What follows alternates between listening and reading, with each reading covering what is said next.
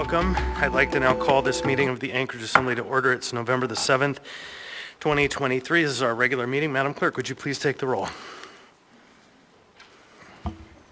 Assemblymember Myers. Here. Assemblymember Martinez. Present. Assemblymember Rivera. Present. Assemblymember Bronga. Here. Assemblymember Johnson. Here. Assembly Chair Constant. Here. Assembly Vice Chair Zalatel. Here. Assemblymember Cross. Here. Assemblymember Volland. Happy to be here. Assemblymember Brawley. Here. Assemblymember Stoltz. Here. Assemblymember Perez Rodilla. Here. And Youth Representative Matthews. Present. Chair Constant, you have a quorum. Thank you very much. Mr. Cross, would you please lead us in the pledge? Absolutely. I pledge allegiance to the flag of the United States of America and to the republic for which it stands, one nation, under God, indivisible, with liberty and justice for all. Ms. Bronco, would you please read the land acknowledgement? Yes, Chair. A land acknowledgement is a formal statement recognizing Indigenous people of a place. It is a public gesture of appreciation for the past and present Indigenous stewardship of the lands that we now occupy. It is an actionable statement that marks our collective movement towards decolonization and equity. The Anchorage Assembly would like to acknowledge that we gather today on the traditional lands of the Dena'ina Athabascans. For thousands of years, the Dena'ina have been and continue to be the stewards of this land. It is with gratefulness and respect that we recognize the contributions, innovations, and contemporary perspectives of the Upper Cook Inlet Dena'ina. Thank you. Next, we have minutes of previous meetings. We have minutes from the regular meeting of September 26, 2023. I'd like to ask for a motion to approve the minutes. So moved. Second. Moved by Ms. Zalatel. I believe that's seconded by Member Volland. Is there any discussion? I'd like to ask for unanimous consent. Any objection? Hearing and seeing none, the minutes from the previous meeting of September 26, 2023, which again, thank you to our clerk staff for almost contemporaneous, have been adopted. Mr. Mayor, Mayor's report.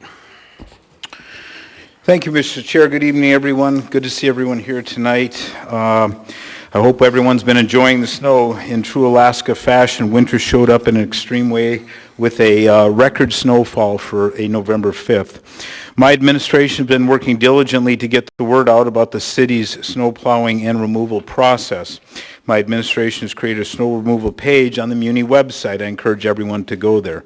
There you can find the snow plow and removal plan, maps of the Muni and state-owned roads and sidewalks, and a real-time update on plow-out areas. The goal is to keep constituents informed about the city process and timeline so that they know what to expect, and I'm proud of the work we've done to provide useful resources to Anchorage citizens.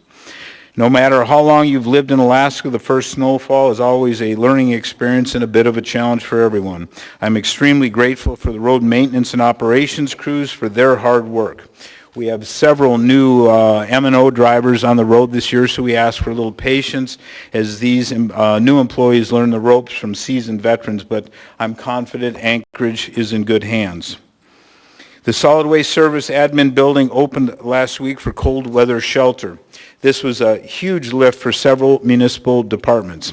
I want to especially thank the Anchorage Health Department for leading the way and the Purchasing Department for getting the necessary contracts executed swiftly. As of this afternoon, 90 people have checked into the shelter. The feedback we are hearing from homeless individuals is that they don't want to go to Solid Waste Service Building. They would rather stay outside until they get a hotel room. Hotel rooms are not a sustainable solution for shelter. They are expensive and incentivize being homeless. Everyone deserves a roof over their head, but the Assembly's plan for homelessness is creating a new entitlement at the expense of taxpayers. We need only look to our friends to the south, for example, San Francisco and Seattle, to see where this road leads. I believe we can work together on a solution that is best for everyone, and I hope the Assembly will work with my administration on a plan that respects hardworking taxpayers and keeps our homeless folks warm. This year, the Anchorage Health Department set up a reservation hotline for the very first time. It's been extremely beneficial in allowing us to get an accurate snapshot of those seeking shelter. And as we know, in order to plan accurately, we have to have accurate data. The reservation hotline is free, and I want to acknowledge the health department for having the forethought to set up its own method to capture the number of people seeking shelter. With this new tracking system, I am confident we will be able to plan better going forward.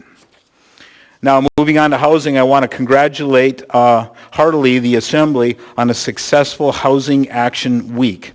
This is an important issue that affects all Anchorage residents. I am encouraged by the proactive efforts of the Assembly to address housing availability and affordability, and I believe that Anchorage will thrive as a city from our continuous and collaborative efforts. A major win for us was the recently signed methane gas agreement between the MOA and the Eklutna Corporation. This agreement alone has the potential to bring 1,170 housing units to market. I recently had a discussion with members of Air Force senior leadership stationed here, and they expressed how urgent this housing plan is for them to execute and plan their 2035 plan. So you know there are roughly 200 military families living in hotel rooms because they can't find housing. And I really look forward to the day that our military members can feel a sense of housing security while stationed here at J-Bear. With the days getting shorter and the temperatures getting colder, we are reminded by how much we in South Central Alaska rely on natural gas to keep our lights on and our homes heated. For the last several years, the Department of Natural Resources has been raising concerns about the level of development occurring on natural gas found in Cook Inlet. As current production levels stand, the state may have to start importing natural gas. We know that Cook Inlet has plenty of natural gas left, but we need companies to produce it.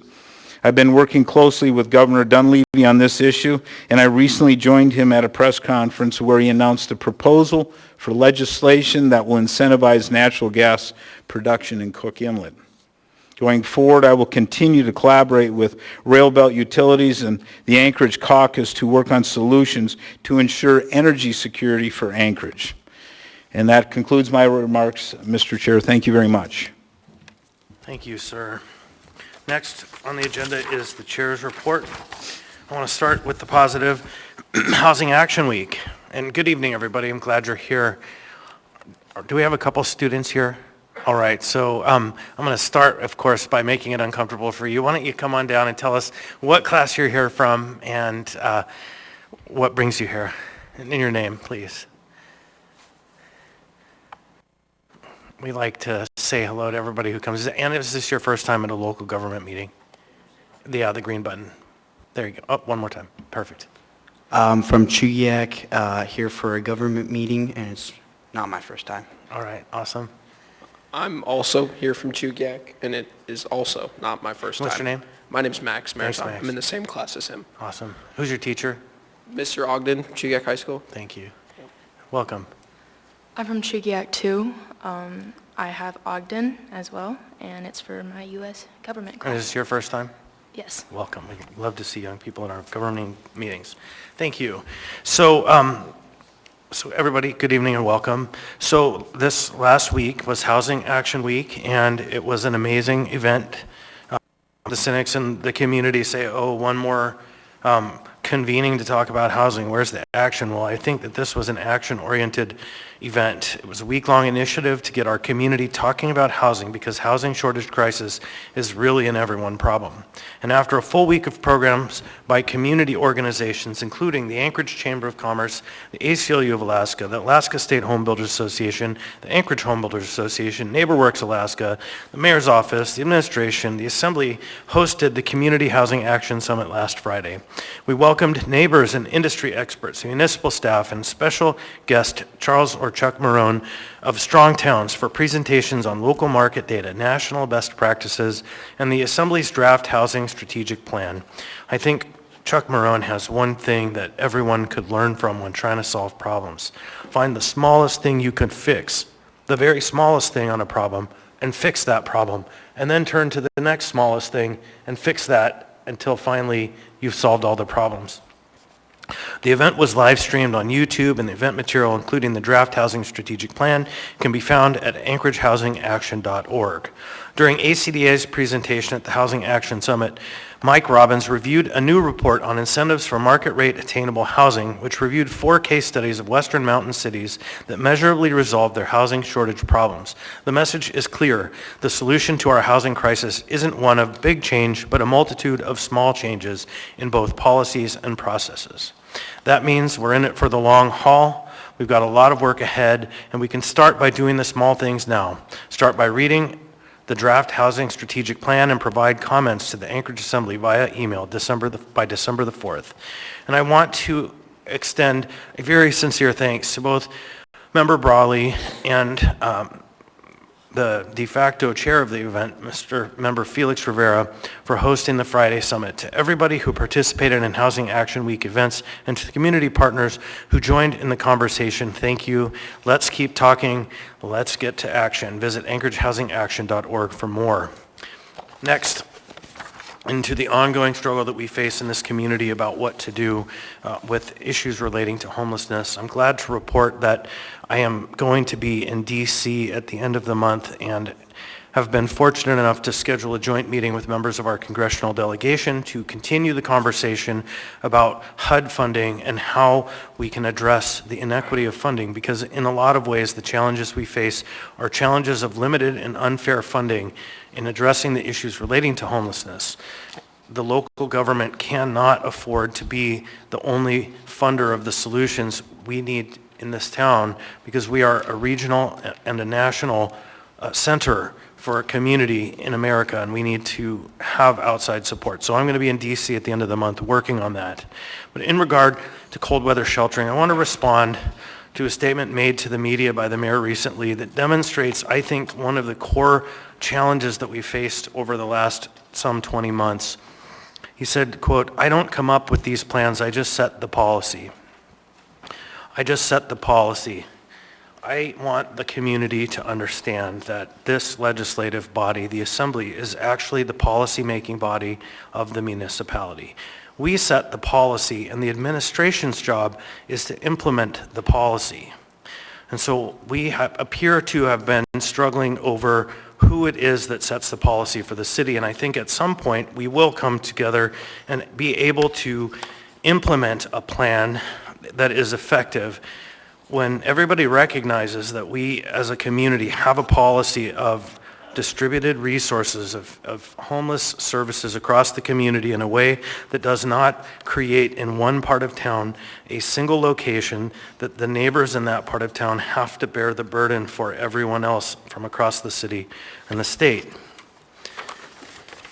The Assembly is happy to continue trying to work with the administration. And another thing that was said in the media was that the Assembly said to wait on implementing the plan. The Assembly never said wait on implementing the plan. What the Assembly said was, let's wait on passing judgment on the effectiveness of the plan until it's been implemented so that we can course correct and fulfill the needs that are demonstrated that aren't fulfilled as we implement the plan. So it is, I believe, the hope of the Assembly that the administration through the health department will continue working hard to get all of those shelter beds full, to help us cross-reference that list of individuals who are in need of shelter, and then set up the shelter services that we need to meet the need and continue the most important work, which is moving people from the streets and shelters into housing. This fall, the health department presented a plan for emergency shelter that includes non-congregate shelter and congregate shelter at the 56th Avenue facility. The Assembly has appropriated the funds to make that possible. And if the plan is falling short and needs additional elements, whether it includes warming locations or additional locations, we need to hear from the administration on their plan to implement the policy of the Assembly and this municipality. We will find the funds to make it possible. Throughout the process, we've been doing our best to work with the administration, and I want to thank again the health department for their hard work in standing up this system, because it's barely 2 to 3 weeks old. We still have what 60 to 90 people in a shelter, the 56th Avenue shelter, that has capacity for up to 150. So we're not up to speed there yet. But what we did hear from the mayor is that people don't want to be in congregate shelter. And so we have to carefully consider how we set up shelter so that people will actually use it, because for the last 25 years we have seen people would rather camp out than be in a big shelter setting. With that said, I am really glad for the work that's happened. We are starting to move people. I look forward to when we get to full at that shelter and start to work on the process of opening whatever the next steps are. As I have committed, I'll work with this assembly to find the funds to operate the services that need to be in place to make sure that when people are struggling and suffering outside, they have a place to come in and get warm and be safe and engage on the path to housed.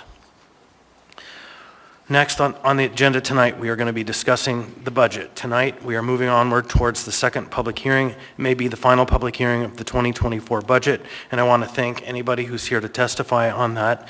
We will hold the public hearing tonight right around 8 p.m., just like we did the first time. We'll suspend the regular business and move on to that.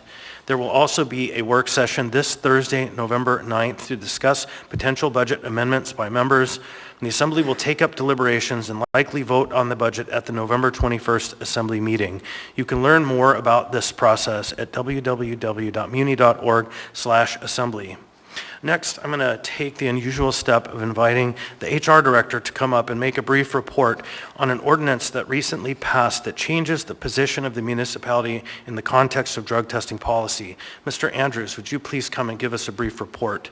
I believe that ordinance goes into effect this Thursday at 12:01 a.m. So this is the first opportunity to provide the workforce of the municipality an update on the plan. Mr. Andrews. Good evening. Thanks for the opportunity to publicize these changes to the personnel rules. I'll do a few highlights. Yes, communication will be going out tomorrow afternoon to employees and supervisors. Obviously, the supervisor will be getting the employee communication as well. But a few of the highlights are the legislation creates two different groups of employees, covered and non-covered. Those folks who are covered are CDL holders, people that work for transit, and are commissioned officers under the Alaska Police Standards Council. Nothing changes for those classifications as far as any testing procedures, post-accident, randoms. There's no change there. For the non-covered folks, there are some changes. We've changed how we're going to test and when we're going to test in the post-accident scenario. As far as initiating the test, the instructions to the supervisors will be the same for the initiation of the test, although the property value standard will not be used in determining whether or not we need to have a test. We'll be using the DOT standard for all post-accident testing situations. Just want to remind folks, we are primarily only talking about post-accident testing here. We're not a universal drug testing employer. We don't do that. So key points to remember: now there are two different groups of employees, covered, non-covered. The communication will go out tomorrow afternoon. We've shown folks where they can go look at the new legislation. We're putting that on our website in place of our current testing policy so that people can have the freshest information available. I guess, what else would I cover? A significant change from the legislation is a default towards treatment. And with our message tomorrow, we're going to encourage people, if they are concerned about those kinds of things, we're going to point them towards the EAP, because I think it's important for the employer to state that they want people to be safe and healthy. So it's always better for folks, if they think they are experiencing some kind of substance abuse issue, to reach out and get help as soon as they can. The EAP is a great place to start. Other than that, communication goes out tomorrow. There will be more communication to follow. We're trying to meet the timeline as quickly as possible. I foresee probably some additional training in the future and those kinds of things. If you got a question, I'm happy to answer. I don't have any questions. I just want to say thank you. The gist is tomorrow a communication will go out that sets out the timelines and the operation of the new policy that prioritizes allowing individuals an opportunity to get back to work if they do have an incident relating to substance use disorders. And by the end of the year, I think the ordinance says that you have the opportunity to publish those policies. And so thank you very much for this report, and look forward to seeing the email so that the workforce is clear on the policy. Thank you. Okay, thank you. All right, so a couple last items. I want to note that we do have a resolution tonight that will be honoring Veterans Day. That we do have Veterans Day coming up as a holiday. And I want to honor, in my report, those who have served this nation. And so we'll be having that discussion shortly. And I would note that we had the passing, as I noted at our last meeting, of Vic Fisher, an amazing statesman of both Anchorage and state of Alaska and United States policymaking, and his family and the community will be hosting a reception for him Sunday from 5 to 7 p.m. at the Captain Cook Hotel if you're interested to participate. And with that, get on to the regular business. This is a business meeting. We're here to do the work of the people. Please help to create a climate of respect, refrain from personal attacks and speaking out of turn. Please, if you have a sign, keep it smaller than 8.5 by 11. Keep the aisles clear, except when you're lined up to testify. If you have anything for members of the assembly, please hand it to our clerk down in the front, Travis. And if a point of order is made, please stop talking so I may rule on the point of order and the record is clear. If rules are not followed, I may have to interrupt the speaker to ask for compliance. If compliance with the rules doesn't occur, then I may pause the meeting. If there's an actual disruption, I'll give a warning. If the disruption persists or happens again, the person may be asked to leave. With that, I would like to turn back to the agenda. And I think next on the agenda we have appearance requests. And tonight we have an appearance request. Oh, I'm sorry, committee and liaison reports. I skipped ahead. Sorry, Charles, just a minute. Committee and liaison reports. Mr. Myers. Nothing to report, Mr. Chair. I just want to thank the students, though, for driving in from Chugiak. We appreciate you being here. And he won't sign anything until at least the break, so you got to stick around. So, Mr. Martinez. Thank you, Chair. Yes, the next Community and Economic Development Committee will be held on November 16th at 9 a.m. at the Permit Center. And we'll be continuing to have discussions of updating local marijuana codes to come into compliance with state regulation changes, and also continuing the conversations around the Housing Action Summit that have come to our committees, particularly around the redevelopment of underutilized properties. As you know, our committee really had a good focus on vacant and abandoned properties, and in the spirit of Chucky Marin, who was the keynote speaker, start with what you have with where you are. And I'm really excited that there are people in our community who are interested in working on attainable housing, affordable housing, and working with the community and Mike Robbins and his group. They have some interesting plans that I hope that they'll be able to present at our next meeting around some of that redevelopment initiatives that they have. So with that, I thank the chair for the opportunity, and just my word to all the veterans, thank you for your service as we celebrate Veterans Day this week. Thank you, Chair. Thank you. And did you mention the two ordinances? I did not mention the two ordinances, but I expect that there are two ordinances that are on our agenda this evening, which is going to be 14K1 and 14L1. I expect that we will move to refer those two ordinances to our committee for action. Thank you, Chair. Thank you. And then Mr. Rivera. Thank you, Mr. Chair. There will be a meeting of the Clean Site Strategy Subcommittee tomorrow to get back to our work on the location selection process for a permanent year-round low-barrier shelter. We'll be meeting from 10 to 11:30 at City Hall, room 155. If the weather turns for the worse overnight and in the morning, the meeting will be canceled.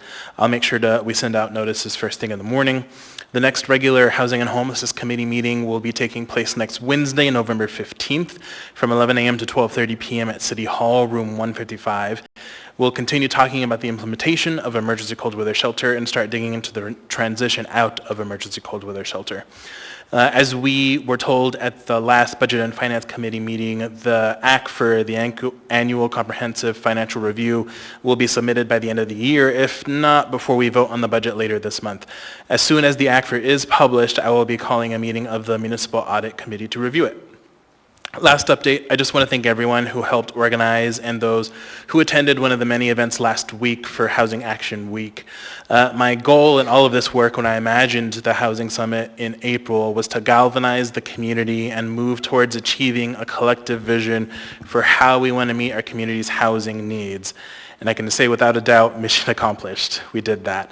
Member Brawley will give a little bit more of a recap of the summit itself. I want to encourage everyone who couldn't attend to please go to our Housing Action website, anchoragehousingAction.org, to take a look at the recordings and the presentations. Thank you, Mr. Chair. Thank you. Ms. Bronca.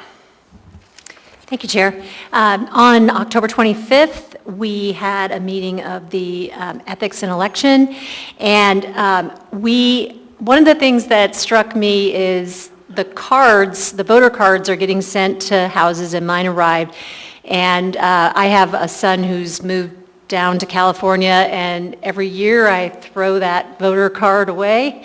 And lo and behold, you're supposed to return it saying no longer living at address so that we can clear up the voter rolls.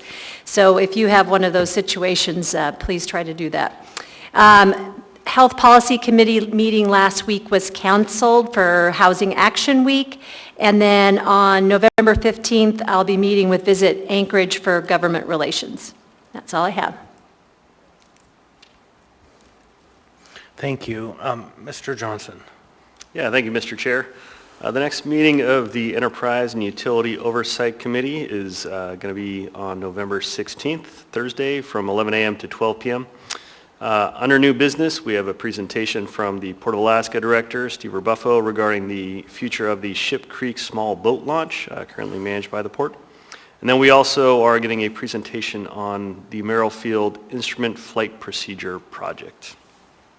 That's all I have. All right, thank you very much. Ms. Zolotel. Thank you. I'll just add one thing to Mr. Johnson's report. Also at the Enterprise and Utilities Committee meeting next week will be a discussion of the cargo docks. So we were waiting for those estimates, and so that information will be presented, which is another big step in order to move those docks towards construction. So look for that. Thanks. No additional report. Thank you. Mr. Cross. Nothing to report. Thank you, Chair. Okay, Mr. Vaughn. Thank you, Mr. Chair. So definitely want to second or third everything that folks said about Anchorage Housing Action Week. As part of our week, I had the opportunity to help lead a tour of the Gamble and Ingra corridor through Fairview with Chuck Marone. And his takeaways, I think, were what many of us know to be true, that we've spent a lot of money on auto-centric infrastructure that in turn has made Fairview not a great place to be when it comes to safety for active transportation, and has divided the neighborhood in an echo of social injustice.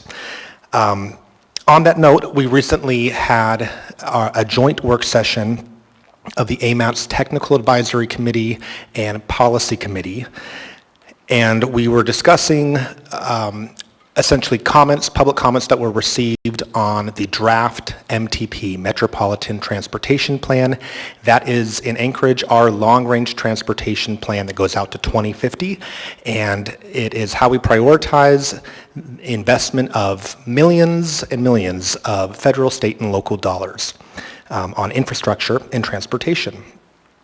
In that meeting, we discussed how that long-range transportation plan is fiscally constrained. There's only so many funds to go around, and so we have to carefully prioritize various projects. I want my colleagues to know, because you know that we recently passed resolutions on both the STIP, the Statewide Transportation Improvement Program, and the MTP, the Metropolitan Transportation Plan. And in both of those resolutions, we advocated for a highway expansion project, the Phase 2 of the Seward reconstruction Diamond to O'Malley, to be canceled. And then in our resolution on the MTP, we advocated for 2 projects to be prioritized. One, to increase funding for the Gamble and Ingra corridor and reconnecting that neighborhood, as well as the Artillery Road interchange in Eagle River. And so that is what I will be doing in my role as an AMATS policy committee member, is trying to advocate for, number one, canceling that South Anchorage project that is very unpopular in the community and scored very low. I don't know if you all will remember, but one of the issues with the STIP is that there was no clear scoring criteria for those projects, so we don't know why on the statewide transportation improvement program certain projects were prioritized. Well, AMAT staff ran those highway projects through their own criteria, and that South Anchorage project ended up scoring very low. So not only does it not have a lot of community support, it scored very low. So just want to make sure that we are advocating for the projects that are important to all of us and to our constituents. And you know my mantra, Anchorage is a place to get to, not just a place to get through.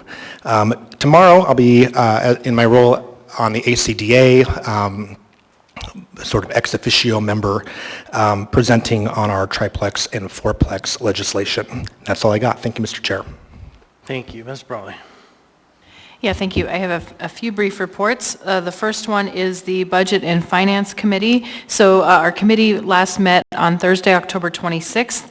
And then in addition, as it was stated, we're in budget season. And so we also, the Assembly also had a second budget overview work session with the Office of Management and Budget, department heads, and our leadership from our enterprise and utility agencies. So thank you again to everybody who participated in that. That was on Friday, October 22nd, or 27th, I'm sorry. And then we will be looking at budget amendments at a work session on Thursday, November 3rd, or sorry, my dates are all messed up. Thursday, November 9th from 11 a.m. to 1 p.m. this week. So we'll be discussing potential amendments to the budget. And I'll also note that we have a meeting, or we had a meeting originally scheduled of the Budget and Finance Committee for Thursday, November 16th. We have canceled that meeting, so we will be meeting again on our regular schedule in December. And as was stated, we'll have our second public hearing on the budget tonight, and then we will be hopefully moving ahead for a vote on our amendments and approval of the budget at our Thursday, November 21st meeting. So just to remind folks of the timeline.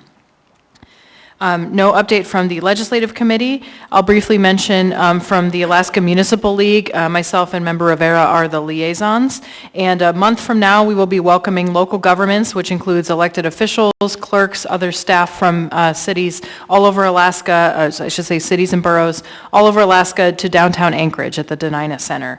So I encourage all members of the municipality, including our staff, members, administration, and everybody to participate in that event. Also, if you're interested in local government, I'm sure there's a way that you can participate as well.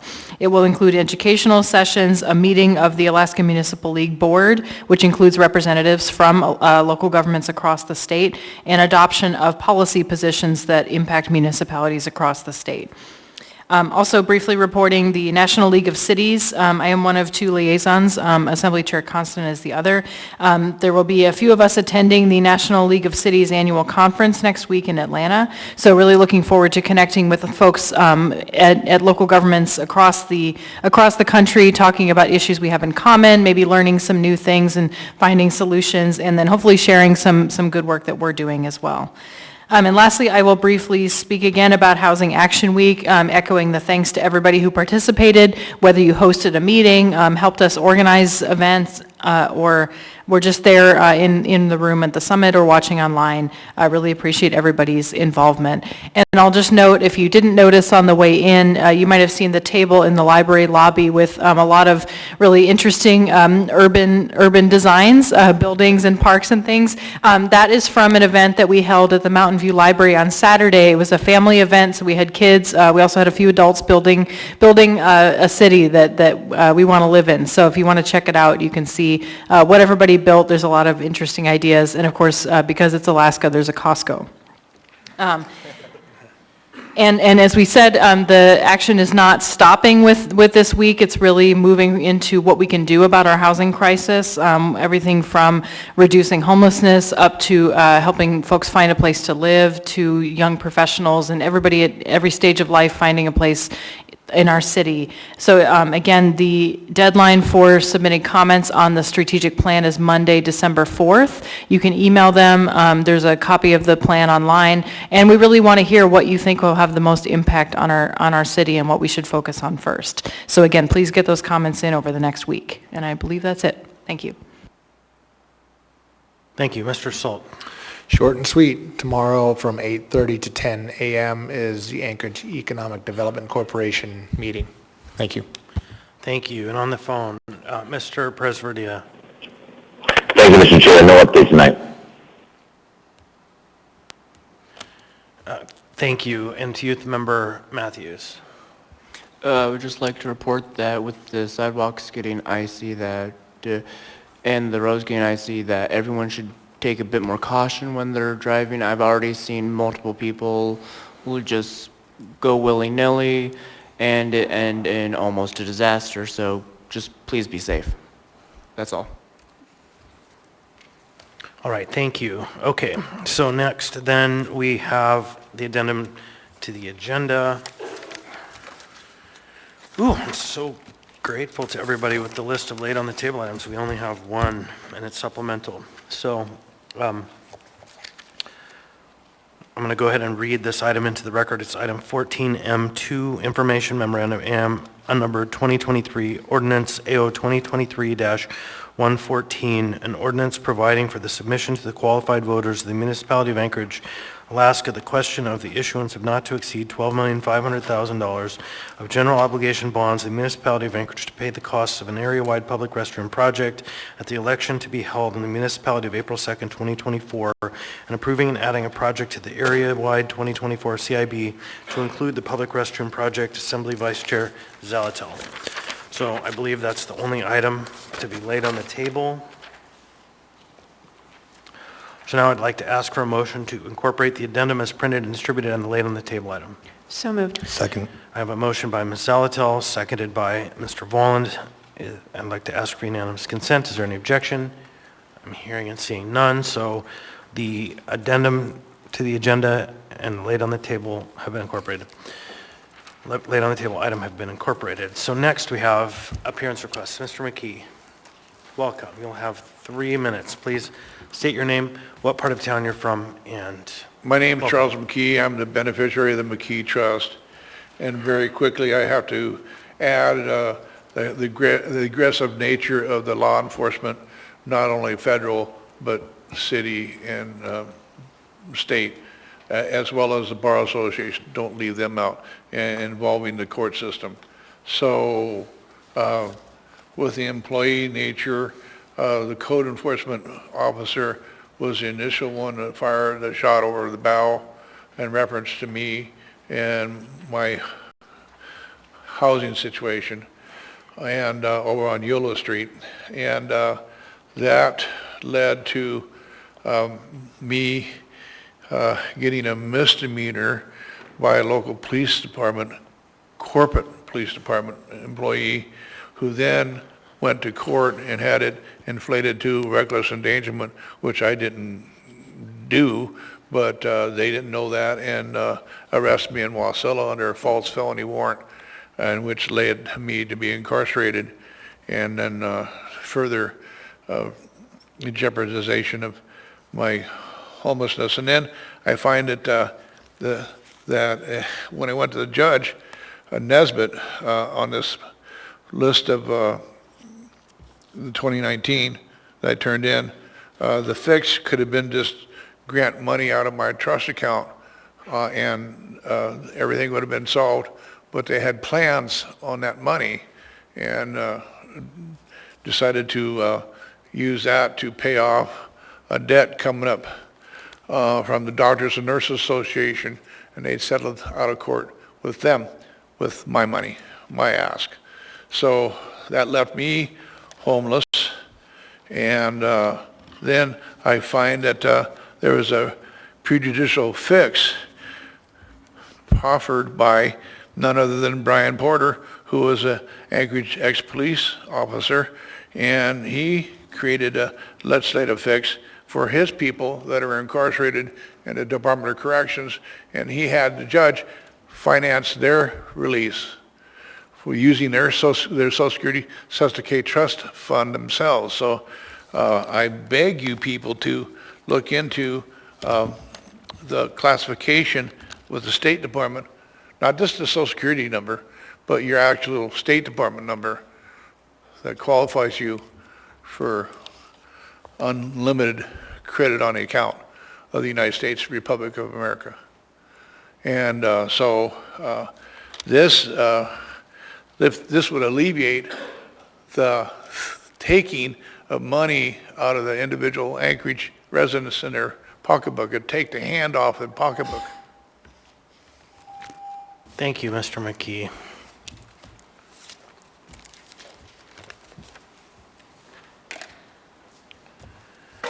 All right, next we'll move on to the consent agenda. The consent agenda items are numbered 10A through 10, typically routine or non-controversial items, such as bid awards, new business, information and reports, and ordinances and resolutions for introduction. The items on the consent agenda may be accepted or approved by the Assembly, accepted, approved, or introduced by the Assembly by a single vote on a motion to approve the consent agenda. Prior to approval, items may be pulled by any member for discussion and separate vote on each of those items. Under the Assembly Rules of Procedure, all ordinances and some resolutions will have an opportunity for public hearing on a future date. We'll start with Mr. Presverdia on the phone. Do you have any items to pull? No items. Thank you, Mr. Chair. All right, thank you. Mr. Salt. No items. Ms. Brawley. Thank you. I'd like to pull 10A1, 10B1, B as in boy. And then I just had a note, I don't want to pull these, but I noticed on items D21 and D22, they appeared to have supplemental documents that were attached related to the hand commission, which looked like it was related to D20. So I just wanted to note that I think those, the supplemental documents need to be relocated from D21 and D22 onto D20. But I'm not pulling any of those. So, the vice chair maybe has reviewed these and suggests that I can just ask the clerk to associate the items that are 10D, 21, and 22 to item 10D, 20. We will do that. However, it's likely that 10D, 20 will not be moved tonight, so, but that's another conversation. So, okay, anything else? Those are all my items. Thank you. Mr. Volland. 10A2. Thank you, Mr. Chair. Thank you. Mr. Cross. Nothing to pull. Thank you, Chair. Thank you. Go ahead, Ms. Zalatel. Thank you. 10 Delta 20, 10 Delta 26, and 10 Echo 4.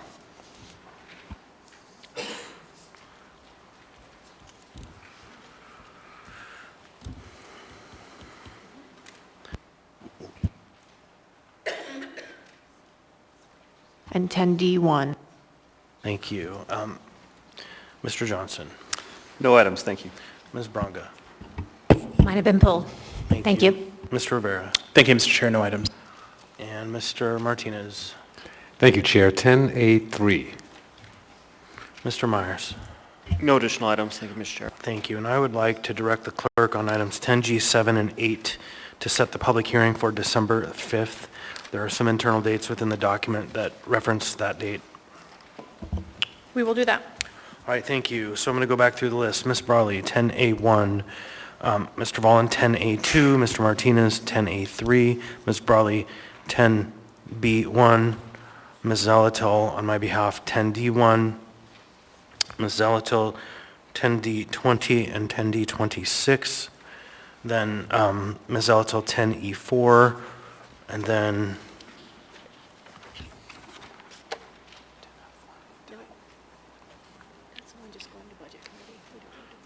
okay, and then, so that's it. Anything else? Did I miss anything? Okay.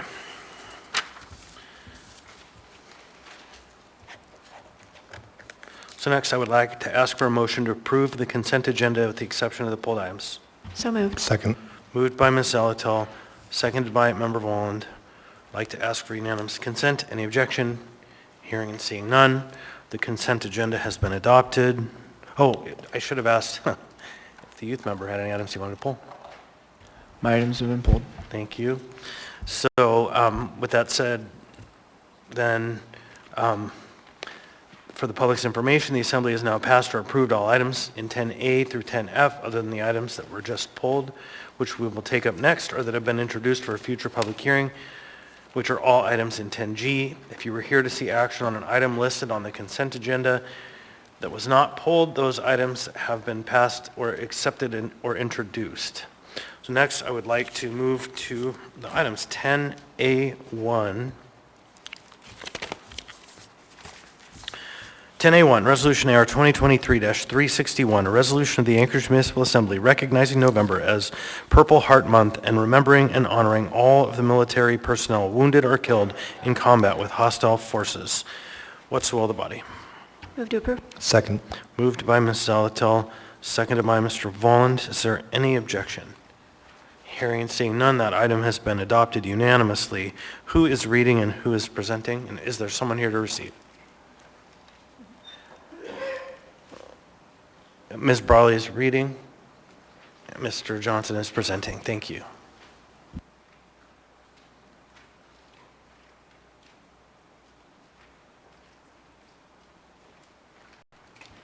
A resolution of the Anchorage Municipal Assembly recognizing November as Purple Heart Month and remembering and honoring all of the military personnel wounded or killed in combat with hostile forces.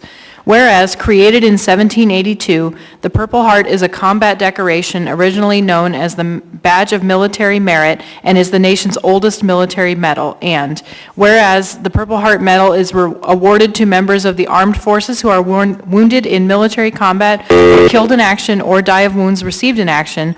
And whereas Purple Heart Day is August 7th, when the nation acknowledges and remembers the sacrifices made by the brave wounded members of our military. And on November 5th, 2019, the Assembly passed AR 2019-386, which designated the municipality of Anchorage as a Purple Heart City and November as Purple Heart Month to recognize and honor all the Purple Heart recipients within the municipality of Anchorage.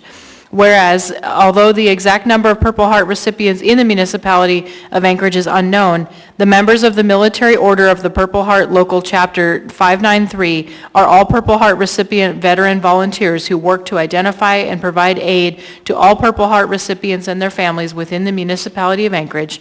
And whereas there are many organizations, services, and recognitions for the Anchorage Purple Heart recipients, including the Military Order of the Purple Heart Chapter 593, free parking at Easy Park garages, Pause for Purple Hearts, and the Tribute Highway of the Alaska Highway from Fairbanks to the Canadian border to be part of the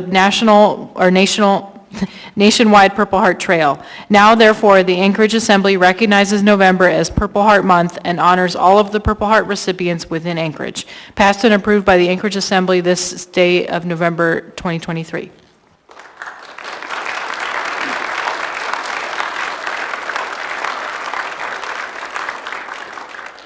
Hi, welcome, sir. If you'd like to say a few words. So I'm Dan Collins. I'm the current chapter commander for 593 here in Anchorage. And on behalf of those guys and all the other Purple Heart recipients that are in Alaska, I want to thank the Assembly and the Mayor's Office. You have all been very gracious to us over the last few years, and I want to thank you. Thank you very much, sir, and thank you for your service. So next we have item 10A2, AR 2023-362, a resolution of the Anchorage Municipal Assembly recognizing November 11, 2023 as Veterans Day and celebrating and honoring all veterans for their service to our country. What is the will of the body? Move to approve. Second. And Mr. Chair, I will be presenting, and Ms. Bronca will be reading. Mr. Volland has moved, Ms. Zalatil has seconded. And is there any objection? Hearing and seeing none, that item has been adopted unanimously.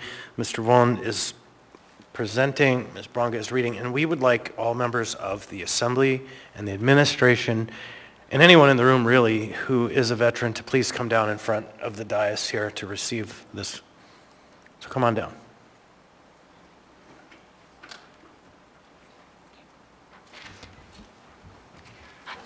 A resolution of the Anchorage Municipal Municipal Assembly recognizing November 11, 2023 as Veterans Day and celebrating and honoring all veterans for their service to our country.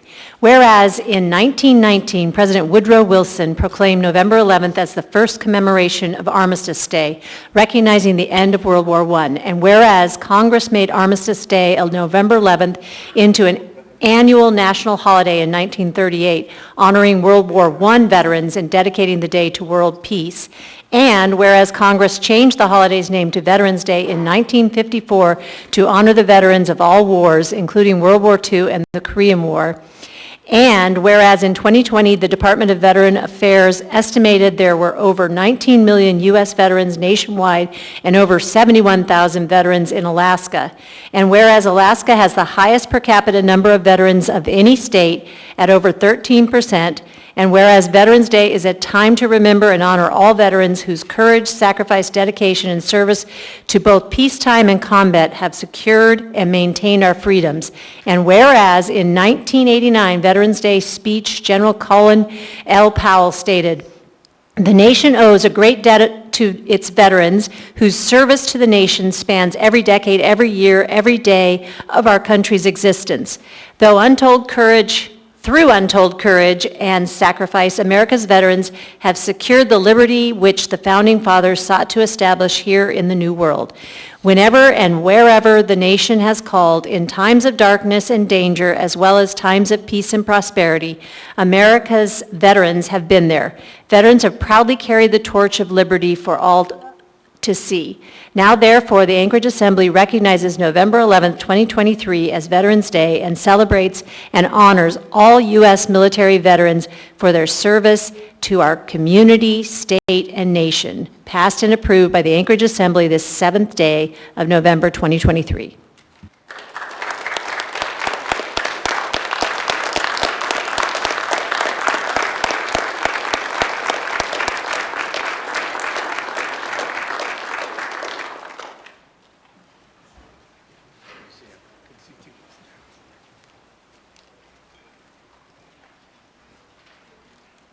All right, thank you, everybody, for your service to this country. Next, we have item 10B1, Resolution AR 2023-367, a resolution of the Anchorage Municipal Assembly urging Alaska's federal delegation to support the Homes for Every Local Protector Educator. Point of information, Mr. Chair. I think you skipped one. Oh, I'm sorry. You're right. I marked it off. Thank you, Mr. Martinez. We'll roll back on my mental calendar. AR 2023-380, a resolution of the Anchorage Municipal Assembly celebrating the 50th anniversary of hip-hop and recognizing November as Hip-Hop History Month. What's the will of the body? Move to approve. Second. Moved by Mr. Martinez, seconded by Member Volland. Is there any objection? Hearing and seeing none, that item has been adopted unanimously. Mr. Martinez. Thank you, Chair. It's a privilege to read this on behalf of the hip-hop community, and I'll give a little context at the end, but I'll begin with a freestyle. Yes, yes, y'all. A resolution of the Anchorage Assembly, Municipal Assembly celebrating the 50th anniversary of hip-hop and recognizing November as Hip-Hop History Month. Whereas hip-hop is the vibration, aesthetic, philosophy, and the sounds of the intergenerational cultural phenomenon that emerged in the street of the Bronx during the 1970s in the form of 5 original elements: DJing, MCing, breakdancing, graffiti art, and knowledge. And whereas hip-hop is a universal culture of creativity, unity, survival, and empowerment that transcends ethnicity, nationality, social status, language, physical differences, gender, identity, religion, beliefs, and other barriers to humanity. And whereas the rap hip-hop industry has grown into a multi-billion-dollar economic engine of the U.S. and global economy, influencing television, cinema, theater, literature, education, fashion, engineering, tourism, marketing, technology, diplomacy, and other sectors, hip-hop culture remains a community-oriented and has become an essential vehicle for youth-led alternatives to violence, drugs, poverty, racism, and other ills that plague communities. And whereas hip-hop is a global phenomenon, it ultimately reflects the communities in which it permeates and thus can be homegrown in any community. Whereas Anchorage has deep hip-hop roots, representing all 5 original elements, and Alaska is home to several internationally recognized hip-hop creatives and entrepreneurs, including bilingual and indigenous language artists. Whereas this year marks the 50th anniversary of hip-hop, and November is recognized as Hip-Hop History Month by Congress, numerous state and municipal governments, universities, and local communities across the United States. And now, therefore, the Anchorage Assembly recognizes 2023 as the 50th anniversary of hip-hop, and November as Hip-Hop History Month in Anchorage to celebrate the contributions of the local hip-hop community in building pathways for positive youth engagement, educational enrichment, economic opportunity, and contributing to a vibrant music and urban art scene passed and approved by the Anchorage Assembly this 7th day of November 2023. And in the words of Flavor Flav, yeah, boy! I do want to say that I would want to invite the community. I'll be making these public presentations of these this resolution at 2 upcoming community events. One on November 18th at the Flow Zone, hosted by national b-boy champion Icy Ives Foray, and also another event going to be held celebrating the hip-hop 50th anniversary on December 8th at Coots by B-Bad Productions and K-Fat, the original urban music outlet for Anchorage and Alaska. Thank you, everyone. Right, next, 10B1. Mr. Chair. Oh, Sorry, I'm in the sorry, queue. Mr. Vaughn, go ahead. Can I be added as a co-sponsor? Sure. Anyone object to being added? Hearing, seeing none, why don't we go ahead and add everybody, including the mayor. Thank you, Madam Clerk. Thank you, Mr. Rowland. And the youth member. Let her work on that for a minute while I read. We now have AR 2023-367 before us, a resolution of the Anchorage Municipal Assembly urging Alaska's federal delegation to support the Homes for Every Local Protector, Educator, and Responder Act, the HELPER Act. What's the will of the body? Move to approve. Second. Moved by Ms. Brawley, seconded by Mr. Vaughn. Ms. Brawley. Yeah, thank you. I pulled this one mainly to give everybody, including Assembly members and the administration, an opportunity to sign on. This is in the category of the Assembly advocating. Certainly, we are not going to pass federal legislation, but we can urge our own delegation to support this. This act would essentially provide, or it would create a new federal mortgage program with favorable terms for folks like first responders, teachers, essentially a lot of the folks who we've been talking about as being very housing insecure or having a challenge finding affordable housing in our community. So it seems like a great opportunity to advocate. And so I pulled it mainly to ask if others would like to join as co-sponsors. Thank you. Yes, I would be happy to add it. Anyone object to being added? Everyone seems good? Okay, we're good. Yes. So next on this one, once the clerk's got everyone listed as sponsors, members may proceed to vote.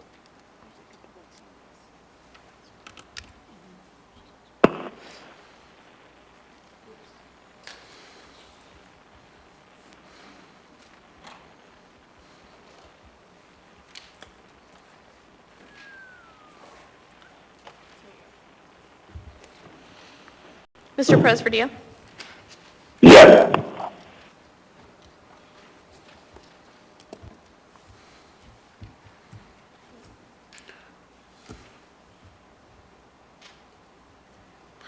So on a vote of 12-0 and the youth member votes yes, that item AR 2023-367 has passed the body. Next we have item 10D1 that was pulled. I accidentally pulled this item, had asked Ms. Zalatil to. I actually meant to pull 10F1. I don't have anything to add, but what's the will of the body on this one? Wait, I got to read it, sorry. 10D1 is AM 318 or 813-2023, recommendation of award a contract with Schwabe Williamson and Wyatt PC for professional legal services. Now what's the will of the body? Move to approve. Second. Moved by Ms. Zalatil, seconded by Mr. Volland. Any discussion? Ms. Bronga. So I got a very good description of the need for counsel, but I was just interested in, this afternoon, I found out, I think it was in 2017, we had to hire a Seattle claims consulting firm for the amount of $100,000, and they talked about, I think Bill Falsey talked about a 2.5-inch thick binder of paperwork for this, and it's really interesting to me that nothing's really happened since then, and that's really all I had to say. It's confusing to me. All right, so, and I'll speak briefly to it then, Ms. Alatel. Just, there's an ongoing legal issue relating to a construction project on this building, actually, that went bad. It was a series of tiles that were beautiful Italian marble that were not sent up. There were problems with the installation, and so this is just some ongoing legal action to get the matter settled once and for all. And I strongly support the hiring of counsel to land this airplane, if you will. So, anyone else? Members may proceed to vote. Mr. Presverdia? Yes.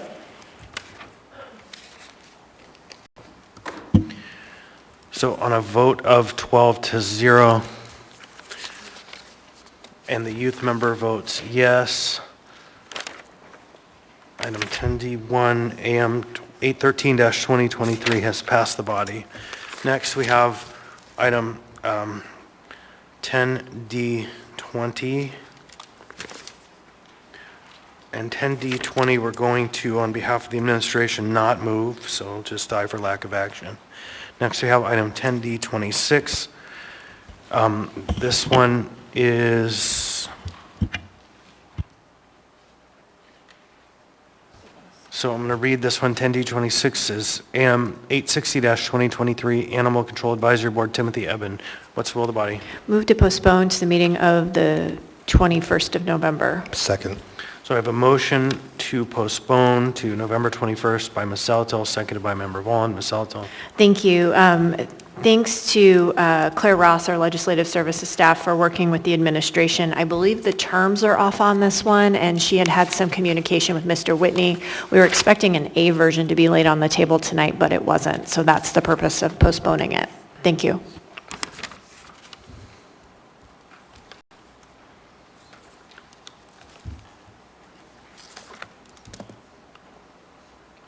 On behalf of the mayor, Mr. Byrd?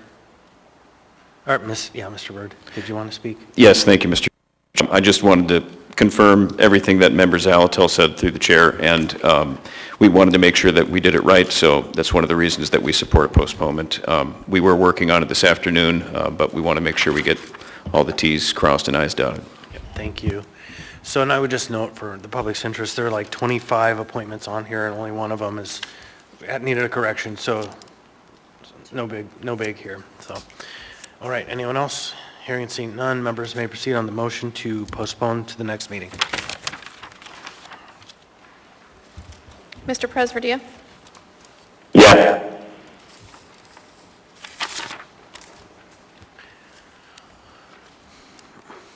On a vote of 12-0 and the youth member votes yes, AM 860-2023 has been postponed to the meeting of the 21st of November. Next, we have item 10E4. 10E4 is AR 2023-373, a resolution of the municipality of Anchorage appropriating $250,000 from the Chugiak Birchwood Eagle River Rural Road Service Area Subversa Fund 119000 fund balance to the Chugiak Birchwood Eagle River Rural Road Service Area Subversa Fund 119000 2023 operating budget in the maintenance and operating departments to ensure adequate funding for year-round road and drainage maintenance services for the remainder of 2023. Ms. Zalatel? Move to approve. Second. Moved by Ms. Zalatel, seconded by Mr. Volland. Ms. Zalatel. Thank you. I just had a couple of questions. So if you all were here at the beginning of 2023 during snowpocalypse, this particular contract became a focal point because this contract was the base used for purposes of getting the contractor to take care of some Anchorage roads. It had capacity where a lot of our snow haulers didn't here in Anchorage. And so all I want to verify here is that the refilling of this fund was basically all of the money spent out of this fund was only for these service area roads, and that it was just that the effects of all the additional snow in the area caused this need to refill it, and it isn't anything about the prior extension of using it within ARTSA or the Anchorage Road Service Area, that those funds, those were ARTSA funds used for that portion. Through the chair to members Alatel, yes, that's correct. The costs that were incurred by this contractor for work within the ARTSA area were paid with ARTSA snow removal funds. Great, thank you. So partly this is just for members that weren't here at the end of last winter or part of last winter. This is just kind of closing that loop when this item came forward. Thank you. Any other discussion? So, yeah, this one is one that we could talk about at length, but we probably won't because we're making a good clip. So if there's no one else, members may proceed to vote.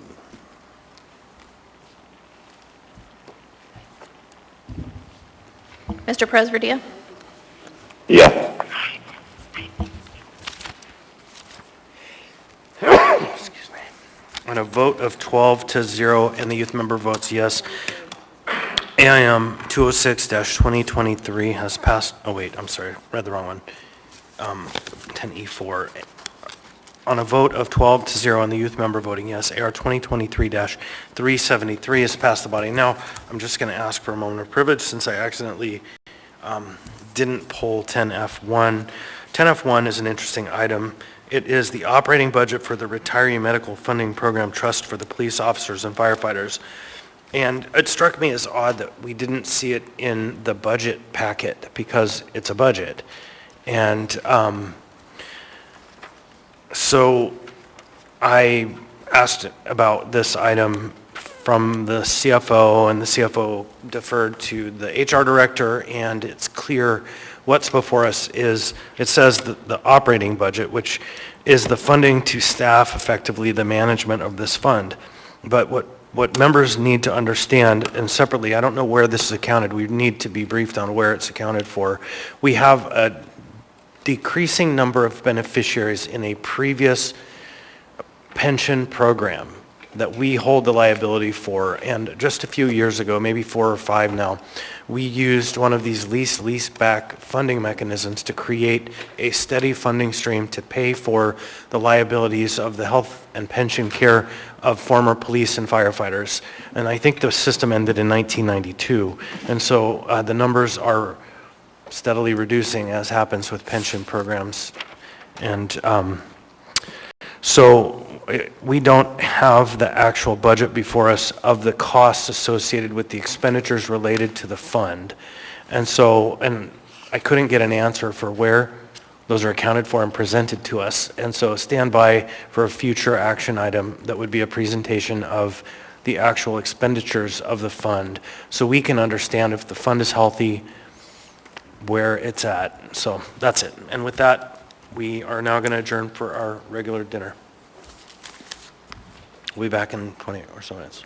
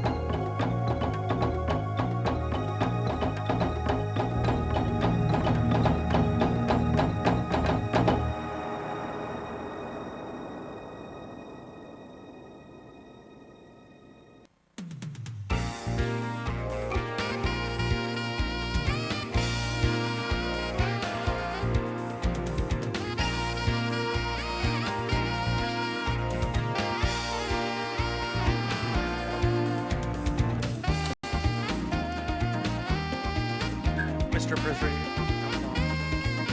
Yes, I am.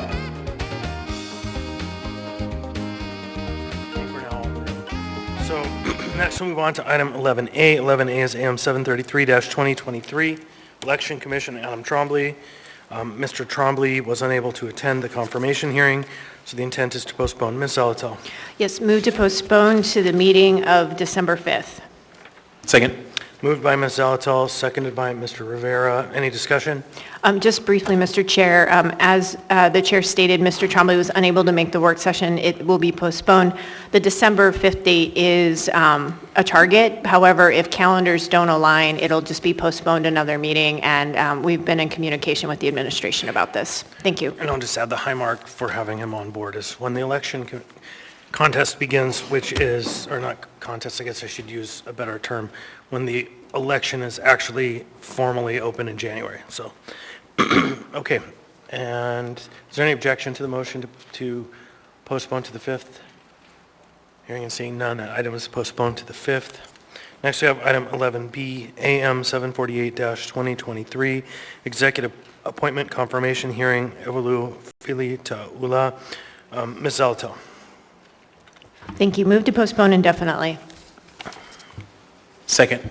Moved by Ms. Zalatel, seconded by Mr. Rivera. Ms. Zalatel. Thank you. I believe Mr. Colhase wanted the opportunity to speak to this, but it is my understanding that he will continue in the acting position under the provision where he was offered the job, politely declined, and that they will be posting this position for hire. So he will continue to serve in that acting role until such time as it's filled.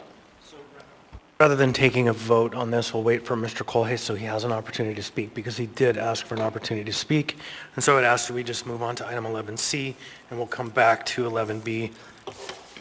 That item will remain open until we have a vote. So 11C, AM 785-2023, recommendation of award of non-encumbering contract with Highmark Services Highmark to provide snow plowing and removal services. Waive reading. Thank you. There is no motion pending. What's the will of the body? Move to approve. Moved by Ms. Zalatel. Is there a second? Second? Was that Ms. Brawley? Seconded by Ms. Brawley. Any discussion? Yes, if I may. Ms. Zalatel. Thank you. I just want to thank Mr. Corsentino for coming to the Enterprise and Utility Oversight Committee meeting and explaining how this would work and the financing of this really in more detail. It was very helpful.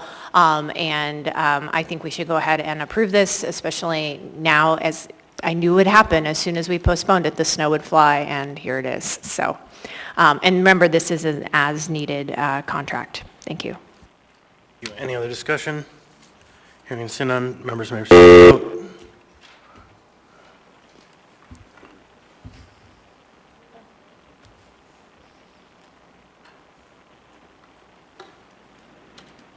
Mr. Presverdia. Yes.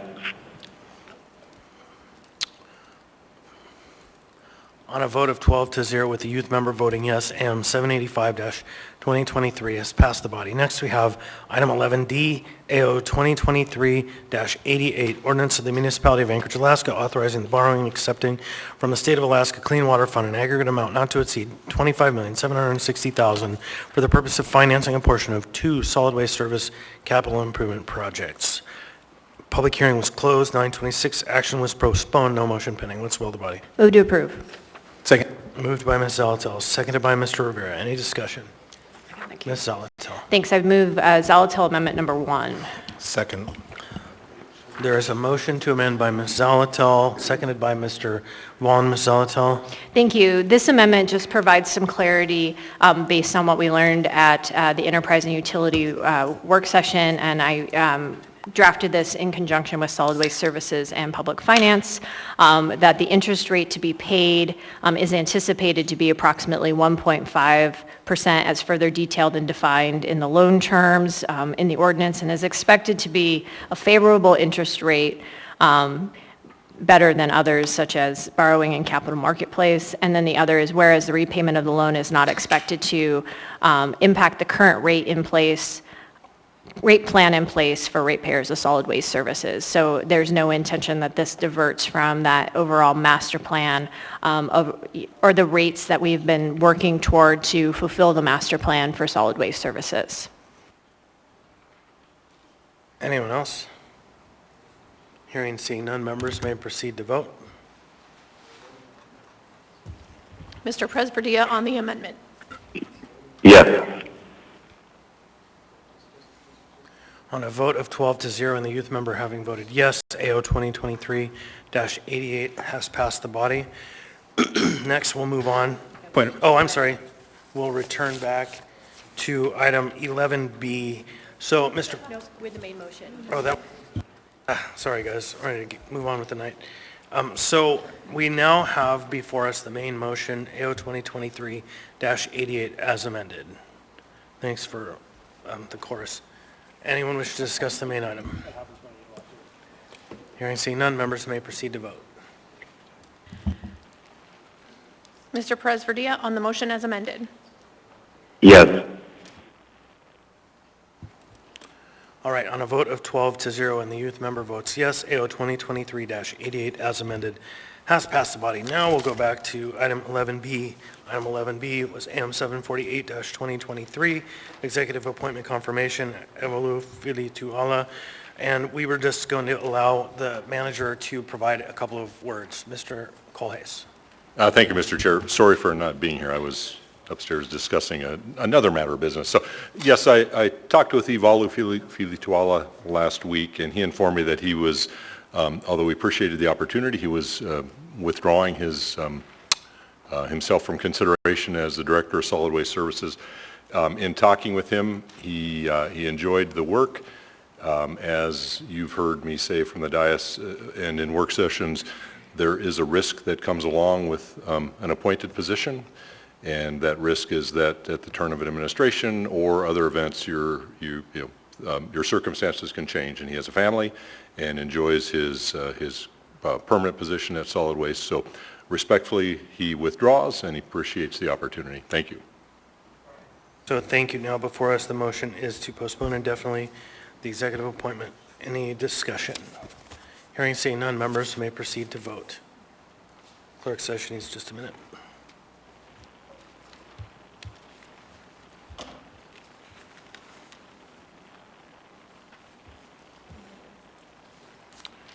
Moved by Ms. Eltel, seconded by Mr. Rivera.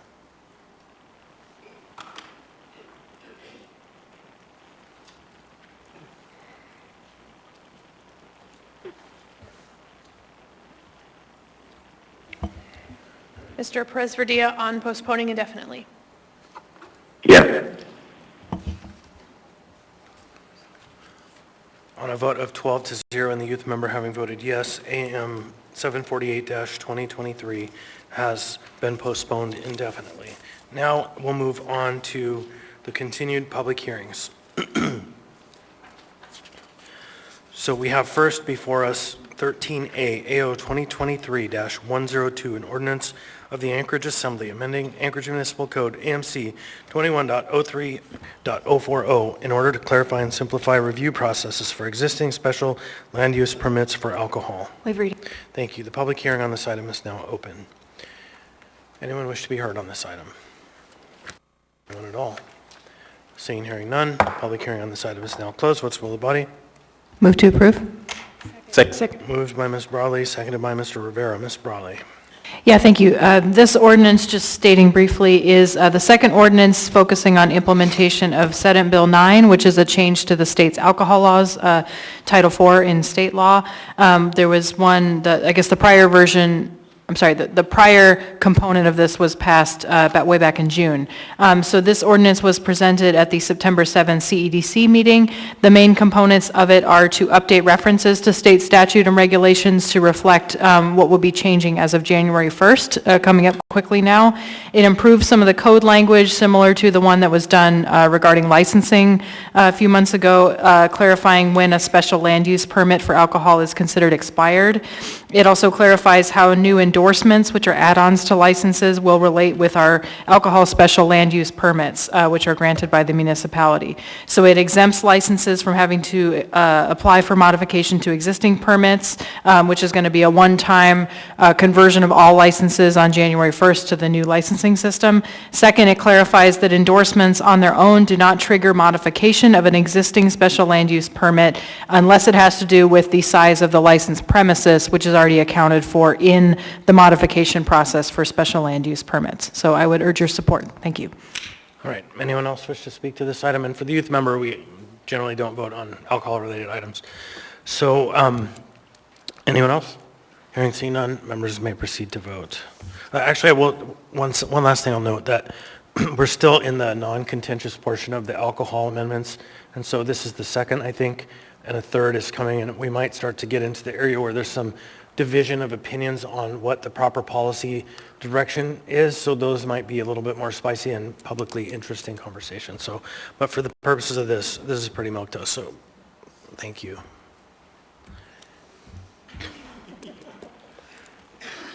Mr. Presverdia? Yes.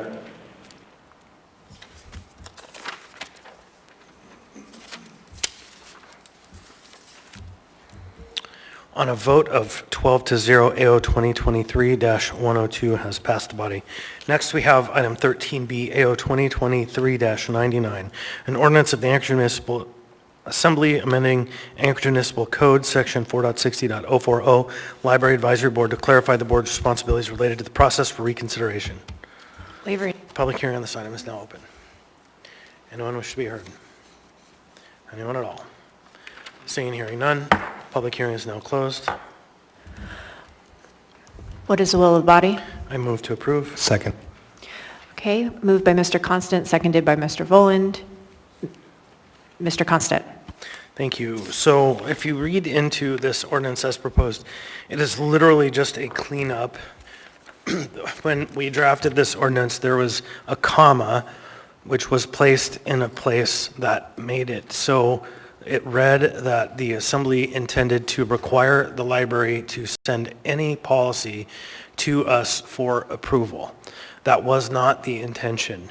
And so what this code section does is removes any lack of clarity and states that all the policies are up to the library director to implement except for the policy of reconsideration of collections, which could be books, which could be displays in the library, etc. And for that, the librarian needs to submit through the policy-making process a policy that is adopted by the assembly. So what this does is simply enacts the intent of what the previous item was by removing the comma in clarity and stepping the assembly out of the business of telling the library how they should do their business. So I urge your support.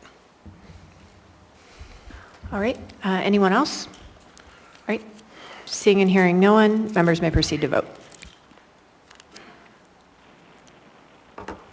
Mr. Presverdia? Yes. On a vote of 12-0 and the youth member votes yes, AO 2023-99 has passed the body, and that was literally an ordinance for a comma.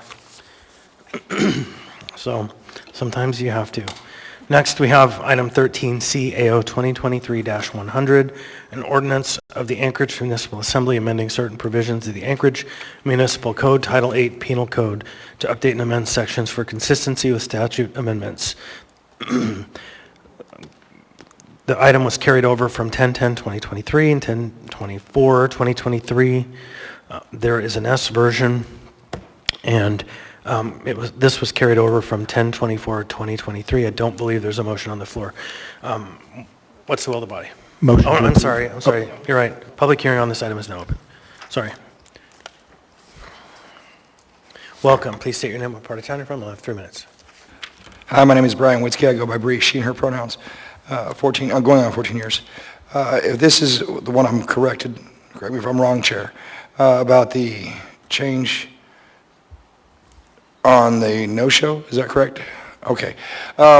As we've seen in the past and as I continue to view in the future, without proper consequences for lack of responsibility being taken, we have people that take advantage of that. So I would encourage that we continue to look at other things, including this, and go forward about how we can construct responsibility being taken even when somebody doesn't choose to follow through with that as they're supposed to.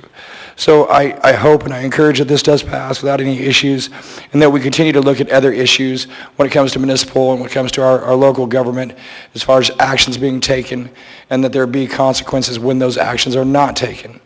This is just one of many that I think we need to look at, and it is probably one of the first to look at, because if you can't show up to court, then you can't obviously hold those accountable. But we also have many other areas that we need to look at, and so I encourage that we continue to look through these ordinances to update them to our time, to update them to our situation for our city, as it needs to continue to grow in betterment.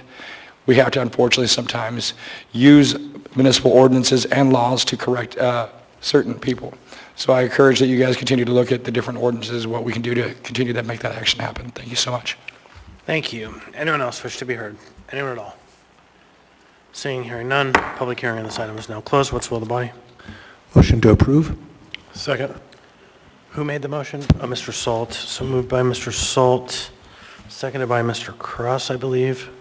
Point of information. Yeah, which version was moved? Move the S version. Okay, the S version. Thank you. All right. Who would wish to speak to it? I'll go ahead and speak to Mr. that. Salt, you have the floor.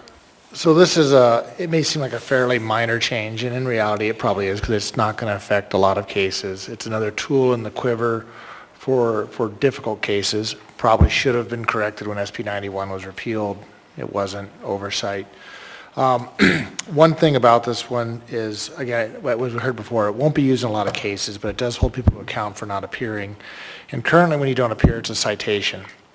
So that is not allowed to be considered or known about when they come up for other cases. So you can have this history of citations that really doesn't show up on your record. So with this, we'll have the ability to see that history and see that the person's not coming.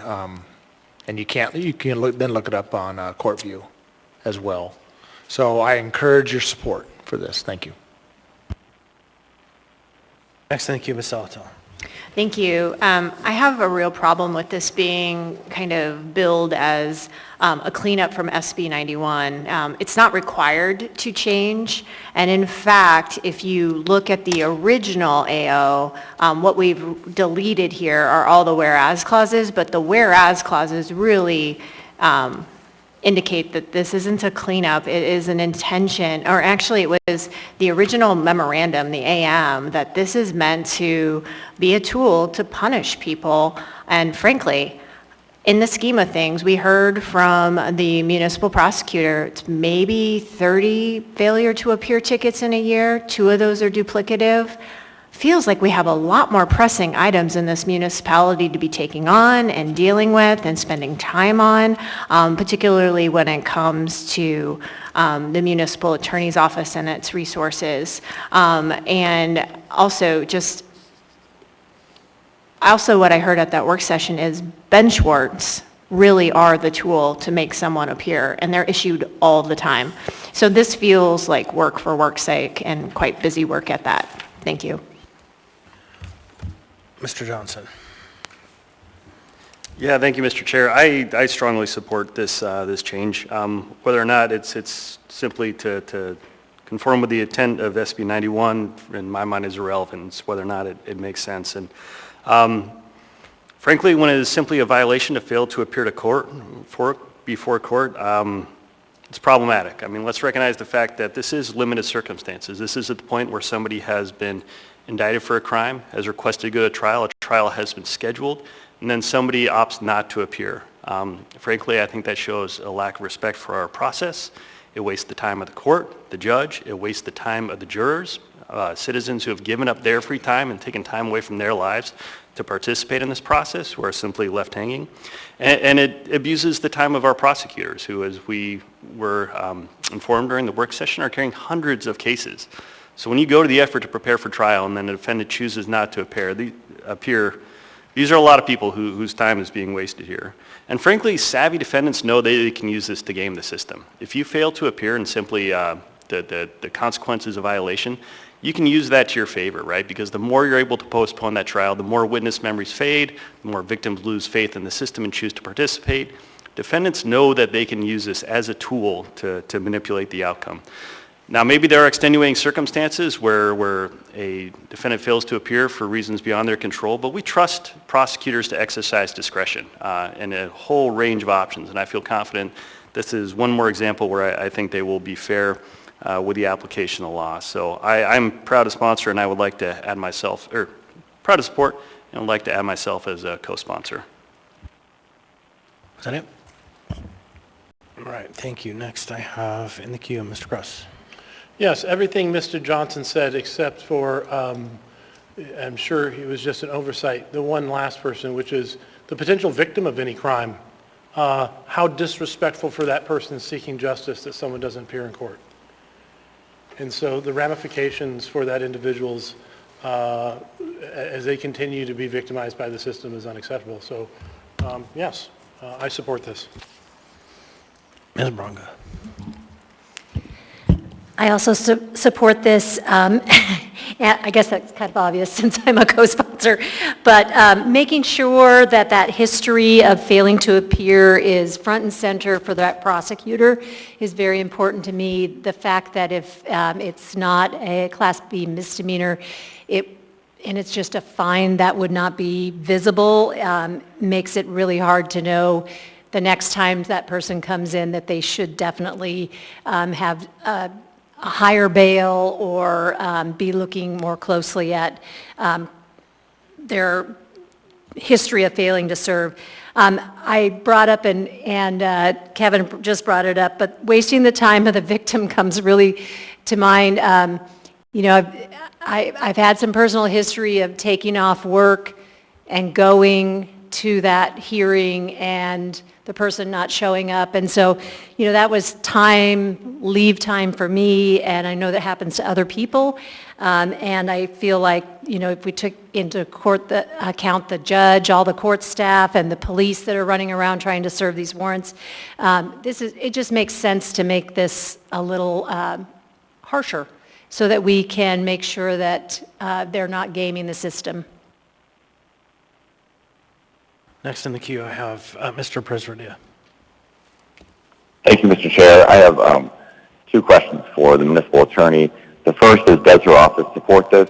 And second, if she can please give me an indication of what the impact of this will be, both in terms of a positive impact or a potential negative impact. Thank you. Ms. Hauser.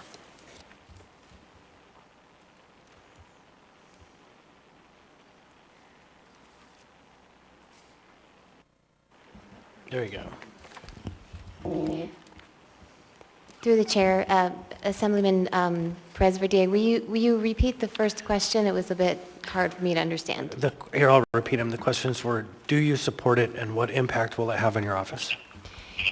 Thank you. I do support this ordinance, and this just because I think it's more consistent. We have and for all the same reasons that the Assembly sponsors have provided, I think it sets a tone that we expect people to appear in court, and I think it's their responsibility.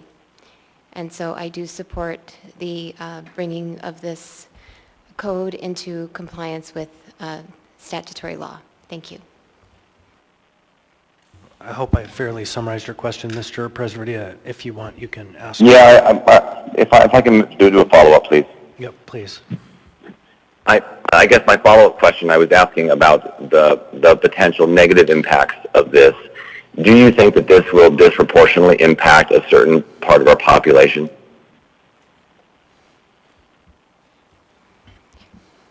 I don't have any evidence to believe that it would impact a certain part of the population, and I haven't considered that. I consider this an ordinance that would just simply require all people to appear when they are required to. Thank you. Thank you, Mr. Chair. All right, thank you. Next in the queue, I have Mr. Rivera. Yeah, thank you, Mr. Chair. So I've been going back and forth on how I'll be voting on this ordinance, and just based off everything that I have heard and balancing all of the scales, I have come to the conclusion that this is a tool that the administration is asking for. It's just not needed. If the administration isn't using the current toolbox to its maximum extent, and that's one of the things that I took away from the work session, is that they are not using the current toolbox to its maximum extent, then why would any of us grant this request to them? So my suggestion to the administration is that they enforce the laws on the books, and then we can have a conversation about this type of ordinance change. Thank you, Mr. Chair. All right, I have Mr. Byrd in the queue on behalf of the mayor. Thank you, Mr. Chair. I think Member Bronga brought this up, but one of the reasons the administration supports this, and I'm speaking as a chief of staff and not as a lawyer, but my understanding from that work session was that the difference between a bench warrant and a failure to appear misdemeanor is that a bench warrant wouldn't necessarily show up when bail is being considered. I'm not sure about sentencing, but that is not the case when somebody has a failure to appear misdemeanor conviction. That would appear in subsequent cases, and I think that is exactly the distinction that needs to be drawn. Bench warrants won't show up on the record, but a failure to appear conviction will, and it will affect, if somebody is a repeat offender, it will affect the bail schedule, and that's one of the main reasons the administration supports this. Thank you. Ms. Brawley. Yeah, thank you. Like Mr. Rivera, I've gone back and forth on this one, and of course, I don't work in criminal justice. I don't work as a prosecutor or lawyer or for the court, so I don't feel that I have expertise in this area, but of course, we all have to vote anyway, right? But one thing I can observe is it makes me uncomfortable every time that we focus on making people feel more safe by using our correction system and our justice system to punish people. And that isn't to say that there shouldn't be punishment for wrongdoing, especially when it harms other people. But I think there's this false promise that's often made that if we make the laws as harsh as possible, that we put more people in prison for longer, that we're going to have a safer society. And I would venture to say that we don't have that now. And as we move further in that direction, it makes me wonder, where do we draw the line? And then at what point do we start to ask, why do we have more people in prison? One of the most expensive institutions that we have in the state. Anyway, I could go on longer, but essentially, even if I vote yes for this, it still makes me deeply uncomfortable when we focus so much on punishment and enforcement to create a safer society, because it is often at the expense of other things that we could be doing. Thanks.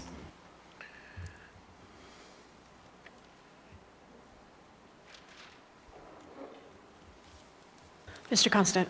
Thank you.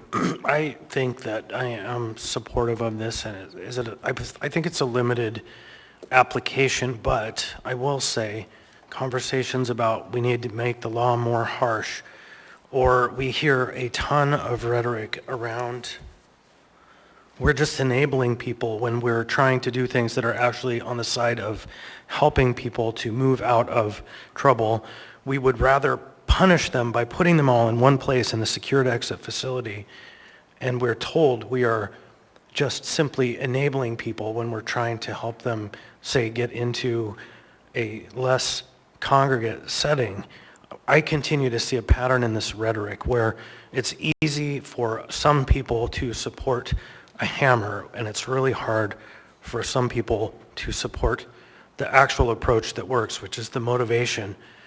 Motivation is the thing that the science is proving that works to move people out of these places, not the heavy, severe, dangerous criminal, but almost everyone else. Figuring out how to motivate them toward living a better life is a way more effective intervention than thinking you can punish them into living a life that is less harmful to the community. So I do believe that I am supportive only because I see a limited approach to this, but I share the same trouble that I hear, how easy it is for some people to swing a hammer when what actually would work is an extended hand. Anyone else? Seeing none, members may proceed to vote.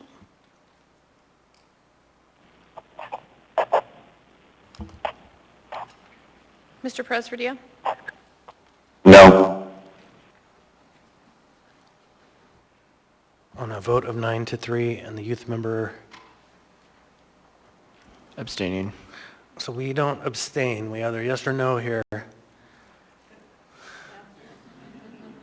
Welcome to the job.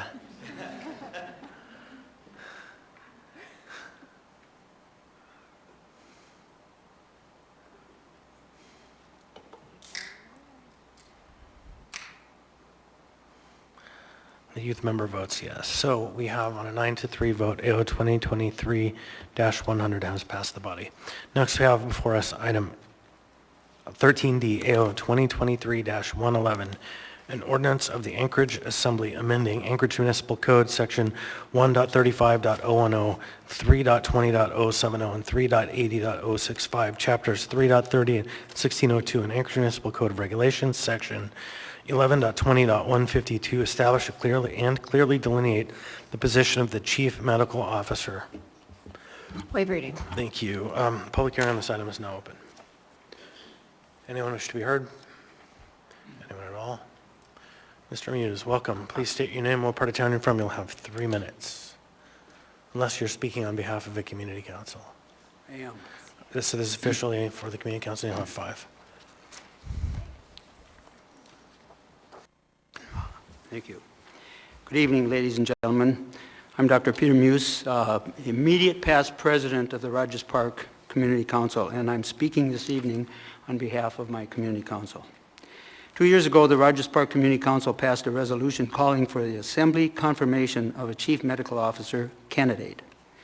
I would hope that you've all had a chance to review our resolution. In today's news, it is revealed that tuberculosis, TB, is once again the world's deadliest disease. As you are well aware, TB has a long and despicable record as a scourge throughout Alaska for centuries.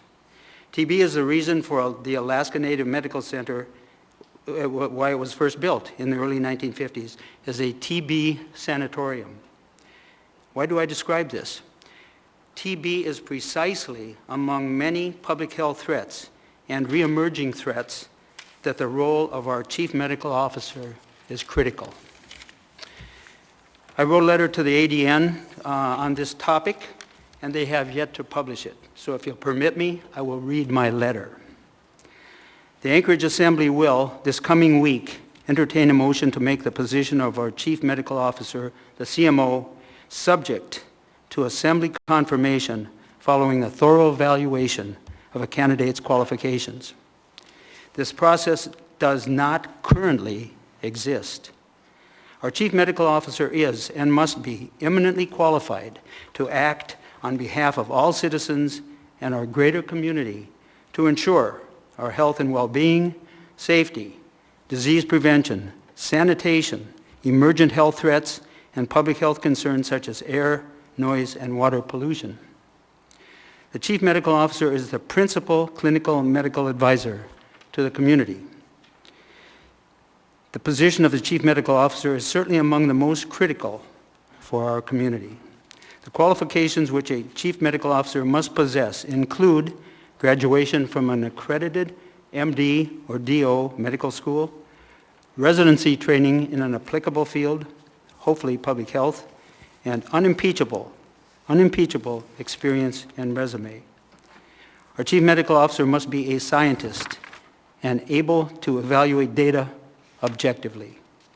For optimal effectiveness, our Chief Medical Officer must be apolitical, unencumbered by political entanglements, yet able to work on behalf of the community with officials at all levels and the citizenry. As you are aware, there is a mayoral election coming soon. It is incumbent that the Assembly resolve this oversight quickly. I'm optimistic. Toward that conclusion, I extend my thanks to Assembly Daniel Voland for his leadership on this issue. Thank you. Thank you, Dr. Muse. Anyone else wish to be heard? Anyone at all? Come on down. Welcome. Please state your name, what part of town you're from. You'll have 3 minutes. Hi, I'm Brian Witzke again. I go by Bree, she and her pronouns, currently residing at the Alex Hotel. If as this fine man behind me with way more education than I could ever understand about in the medical field, growing up around a hospital administrator as my grandfather and a nurse for my grandmother, if it means whatever it does to betterment of our community, overreach, underreach, medical should be able to, within their own guidelines, make sure the health and well-being of all of us here, regardless of anybody on the assembly or anybody in the administration. And when it comes to the concerns of our medical, everybody in the assembly and everybody in the, the mayor's office, we should always take a moment to listen to hear what it is, how to make it better, because in the oath to become a doctor, one thing that has always stuck in my mind is to do no harm. And we all hope and pray that every doctor or everybody that's in the medical field follows that oath. I have nothing more to say about that. Thank you. Anyone else? Anyone at all? Seeing and hearing none, public hearing on this item is now closed. What's the will of the body? Move the S version. Second. Moved by Mr. Volland, seconded by Ms. Zalatel. Mr. Volland. Thank you, Mr. Chair. So I want to thank the Rogers Park and South Addition Community Councils for raising the issue of whether or not we should require assembly confirmation of our chief medical officer due to the importance of the role. I do want to make it clear that this ordinance does not effectuate assembly confirmation. However, speaking to the oversight that Dr. Muse, who testified tonight, mentioned, there is an oversight in code, and that is that it does not currently include qualifications for the chief medical officer. Additionally, the code is very sort of disjointed and all over the place when it describes certain responsibilities of the chief medical officer. In fact, there's times in the code in Title III where it refers to a municipal medical officer. And so there's different terminology used for the same role.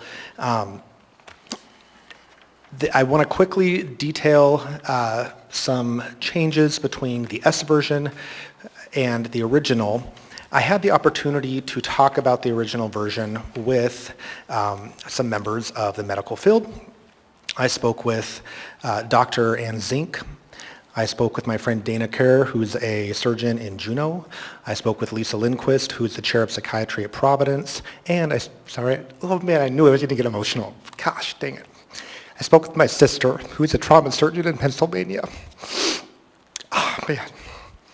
And they all were in concurrence that the completion of the accredited medical residency would really be that gold star, so that we could have somebody who has their MD or their DO or the international equivalent, and also could demonstrate that they had successfully completed that residency. So anyway, I just think this is very important. I think we've, as a city, been through a lot. And one of the reasons that I wanted to run for this position is because of the divisiveness that we saw in our community during the pandemic and how healthcare professionals were treated during that. And so I thought, maybe I could be a voice on this body that could weigh in on some of these issues and try to restore a level of trust in our healthcare professionals. And so I think that having these qualifications defined in code, my hope is that it will honor the work of our medical providers who go through so much to get their training and to provide health care to our community. The other important change in the S version is that we do have another role in the municipality. We have the chief of emergency medical service. That's someone who contracts with the fire department.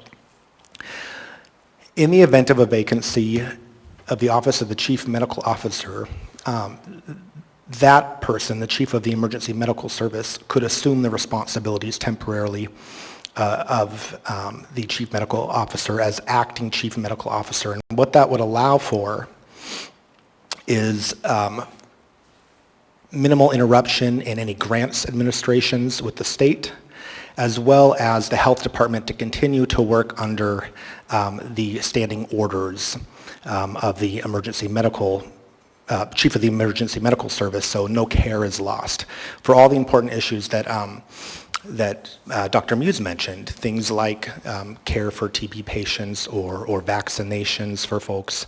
So anyway, apologies again for being emotional, but I urge your support for this item. Thank you, Mr. Chair. Thank you, Ms. Alatel.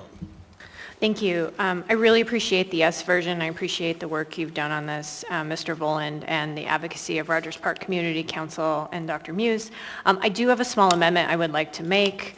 It's at the top of page 4. It's going to just be a verbal amendment. Line 1, it says, executive employees assigned to ranges, and it lists 23E, 24E, and 25E. I want to put comma, except the chief of staff, comma, and then the remainder of the clause. That is the amendment. Motion by Ms. Alatel to amend. Second. Seconded by Ms. Brawley. Any discussion on the amendment? May I speak to it? Ms. Alatel. Thank you. I appreciate all of those positions and providing a resume. Chief of Staff I view as a political appointment, and as such, we really get no say, oversight, and it's kind of none of our business.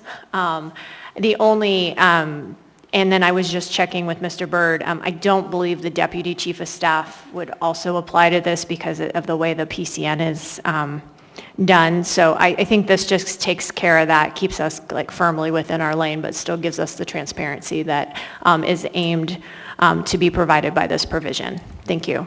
So I have a whole queue. I know you and I were in there before, but is it for the amendment, Mr. Rivera? Not for myself and Mr. Salt, the amendment. Ms. Brawley for the amendment? Okay, so anyone else for the amendment?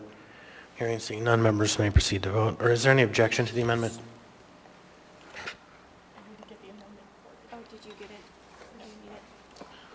Well, in any case, is there any objection to the amendment? Okay, good.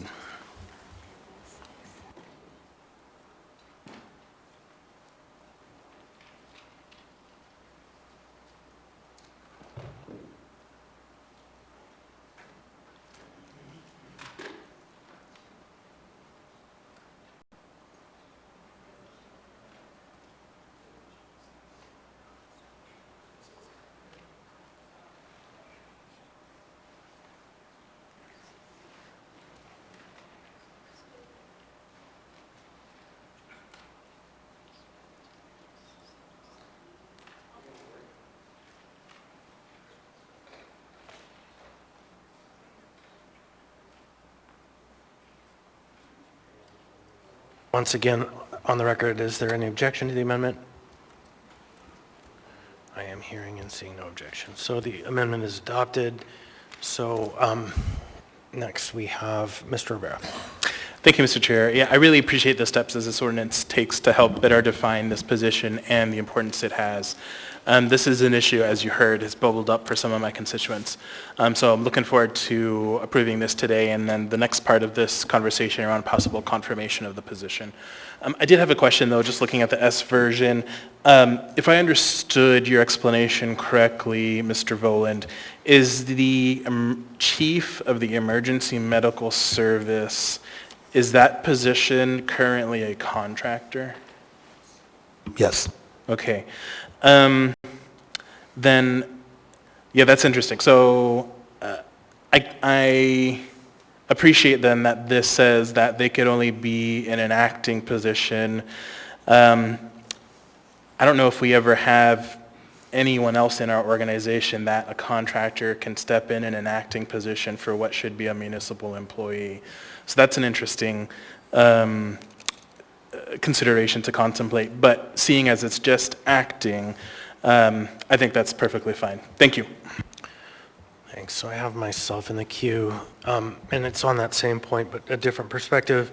I want to be clear. It doesn't work both ways, right? So the chief medical officer of the fire service, if they depart, we aren't sending over to the fire service acting as their acting medical officer. Correct, we are not. Right. So, and I know personality isn't important or is important to be careful of in the context of creating code, but the fire service has done an exquisite, exceptional, amazing job of having a professional medical officer who is beyond reproach, is exceptional at his job, leads the department to national best practices and delivering services in a manner that put us in competition for the best in cardiac healthcare in America with one other city, who I won't mention because sometimes they're first, but often we are. And so I want to speak very highly of how the fire department has managed their medical office relative to how the Muni has as a whole. And I think that we could learn a lot from the professionalism of the fire service when contemplating who sits in a position of such authority. Now, the question of confirmation isn't a question we can do by code. It's a charter amendment proposal we'll have to send to the voters, and I strongly support that this position should be one that is confirmed by the Assembly, because having it and this isn't any reflection on anybody currently in the position, at least from the words that I'm saying right now, having a Medicaster, a bad medicine practitioner in that position is not something that should ever happen. And so I'll make no statements about the current medical officer of the municipality. So I strongly support this, and I'm grateful, Mr. Mullen, for you bringing it forward. Mr. Salt. Thank you. I just have something to point out for the sponsor on page 6, line 48, section 5C. I just always, it raises a red flag to me, and I'm supportive, but when you use the word shall, you're painting yourself in a corner. So the question would be, do you ever see someone that could be outside of this criteria that you may want to select? And just highlight that piece for you. Thanks. Should I respond to that? I don't know if that was a question. If you could, that'd be great. Yeah. No, I think when it comes to establishing qualifications, you must meet the minimum qualifications.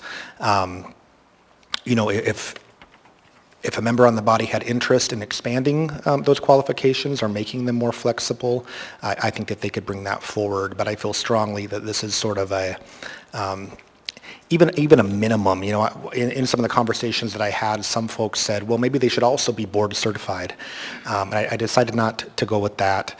I think there's some differences of opinion in the medical community about the value of being board certified or not. There were also folks who suggested that maybe, as Mr. Muse who testified tonight, that maybe it should be a specific residency focused on public health or epidemiology, and I thought maybe that would be a little bit too narrowly focused. But I feel like with what we have here, I think this sets at least a baseline. Thank you. Ms. Brawley.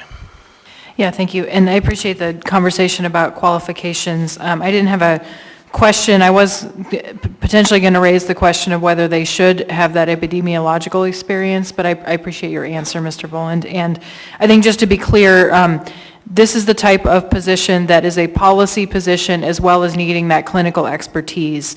So I think it is important for us to hold high qualifications there, and ideally also somebody with experience. Just like you would have, running a hospital is different than simply being a doctor, right? And so not that this is that same situation, but it is overseeing a staff, it is dealing with policy issues, it is making evidence-based recommendations to policymakers, including the mayor and the assembly, especially in times of an emergency, but even in times, as Mr. Muse mentioned, that we have rising TB rates, a disease that we thought we had pretty well under control that is coming back. So this is clearly an ongoing need and something that I think that we very well learned over the last few years is important to have somebody qualified in the position. So I, again, thank Mr. Boland for bringing this, and I strongly support it. I'm not seeing anyone else in the queue. Members may proceed to vote. Mr. Chair, I was in the queue. I'm sorry, Mayor Bronson, go ahead. Thank you, Mr. Chair. There seems to be an undertone here that somehow our current medical officer is unqualified or has done a bad job. If that's the case, if it is, and I apologize, but if it is, I just want the public to know that our current Chief Medical Officer, Dr. Savitt, has a great deal of experience, has done a fantastic job for the last 2.5 years, and has served this city very well. So if I'm misinterpreting this, I apologize, but I just wanted that on the record. Thank you. Mr. Volland.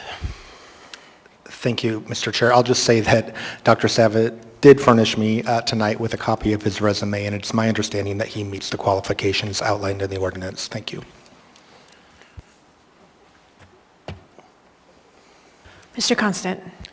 I'm just going to say that I sat in this room for the last 3 years, and I witnessed a man who is now the chief medical officer of this municipality actively advocating against the vaccination and masking of the people. And when you look at the fact that we had excess deaths in this town, in fact, we had a man come up here and say an unmentionable name to me who was standing with Mr. Savitt, who walked out of this room and 12 days later died from the hubris given to him by this man. I will just say it's worth noting that a man's qualifications on paper are not necessarily a man's qualifications. And I will just leave it at that. Go ahead and respond, Mr. Bronson. Thank you, Mr. Chair.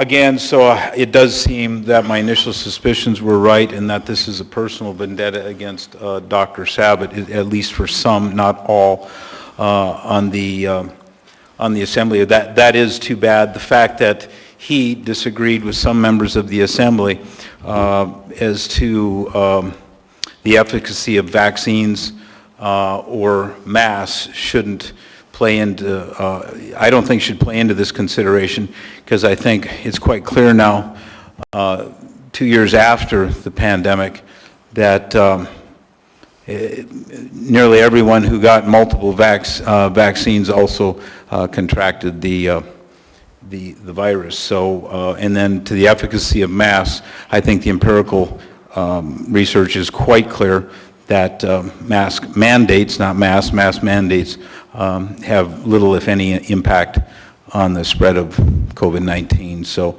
I'm going to stand by Dr. Savitt. He did a great job. He continues to do a great job. And enough said. Thank you. Ms. Salatil.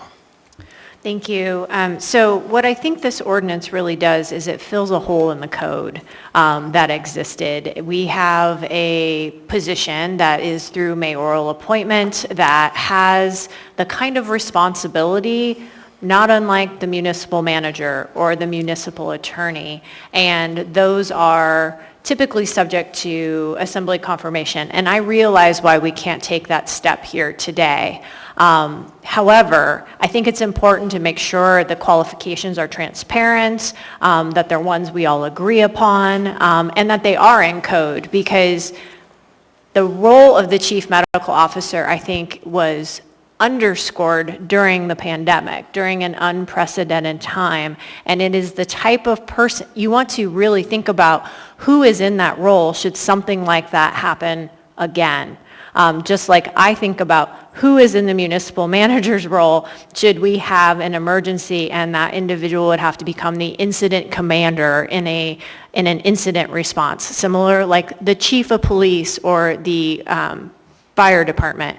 I will be very clear though, while Dr. Savitt does meet these qualifications, if he was put for confirmation before me, I would vote no. Thank you. I have myself in the queue. Mr. Constant. I believe the appointment of Mr. Savitt and his practice brought shame to this municipality, and through him, the mayor did. Shameful. It was shameful, the practice.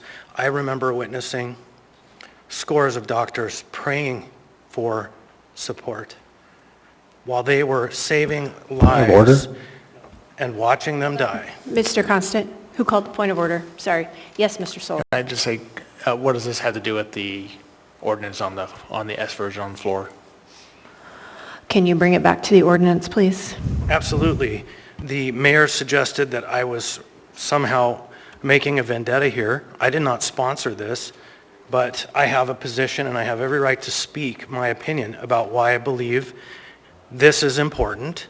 And the simple fact is, like the vice chair stated, should ever a Medicaster be presented as a chief medical officer candidate, I would vote no. So this code and the next one are very important. Thank you. Thank you, Mr. Constant. Members may proceed to vote. Mr. Presverdia? Yes.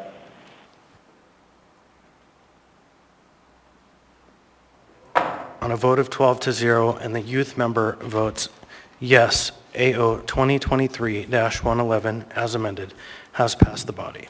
Next, we have item 13E, AO 2023-104, an ordinance authorizing a 5-year lease with one 5-year option to extend between the municipality of Anchorage tenant and the First National Bank Alaska lessor for premises located at 1751 Gamble Street for an Anchorage Police Department substation.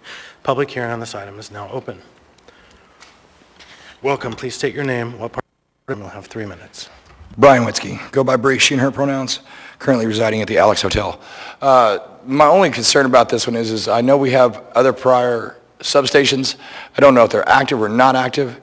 And you guys have, in the past, I've heard literally out of the assembly, not using them, or maybe it was administration, not using substations that we have, to now all of a sudden to extend more or to obtain more. Maybe I'm a little lost in that.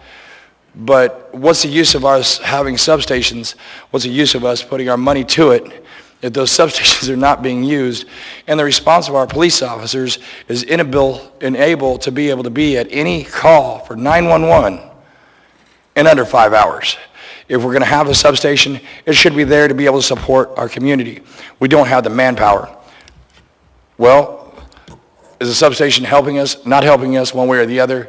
We have to really use more of a scalpel approach, in my opinion, of where the funding goes for the police, so that way it goes either into retention, into the body cameras, into this and that. We really need to look at how we are spending our money. If the substation is worth it, sure, use it.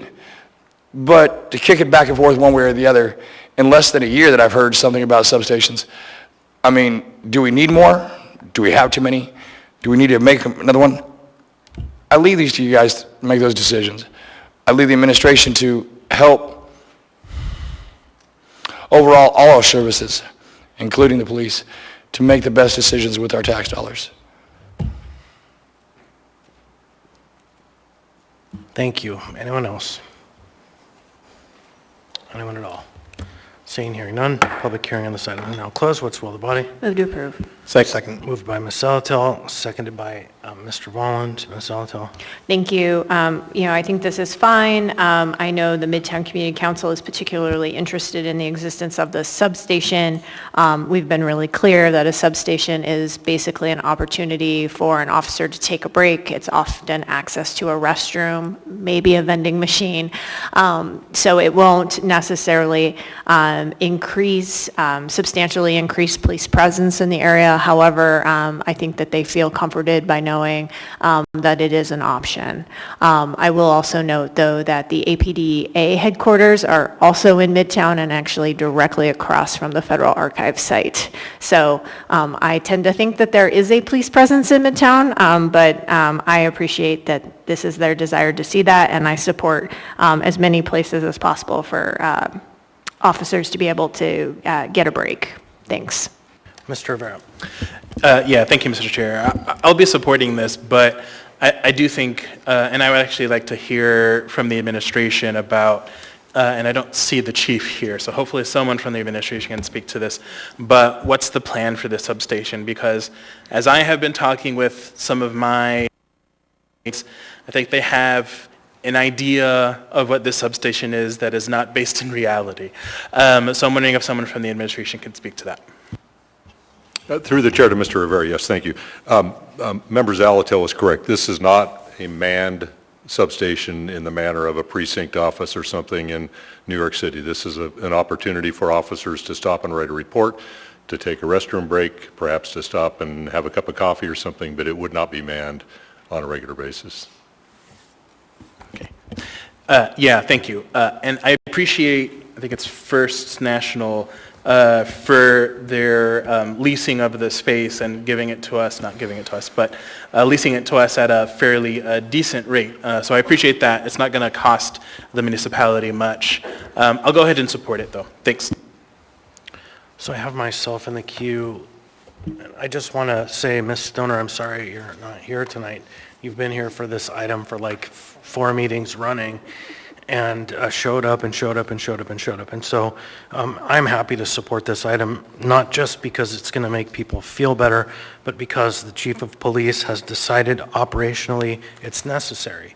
And so for me, that's a simple calculus. It has little to do with all the perception and issues related to that. It's just the chief of police put it forward. He believes it fits the operational mission. I'm happy to support it because it does what they want and it makes the community feel better. Ms. Branca. I support this, but I also wanted to put on record that one of the community council officers from Fairview was here last meeting and sat all meeting wanting to speak. Fairview has long hoped for a substation in their area, and being that there's already the place right across from the Cuddy Park, it would be cool if there was one in Fairview versus another one in Midtown. Anyone else? It's in Fairview. Ms. Alto, go ahead. Yeah, it is in Fairview. Yeah, so it's right at, so if you're headed down the highway, right, it's right there in the cross-section before it divides. Yeah, before it divides, and I think they call that a couplet. So that's technically Fairview. I think Midtown feels comfortable because officers will go either direction. It's the evil Can I couplet. respond? My apologies. I was kind of confused because he was kind of upset about this, but maybe it wasn't as deep in Fairview, but I do support it. So I'll just say briefly, I think they were upset because they've just been waiting for it and they wanted it and they were going to testify, but I think they also recognize the limitation of what a substation is, because just 1.5 blocks up there was one at the Cars Gamble grocery store for 20 years. And so it's effectively in the same spot. And he sent me a text and apologized he couldn't come. So, same as Ms. Stunner. Anyone else? Seeing, hearing none, members may proceed to vote. Mr. Presverdia? Yes.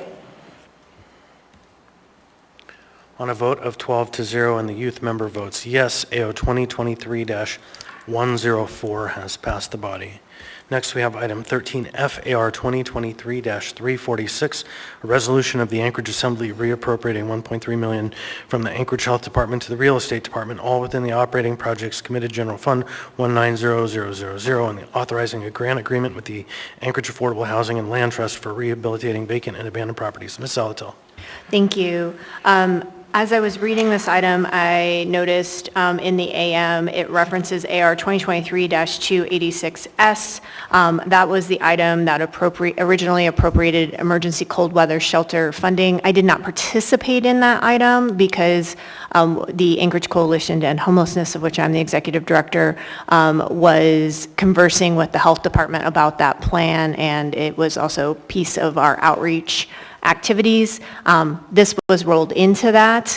We do partner with the Anchorage Affordable Housing and Land Trust, but we have no say as to who their tenants are or how they select their tenants or how they will spend this money, but I thought it was time for a new disclosure because I didn't participate in the underlying item that brought this before us. So I would ask for your ruling.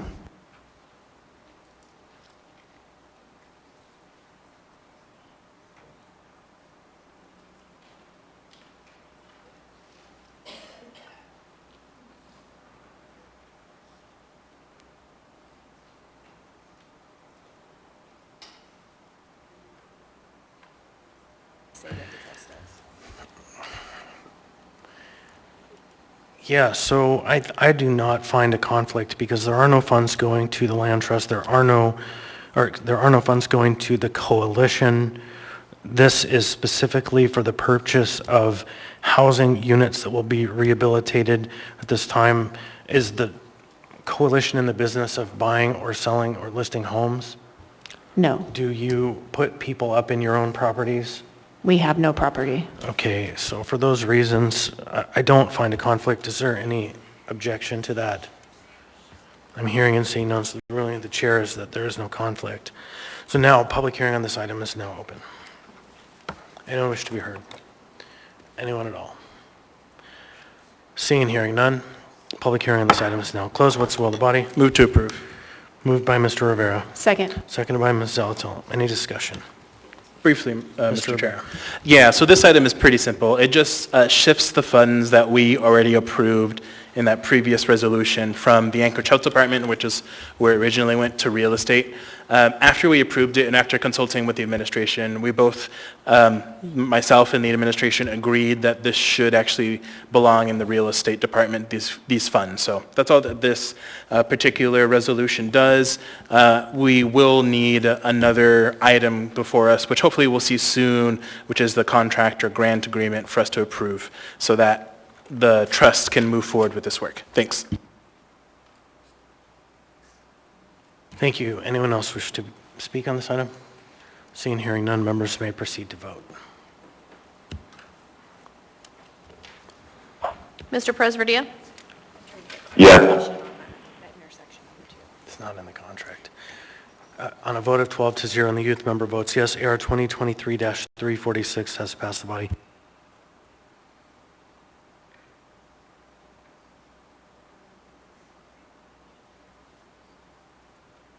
All right, thanks. So next on the next item we have is item 13G, AO 2023-106, an ordinance of the Anchorage Assembly amending AMC section 2.30.025, youth representative to the Assembly to include compensation. So, Member Matthews. Seeing how this would directly impact me with financial gain, I request to be recused from this one. So it is the ruling of the chair that, in fact, since this item does specifically address you and the other youth member, that you do, in fact, have a personal, direct, financial, specific interest in this, so you are asked not to participate in this item. So, all right, so next, the public hearing on this item is now open. Anyone wish to be heard? Anyone at all? Seeing, hearing none, public hearing on this item is now closed. What's the will of the body? Move to approve. Second. Moved by Ms. Zalatil, seconded by Mr. Rivera. Anyone wish to speak to the item? I'll be happy to. Mr. Constant. Thank you. So we appropriated actually in the budget about $5,000 this year to provide a small stipend to the youth members for their participation. Coming to these meetings, yes, it's an honor, but it's also work. Doing the homework, reading the packets, and being prepared to discuss the items. And every single one of us receives a small measure of compensation. So the purpose of this is to provide the opportunity to offer just a small amount of funding to the youth members. So that's the point and purpose. Mr. Cross, you took yourself. No, I withdrew. Thank you. Mr. Volland. Thank you, Mr. Chair. I will just say I think both of our youth reps are doing an awesome job, and I think it is a lot of work for them, and I just admire their participation and the hours that they spend here in the chambers here with us. And I'm somebody who, I'm not a big fan of the concept of unpaid internships, whether that's in the private sector or the public sector. So I appreciate this coming forward, and I will be supporting it. Thank you. Thank you, Ms. Brawley. Yeah, thank you. Mr. Volland touched on a lot of my points, so I will just echo what he said, and I support this. Thank you. Thank you, Mr. Martinez. Thank you, Chair. I will be supporting this, but I wanted to shout out, I remember when we reconstituted the Youth Commission under the Berkowitz administration as it had been sunsetted in the prior administration. And the young leaders of the Youth Commission had a vision for the city of Anchorage, that it would be one of the first cities in America with a youth representative on its local legislative body. Shout out to the members of the Assembly who carried that work forward and who made Anchorage a city that put its youth on the map. And so I want to say that a city that supports its youth is a city that's saying it's betting on its future. And I support this, and I thank our youth representatives immensely for showing up and for their dedication and for modeling a pathway forward for other leaders, youth leaders in our community. Thank you. Thank you. Mr. Salt. While I'm supportive of this, I just want to make sure we're not in any, we don't have any issues with them if we have one that's under 18 or anything like that. So, yeah, I can speak briefly to that. It's not labor. We're not employing them on an hourly basis. And although some would say this is laborious at times. So the compensation is effectively a stipend. And we also, just for members' interest, contemplated and discussed with some members of the Salaries and Emoluments Commission about how it should work. And since they are not elected officials, the Emoluments Commission said, no, we're not interested in talking. And so it doesn't fall under the same rubric that we do, which would be if we are on the body taking votes on these matters, we can't vote for increases to our wage or salary, so they aren't subject to those rules. And so we narrowed it specifically to basically a stipend. Simple. Mr. Myers. I had a question along the same lines, Mr. Chair, if they are paid or a contractor or an employee of the MOA. Yeah, and it would be like a contractor. Okay, so they're appointed by the Assembly or the administration or a joint? The Assembly. Okay. Yeah. Yep. And of course, they're always free to turn it down. It's not mandatory. So, anyone else? Hearing seeing none, members may proceed to vote. Mr. Presverdia? Yes. So on a vote of 12-0, AO 2023-106 has passed the body. Next, we have item 13. Oh, the clerk notifies me that we're several minutes late. So we're going to skip from item 13G. Well, actually, let's just take it up. We're going to keep the flow. Sorry, thank you, Madam Clerk, because we just have that one item. So AO 2023-105, an ordinance of the Anchorage Assembly amending Anchorage Municipal Code Section 4.05.060 to restore language automatically vacating seats on boards and commissions if a member fails to attend 2/3 of the regular meetings. Public hearing on this item is now open. Anyone wish to be heard on this item? Anyone at all? Seeing and hearing none, public hearing on this item is now closed. What's the will of the body? Move to approve. Second. Moved by Ms. Zalatel, seconded by Mr. Rivera. Oh, I'm sorry, Ms. Brawley. Sorry, and then seconded by Mr. Rivera. Any discussion? Ms. Brawley? Yeah, I can just briefly speak to this, and thank you, Chair Constant, for bringing this forward. As I understand it, previously in our code, there was a requirement that board and commission members attend at least 2/3 of meetings, and that if they were not attending, that their seat would be vacated if they had too many basically unexcused absences. And so this simply restores that piece of code. And I do believe it's important because these are volunteer positions. Almost none of them have compensation, as we've talked about.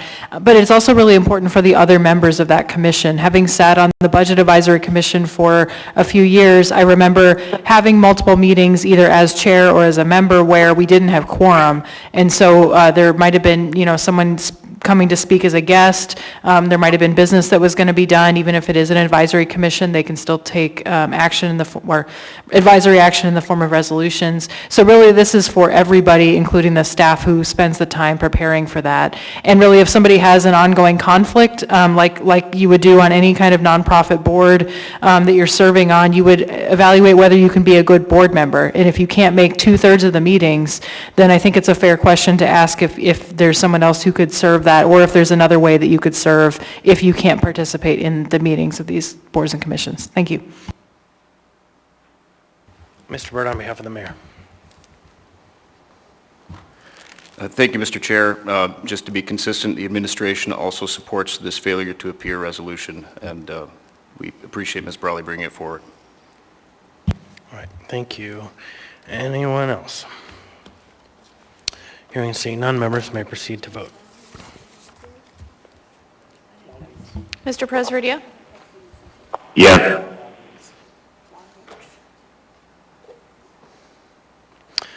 So on a vote of 12-0, and the youth member votes yes. AO 2023-105 has passed the body.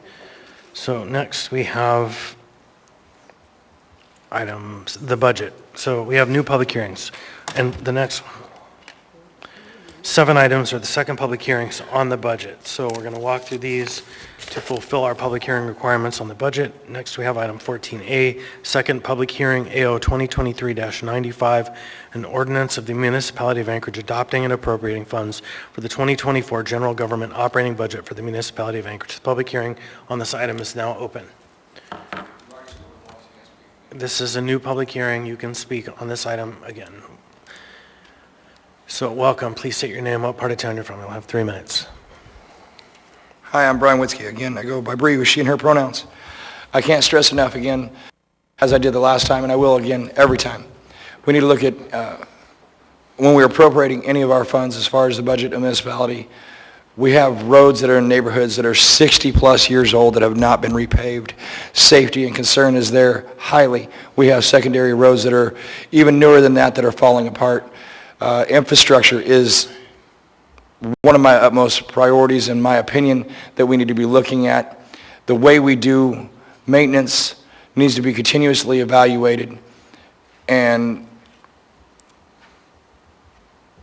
on my leaving note, I will say that this last snowfall, it's been awesome to see some of the old school snow removal. So, but moving forward, we really need to keep a watchful eye on our infrastructure of our neighborhoods, our infrastructure of our secondary roads, the way we go about doing business, and the way we perform our services all have to do with also how we spend or give budget or money this way or appropriate it that way.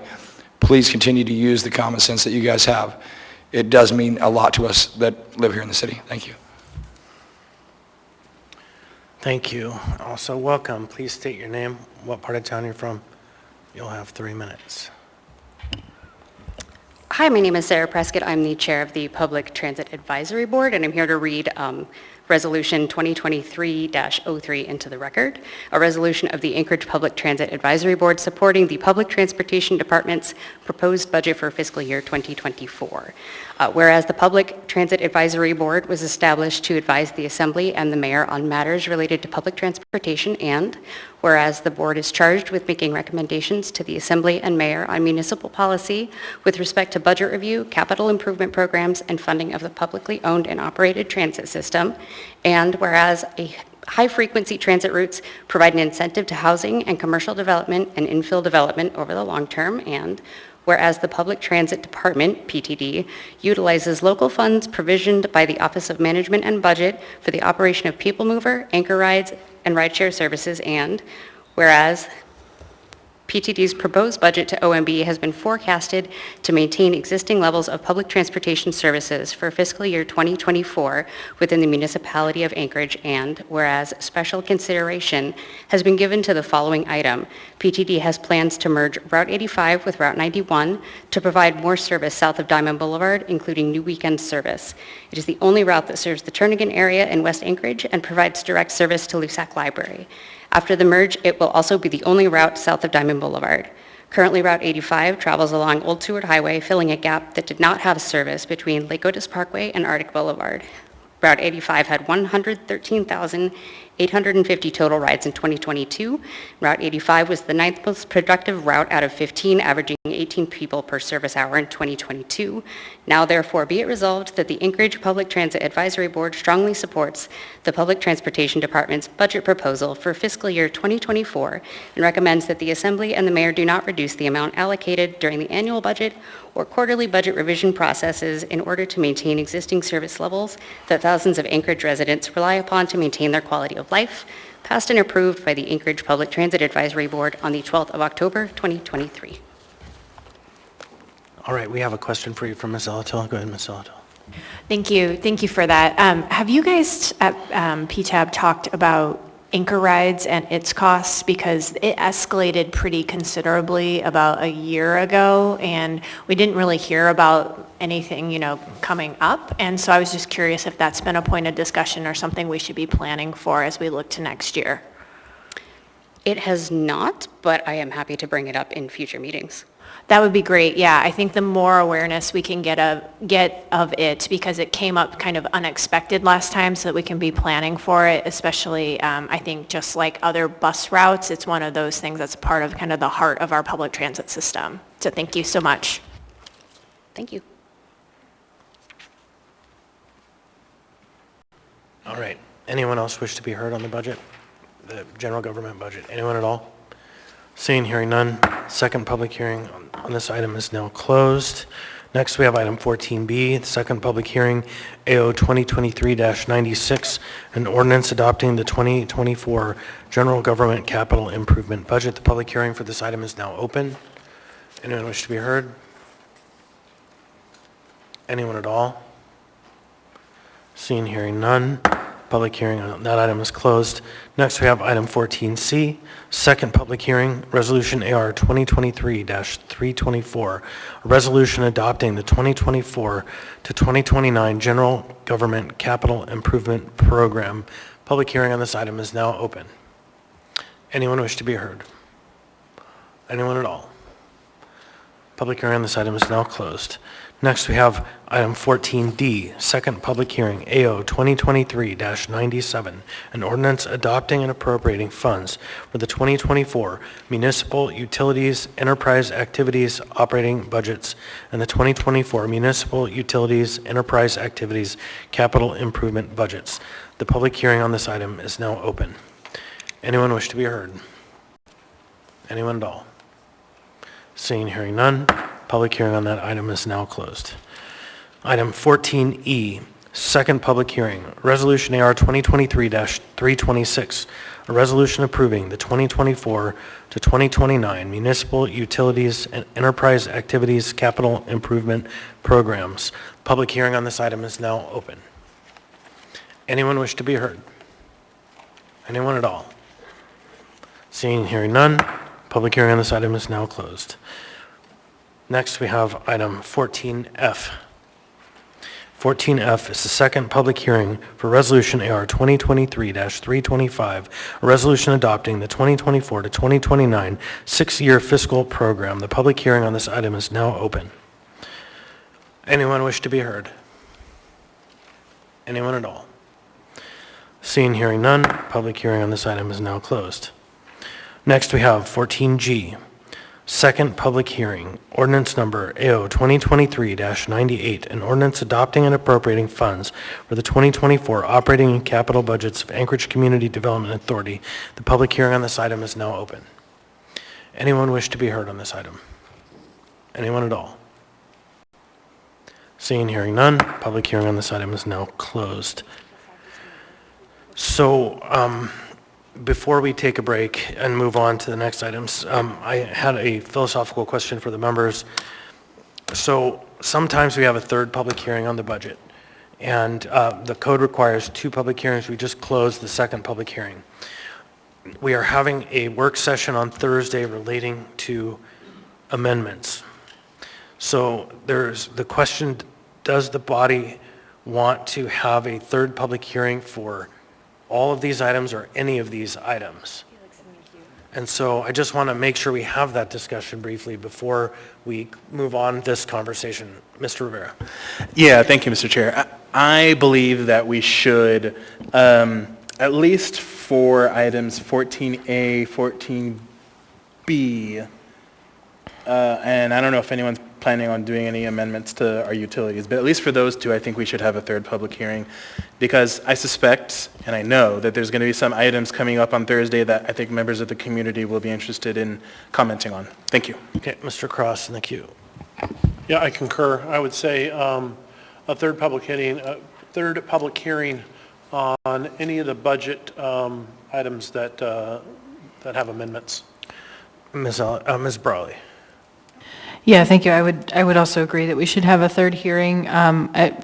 Having watched these the last few years, I know not that many people show up, but I think it's a good opportunity, and I think there'll be a good discussion on Thursday about amendments. Thanks. Ms. Zalatella. Thank you. I'm not opposed to a third public hearing. I'm wondering if they could have been continued public hearings, and the reason being, These would have otherwise all moved to the 11s and been earlier in our agenda and earlier in the evening, which I think is really important when we're taking up the budget. So we're not rushed, it doesn't get too late, we do our better work. So I guess I will leave that maybe as a question to the chair and the clerk to kind of work out how we can still effectuate getting them done earlier in the night, because if we open new public hearings, they can't happen before 6 p.m., and I think that even is still fine. Or maybe it's just to change the order of the day, but then to be able to still take up the items in order. And I do anticipate amendments on 14A, 14B, 14C, and 14D, so 4 items. So, Mr. Rivera, I would entertain a motion then to hold a third public hearing for items 14A, B, C, and D. I will go ahead and move that. I think alternatively, if the chair wanted to go with a continued public hearing, perhaps the motion could be to, oh, actually, no, you're writing it right there. Okay, never mind. As written on the screen, I'm good with that. It's A, B, C, and D. But, I mean, we could reopen and continue public hearings on A, B, C, and D. That is a motion that could be made right now, or we could just have a third public hearing. So really, it's the mover's choice. Thank you, Mr. Chair. I'm good with it as written, as reopening and continuing. Okay, so it wouldn't be to hold a third, it would be reopen or have a third public hearing.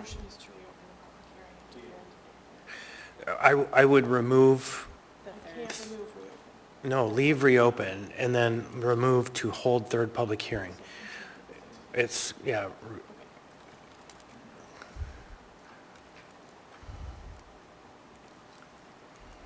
I will second Mr. Rivera's motion if it didn't get a second.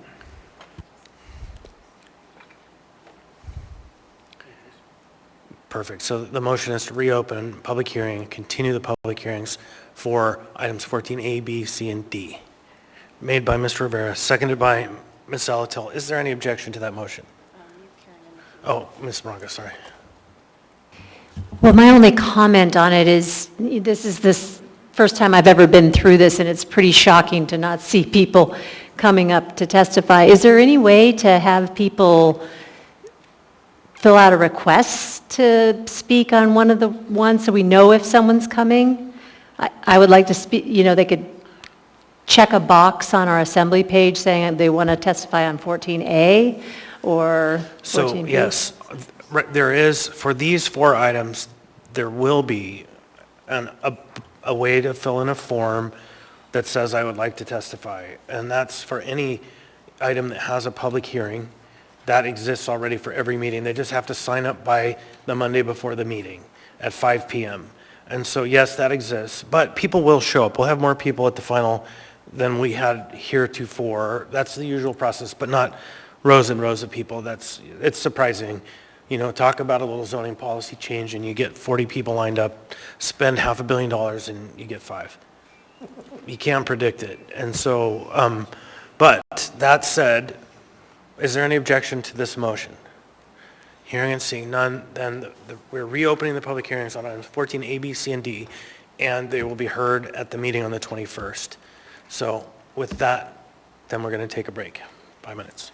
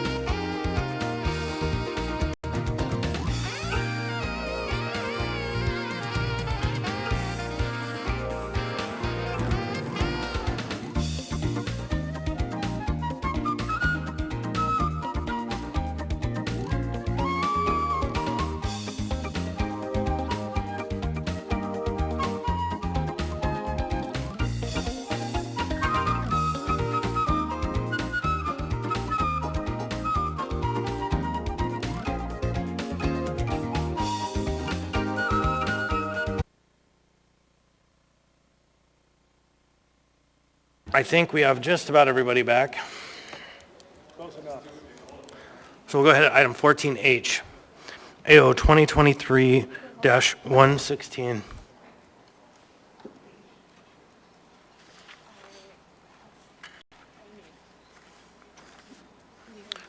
Now we're having an IT problem.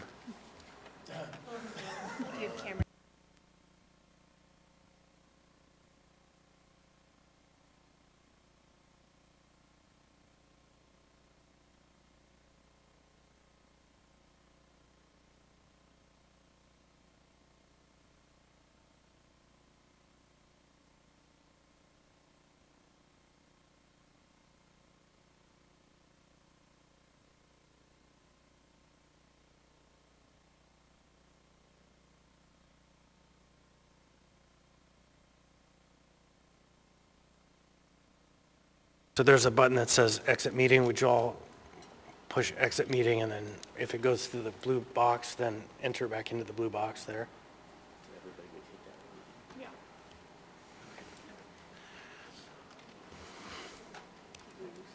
Mr. Chair, did you want us to do that over here too? Sure. I think, yeah, we're just waiting for Mr. Cross, Mr. Martinez, Mr. Myers. So there's a little button that says exit meeting on the far right at the top.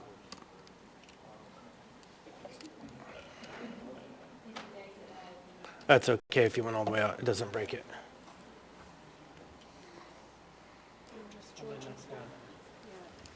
Mr. Martinez.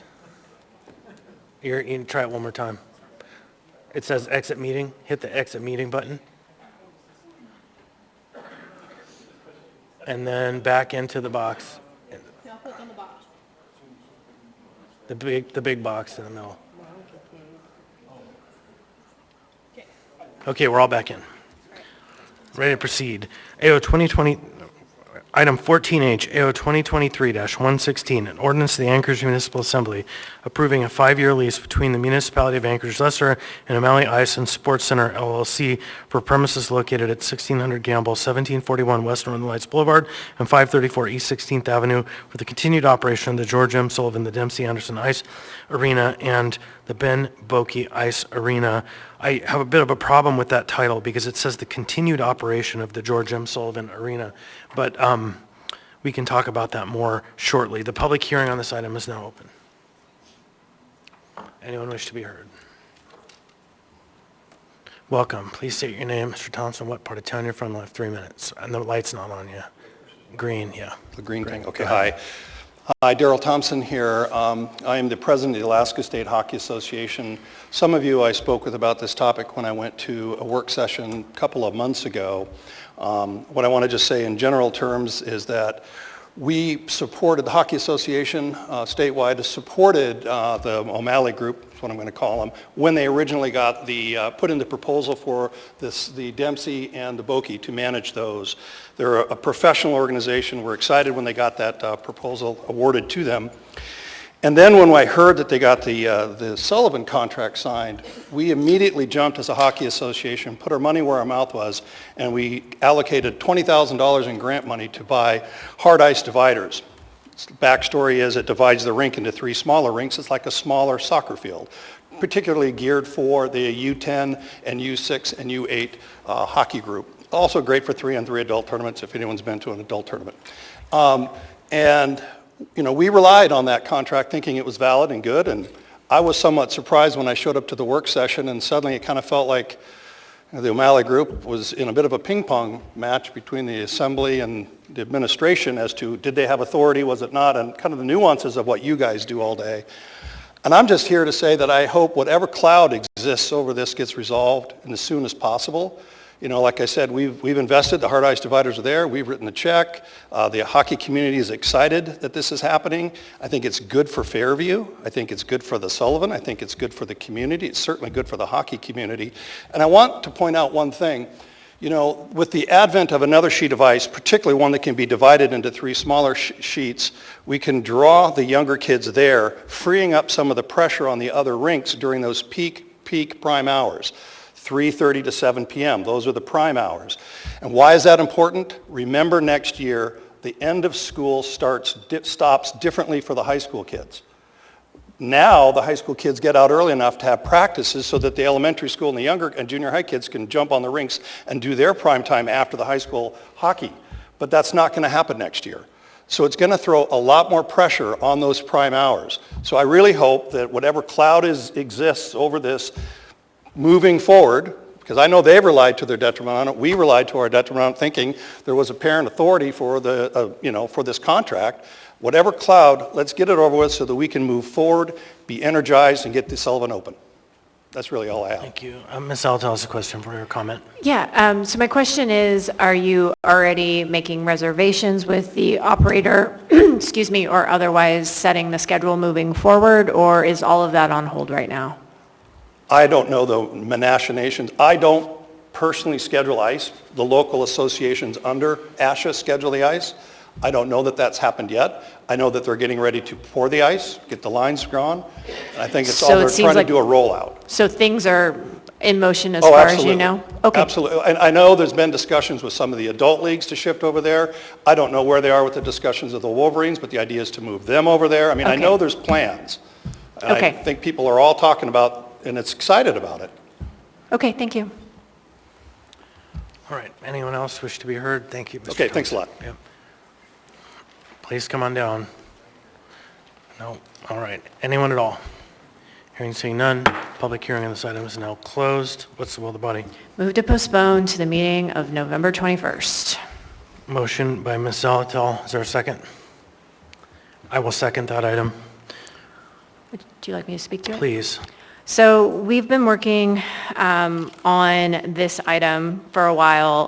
This really came about when we had the work session on the agreement, and concerns were raised with regard to the agreement. And one of those concerns, kind of a bedrock foundational concern, was we were advised that this was really disposing of an interest in municipal property to someone, or it had enough value that it really should have gone through a public hearing process. And we also pointed out a number of flaws in the original contract. There seemed to be some holdover language from the Boki and the Dempsey Anderson as applied to the Sullivan. And so what we did was we gave that feedback to purchasing and asked if the administration was going to put this forward for public hearing and a vote by the body, what we believe is consistent with charter. That never happened. So at our own impetus, when we learned that we could get the agreement, which was done in about mid-October, the revised agreement, we went ahead and introduced it. We want to make sure we stay in compliance with the charter. And at this point, though, there's really one big missing piece to this, and it is that if you read this agreement, the termination for convenience is a 3-year termination period. 3 years. It is not customary. So this basically is an agreement that can't be terminated for the convenience of the municipality for 3 years. Mr. Constant and I have proposed a 180-day provision for the termination for the convenience of the municipality, which is about 6 months. However, if we put that in the ordinance, it's not in the contract, and we want this to be enforceable. So these 2 weeks would give the administration the opportunity to go back, talk with the operator under the contract, and see if there can be a meeting of the minds. So then we can come back with that. I did have an amendment to run as well, basically stating this looks and smells like a lease, but it's not called a lease, but that's fine, and that it is really important that we still go ahead and approve this through ordinance and the public hearing process. So 2 more weeks. I don't think that necessarily impedes the continuation of things moving forward. However, otherwise, I'm just not comfortable with this agreement if it's got a 3-year termination for convenience clause in it. It really just is basically saying we can't terminate. I would say, though, that regardless of the termination for convenience clause, if there was a material breach of the contract, I think the municipality could terminate it. But there are so many instances where things come up that this really binds us in such a way that we just don't usually do. So I would ask for your support on the 2-week postponement so this can get taken care of and we can move forward. And hopefully, if an agreement like this is done again, it will be brought to us for approval prior to its execution. Thank you. Mr. Cross. Yeah, I don't support the postponement, and I would move to support the agreement. I don't know where the problem lies in with 3 years. You show me any investor that's want to invest significant capital and effort into a project knowing that you could yank it out for them for your convenience. They would be a fool to sign that lease and to agree those terms, that they could invest $20,000 in partitions, put all this work into it, schedule it, and then we just go, no. Absolutely not. That is just bad business. Mr. Constant. Thank you. So it's not actually just a termination for convenience. It's actually called a termination for necessity and convenience clause. And there are times when a necessity arises in which a termination must happen. And it is, in fact, a standard term in our contracts and agreements when we dispose of land that such a term is in there. And so, in fact, when it wasn't there in the first place, the operator met with the purchasing department and came back with a second agreement. It has zero term. They actually have a termination clause of 180 days. They can walk away from the deal in 6 months, period, full stop. That's what the contract allows them, the lease. And so, but we currently had none. Then under this document that they signed, granted them 3 full years if something comes up. Now, the charter effectively grants the assembly the authority to dispose of lands. This is literally your authority. My peers from Midtown, East Anchorage, South Anchorage, this is your authority to dispose of land. But they've gone ahead and done it by contract. This is effectively, in my opinion, the same kind of structured deal as the Roger Hickle contract, in which massive construction, millions of dollars, put us on the hook, threats of lawsuits. In fact, I just spent 10 minutes hearing about those kind of threats. And it's just amazing to me that it's like Groundhog Day. We find ourselves in a position where the Assembly has the charter-granted authority to dispose of lands, but the administration is doing it and tells us, you can't do anything about it. And so what I am asking, the Vice Chair is asking, is simply that we offer 2 more weeks so that the purchasing department can go back to the individual who they've signed an agreement with that disposes of municipal land outside of the charter and gives them 1 more opportunity to come up with a more fair and equitable termination for necessity and convenience clause. It's not just convenience, not just because somebody on Tuesday doesn't want to have this operator there. It's because it's necessary, if it's necessary. And so, what I am asking is that you postpone this for 2 weeks, give them 1 last opportunity, and then we have a debate on an item that is fair to that which is your responsibility, the people and the code and the charter of this municipality. Ms. Braga. So I don't really know much about the 3-year clause you're talking about, but we're not disposing of it the way I read it. We're leasing it, and we lease other properties. To me, everything I read in here is going to be to the benefit of the municipality putting this elephant to use in a way that benefits the youth of our community, and I think just getting away from the shelter and the COVID and throwing that off and getting this facility back to its intended use is super important. And we read through these papers before in the work session, and they cleared a lot of things up as far as I can see, and I just don't feel like we need to wait, especially that they're already trying to get teams scheduled, and it takes a bit to figure out the workings of a facility like that, and they're dealing with 3 rinks, so I'm not in favor of waiting. Ms. Halser.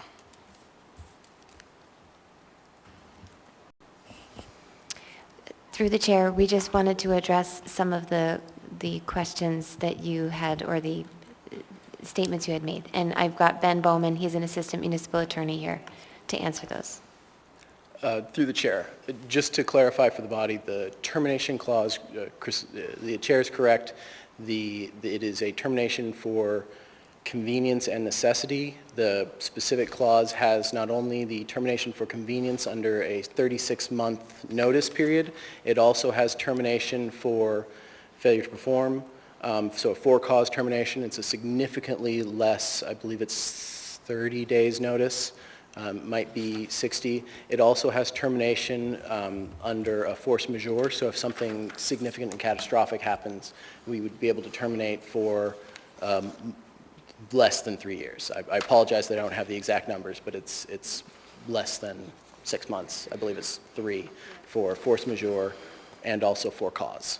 But the termination for convenience of the municipality is 3 years.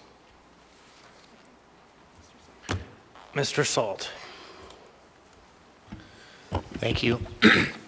So I guess I think we're all aligned here that we want to see the Sullivan return to what it was intended for as a venue, a sports venue. I worry about what we're about to do because right now I don't see a lawsuit, but if we do this, I can see a lawsuit. When you look at an operations agreement, the operations agreement is designed to allow someone to use a facility for its intended purpose. If you lease the facility, they have the facility. They could put go-karts down there and never have ice again if they wanted to. It's their facility. So I can see why an operations agreement is done. But I guess one last thing is I noticed that Mr. Agnews here, and I'd like him to come up and just share some of the things that maybe he's done so far based on this agreement that we're about to possibly overturn. Point of order. Ms. Salatel? Thank you. I think we need to be clear on what we're debating here, which is the motion to postpone. And so I want to make sure, because if there's a motion to postpone on the floor, that if we're going to have someone speak to it, it should be as to the motion to postpone or the reasons stated for the postponement, not about possibly overturning the agreement. Okay, so this will be to the harm caused by postponing this and delaying you.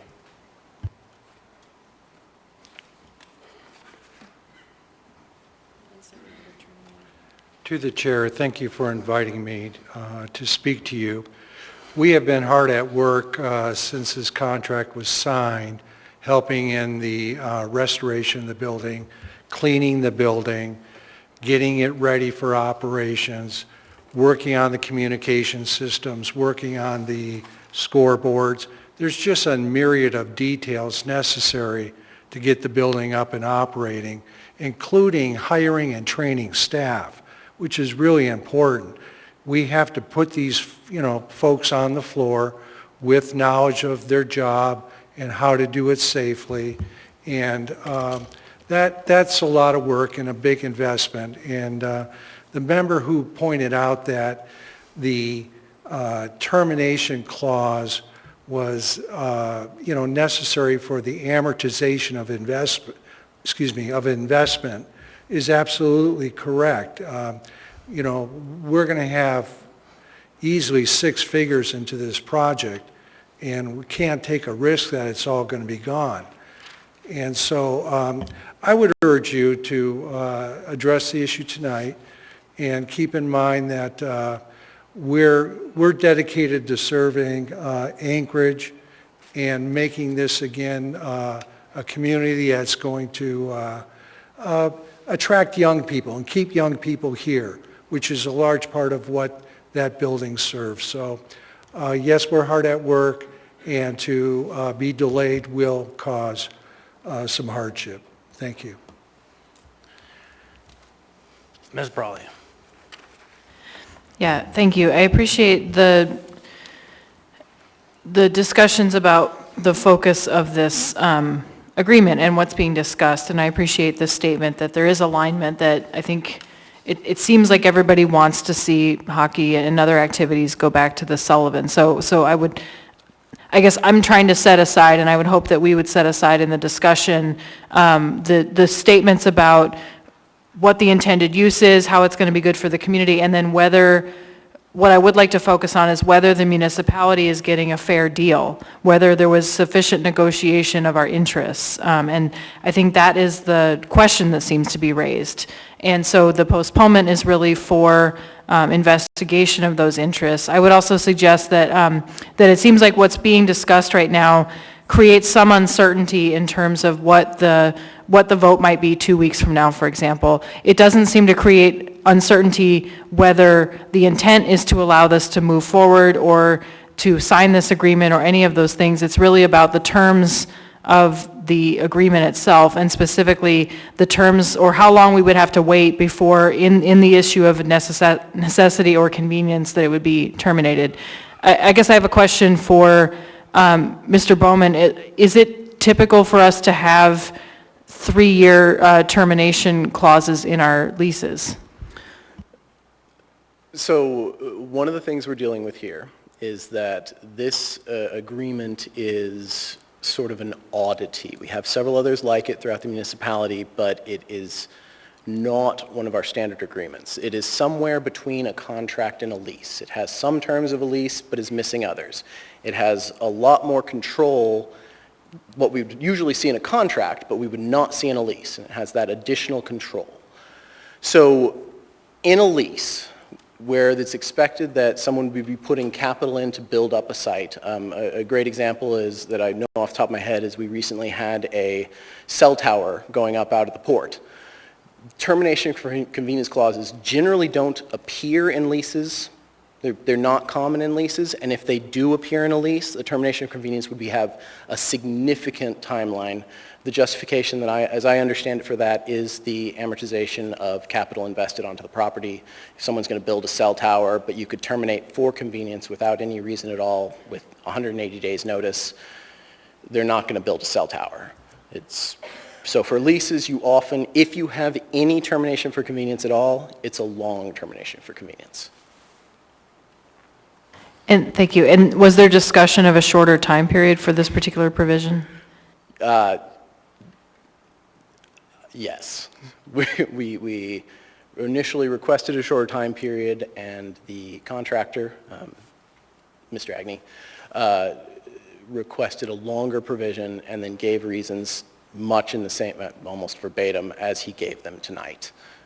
Though he did add in the need for scheduling, where he'd be scheduling events potentially out beyond the time frame that was originally proposed, which was quite a bit shorter than where things were.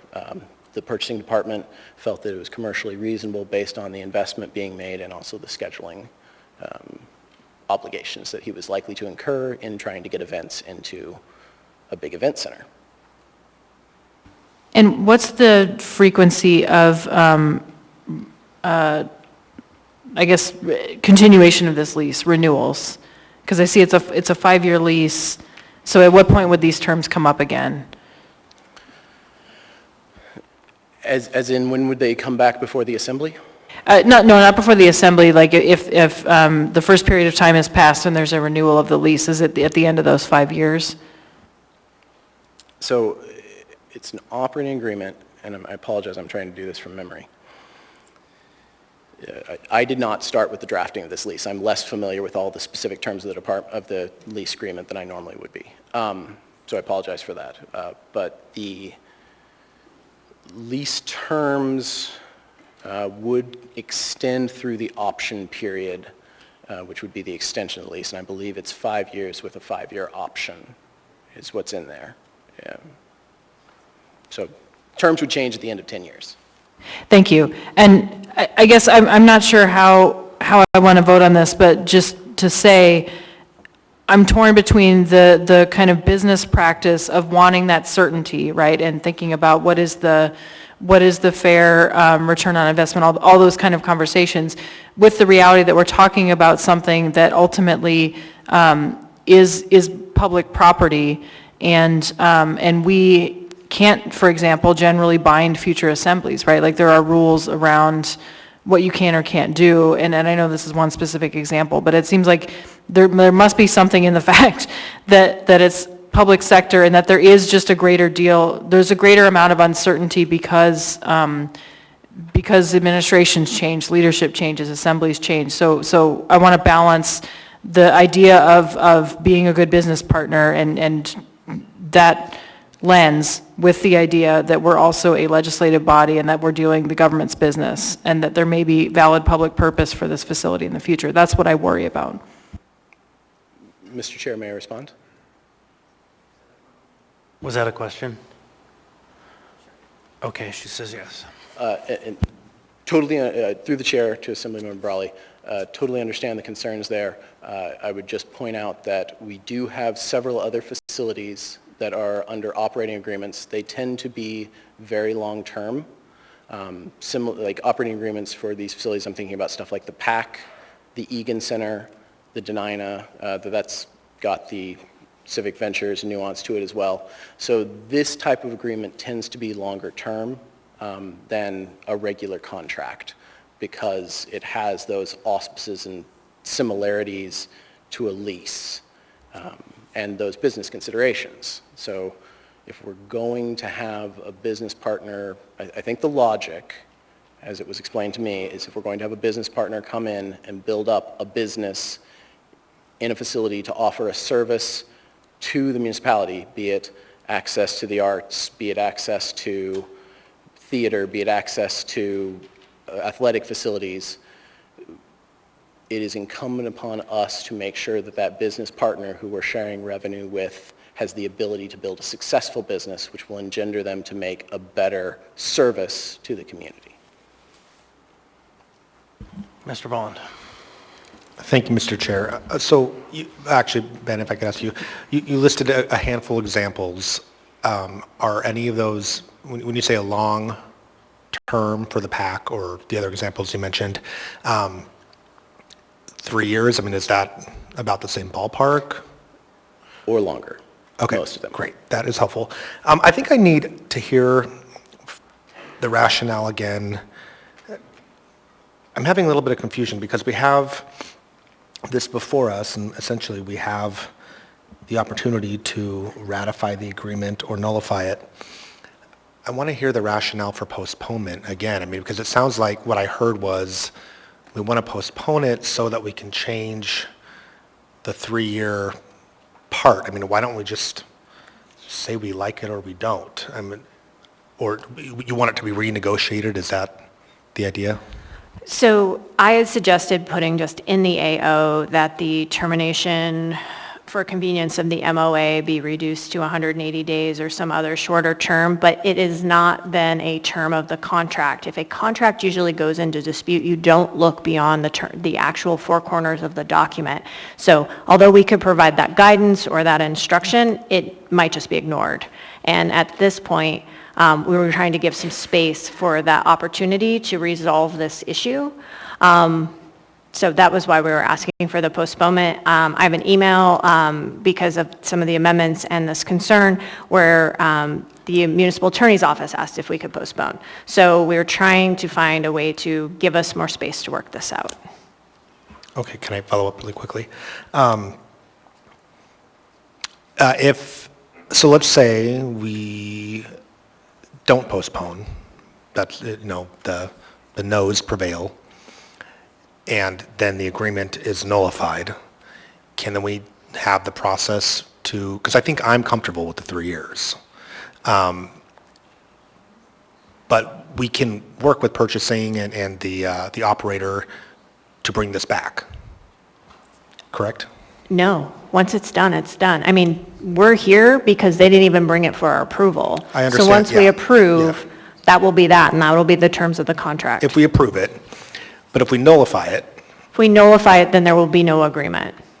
but we could have another agreement. They might have to be on pause, but there's an opportunity to revisit it. I think anything's possible. Okay, thanks. Ms. Salatella. Thank you. So I think Ms. Brawley kind of hit on a little bit of what I wanted to say, which is, as members, we have a responsibility to protect the interests of the MOA. First and foremost, we are responsible to do that. And so for me, In this instance, that's 2 or 3 things. One is making sure we follow code in the charter and that these things take the right route that they're supposed to take. I think that's really important. I think if this item had come to us before the agreement had been fully executed with a public hearing, we could have heard from the public about what they wanted to see at the Sullivan Arena. And we missed that opportunity. We missed the opportunity to get the public's input on the reimagining of this major public asset coming out of a really dark period. I agree with Ms. Bronga. I want to move past this other period we've had, but I would have loved to have had the community's input on it. So we're here in this debate right now because a critical step was missed, and it was missed by the administration, not by us.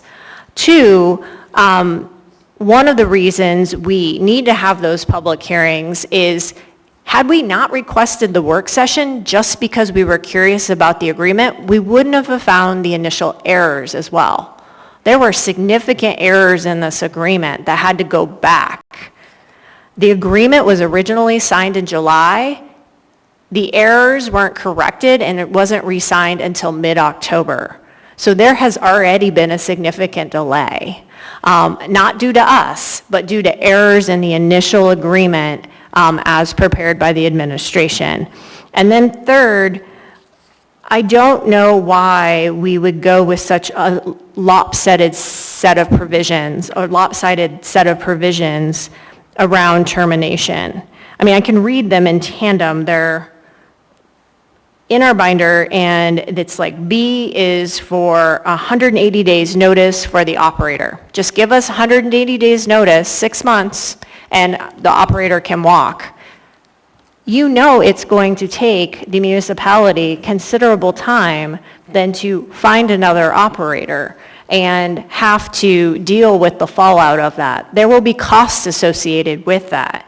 However, for the convenience of the MOA, we have to provide the operator in writing an intent to terminate at least 36 months prior to the effective date of the termination. That feels lopsided to me. I think because it's particularly around the Sullivan Arena, because it's such a large facility, it's going to be hard for either party to pick up if either party wants to terminate. We hope this never comes into being. However, I think in protecting the municipal interest, we're not here to protect the operator's interest or his return on investment. We are here to protect taxpayers, that taxpayers aren't left footing a bill for a municipal asset or repairs to the asset or whatever it may be. And that's the interest you need to keep, I think, at the forefront as we have this conversation. I wish we could start this process over and that it would have followed the way it was supposed to go. Because when we go back and try to fix it, we're placed in an awkward position. I feel like I'm in a real awkward position here. I want this facility to be for the benefit of the community, but I don't know what the community thinks. We've read an agreement. It wasn't a great agreement. I was actually quite shocked at the first agreement, and here we are. And now we're the ones painted into the corner of being the bad guys because we want to protect the municipal interest. I feel like I'm just doing my job. So that's why I want to send it back to the municipal attorneys and see if there's this possibility to take some of this lopsidedness out of this agreement. I have myself in the queue. Mr. Constable. Thank you. So we are asking for 2 weeks to figure out one last term. The first time this contract came before us, they had granted the contractor full financial protection. We were going to pay them for their losses, whatever they said those losses were, and we couldn't break the terms of the deal for 10 years because there was no clause for termination for necessity and convenience. So it was a very sweet deal. So they come back with this second term that eliminates the payola part of the deal.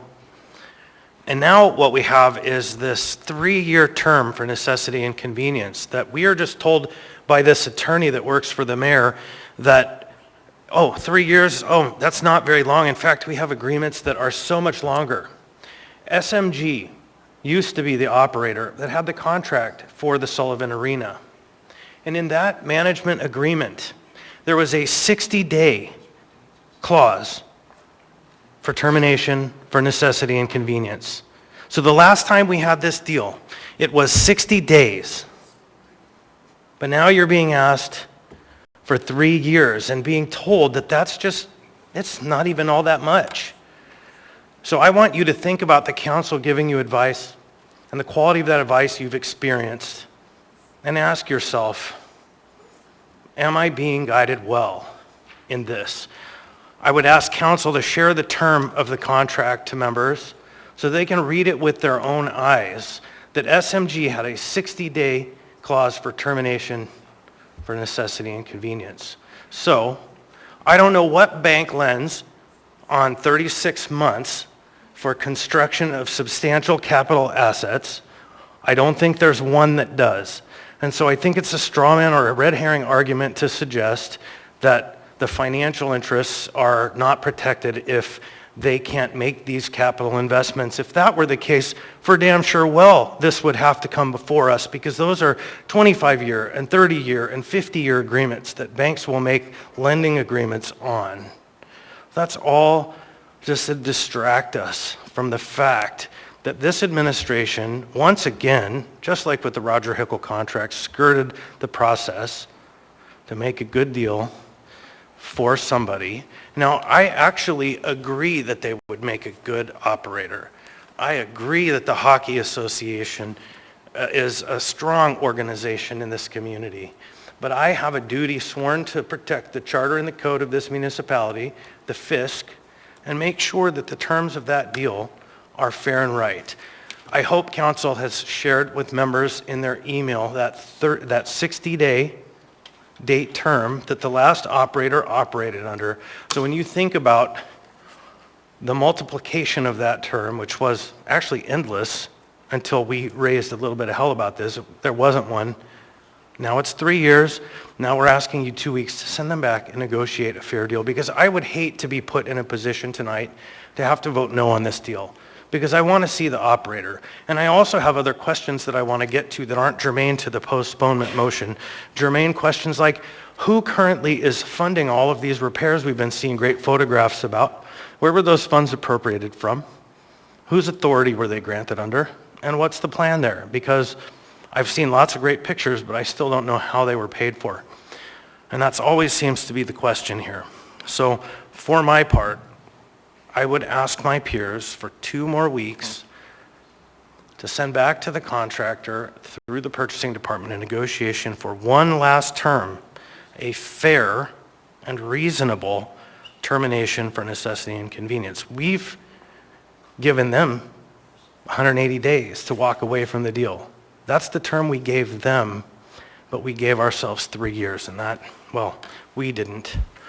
The people who are violating the charter did. Mr. Myers. Thank you, Mr. Chair, and despite what you think, I'm not asking to call the question. My question is this, and while I do agree with Ms. Zalatel that it does look like a lease, and Mr. Bowman's referred to it as such, I also want to say that from what I'm understanding, that they are spending their own money to improve the Sullivan. We are not paying them, and by we I mean the municipality. We are not reimbursing them. So if they are not making money, and they are losing money, they need to be able to stop the bleeding. So if 180 days does that, I feel like that is a sufficient exit clause for the operator, if you will. And that's the way I understand it, unless I'm missing something. But the 3 years does not seem out of line, especially after what Mr. Bowman said with our other contracts. Mr. Salt, the motion to postpone. Yep, thank you. Again, I'm very concerned that if we make the motion to postpone this, we're going to open ourselves up to potential litigation. Right now, the municipality has an operating agreement with O'Malley Ice and Sports Center. We may not like it. We may not like the terms of it, but it's like you buying a house, having the ink dry, you moved into the house, and someone comes along and says, you know what? I'll pay $10,000 more for it, get out, it's my house. Again, we may not like the agreement. We probably could do it better in hindsight now that we've seen it, but it's still an agreement. And if we break it or postpone it, again, we're opening ourselves up to a lawsuit. Now, we can disagree on who's doing that, but I can tell you that it'll be our action that'll cause it. I don't support postponing or this agreement, the lease.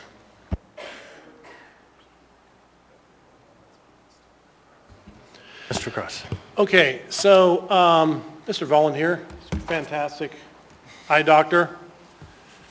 If he had to pay his landlord every month and he got 50% of his profits, would you consider that a lease? No, that's an operations agreement. That's what we have here. It's a big difference.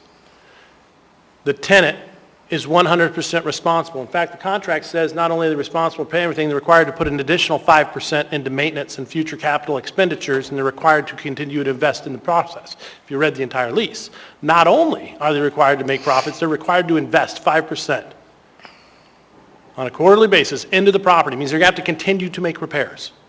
We benefit 100%. If they can't perform and they can't make money, then they got to be reasonable, that they got to quit bleeding, and we get back an improved product. We get to keep all the capital improvements. That's an awesome deal for us. This just goes to show how well we are at screwing up really good things. Okay? I guarantee you, if you got the public out here, they wouldn't be out here going, we don't want hockey in our town. We don't want hockey. We didn't get a chance to say we want hockey or this to be a thriving. My fear is that the only reason we don't want this, or there's a holdup, God forbid we want an easy terminate for clause because we want to turn it back into a shelter. Point of order. I'm done.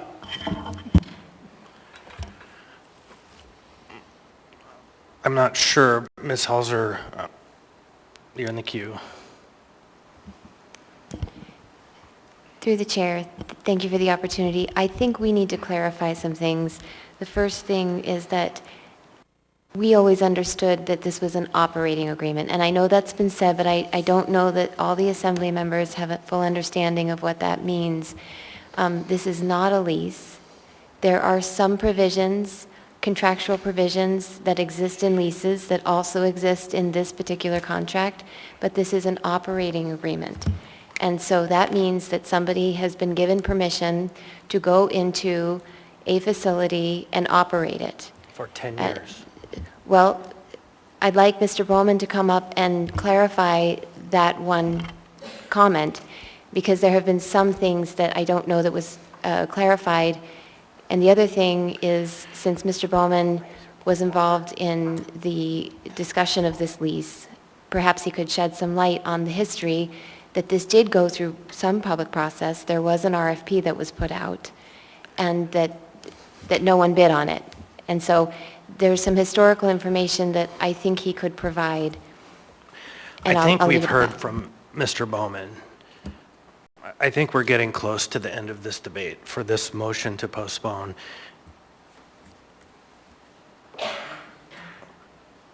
Mr. Martinez. Thank you, Chair.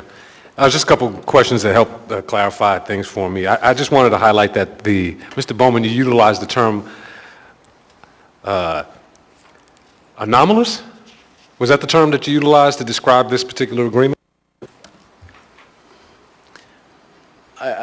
Through the chair to Assemblyperson Martinez, I might have used the term anomalous. The way I would characterize operating agreements is that they are a non-standard type of agreement the municipality enters into. It's not clearly a contract. It's definitely not a lease. Somewhere in the middle, has some terms that you might see in a lease, has lots of terms that you do see in a contract, and we have operating agreements throughout the municipality that look more like one or the other depending on the situation. Yeah, I would tighten that answer up.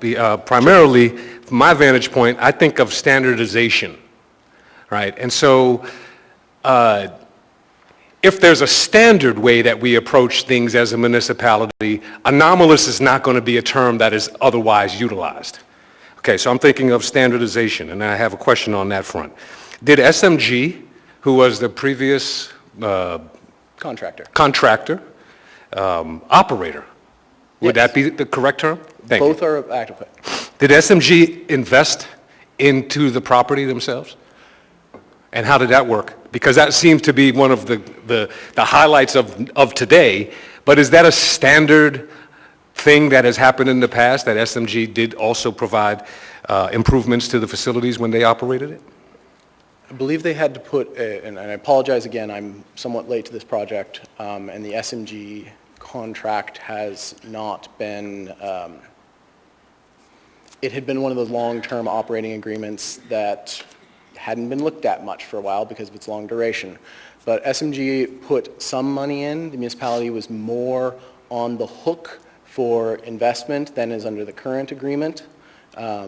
We negotiated that we were putting less money into the operations and maintenance than SMG put forward. Was that part of the negotiation also leading toward the extension of the difference between the termination clause that has been described with respect to SMG? I think the Chair Constant described it as 60 days in the previous SMG contract. Under the previous SMG contract, if they had an operating deficit and we terminated, we would owe SMG money. Under the current contract, it's less of a burden under the current proposed agreement. And that arrangement was put together by purchasing in the RFPs that went out where we were looking for operators. 2 RFPs went out, no bidders. It was the basis of the beginning of the negotiations with O'Malley. So I'm just trying to get to understanding whether or not I'm voting on this postponement. So basically, there were unique conditions applied to this particular contract that were not standard. Standard for operating agreements, but operating agreements are non-standard contracts. I believe there is an effort, an AO that is currently waiting on the table to help standardize operating agreements as they're treated under the code. It's a type of relationship between the parties that doesn't arise very often. Usually we're buying a service or allowing someone to lease a facility. Operating agreements are not a lease, but we're also not just buying a service.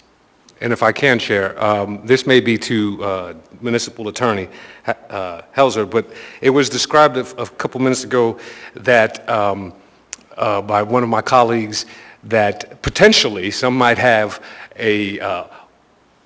ulterior motives around preserving the right to utilize the building for other purposes, and I think it was described the other purposes could have been shelter. I think that was where it was. So I wanted to just get a sense of what is the municipality's power to declare an emergency and utilize the facilities anyway?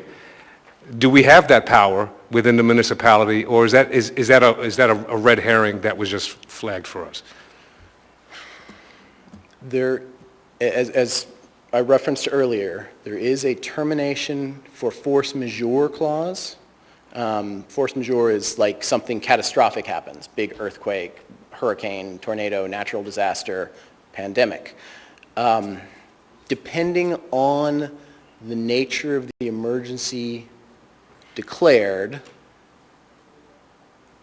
and the potential use for which the municipality would be terminating the contract, I could envision scenarios where we would be able to terminate the contract if we say, hey, we absolutely have to use this due to this, biological disaster that potentially could come up, but it would require...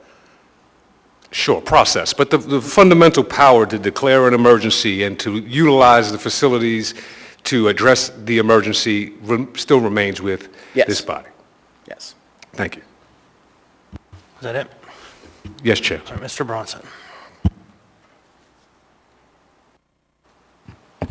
Sometimes when things get real convoluted, we kind of need to have a little bit of a summary here. So just in a couple of disparate parts here. One, this is an operating agreement, as Ben has confirmed. Under legal counsel, when we went through this process and the RFP fails and we were looking for another option, it was O'Malley. This was completely vetted by the Department of Law, and it moved forward with their full approval. So we did this. There was nothing surreptitious about this. There was nothing hidden. We did it with lawyers, and we got multiple confirmations on this process from the lawyers. So the notion that we're doing something untoward is simply wrong. The other issue, or another issue, is this, is that, and I think Randy said it right, you build a house, or maybe it was Kevin, you build a house, you're living in it, you move in, and someone comes in and scrubs the whole deal on you, and you got to move out.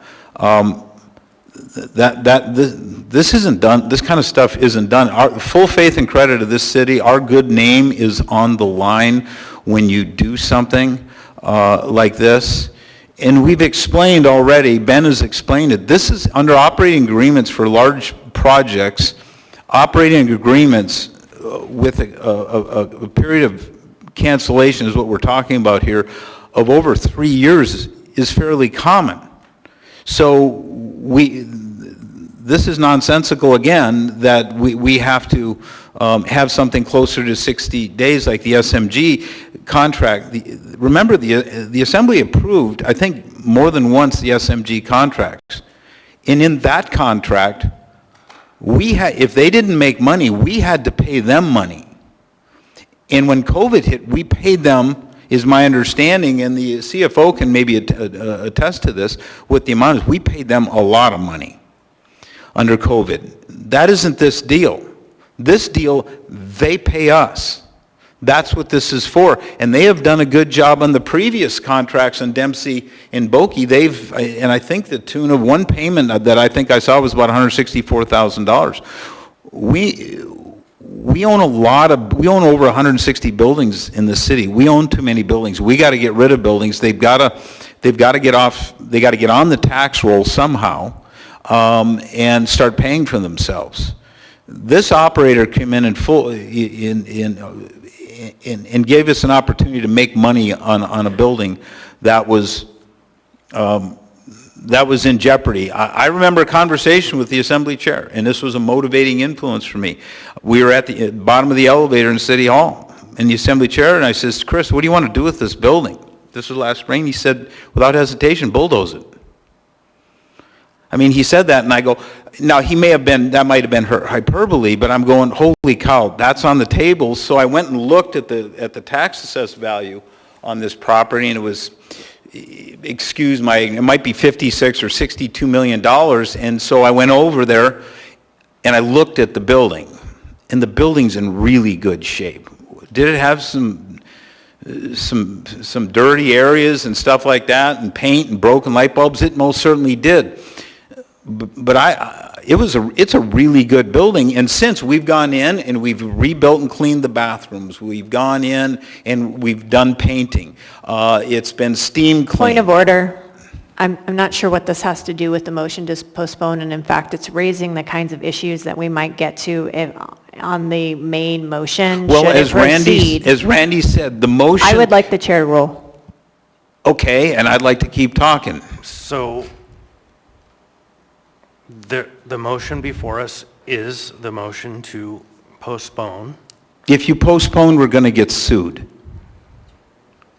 And I'm not going to be a part of that without, I'm just telling you what the real world looks like out here. This operator's got a lot of money into this. Why wouldn't he sue? We are breaking a contract. That's what we're doing by changing the terms of the contract. If you want to do it, if you want to postpone, that's up to you. You'll deal with the consequences. But I've given my best effort on we did this legally. We did this above board. We had legal review of this, complete legal review.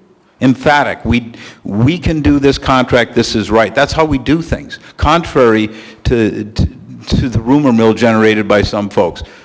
We do things by the law, and this was done right. This is a good deal. 3 years is not a problem. So thank you. Ms. Brawley.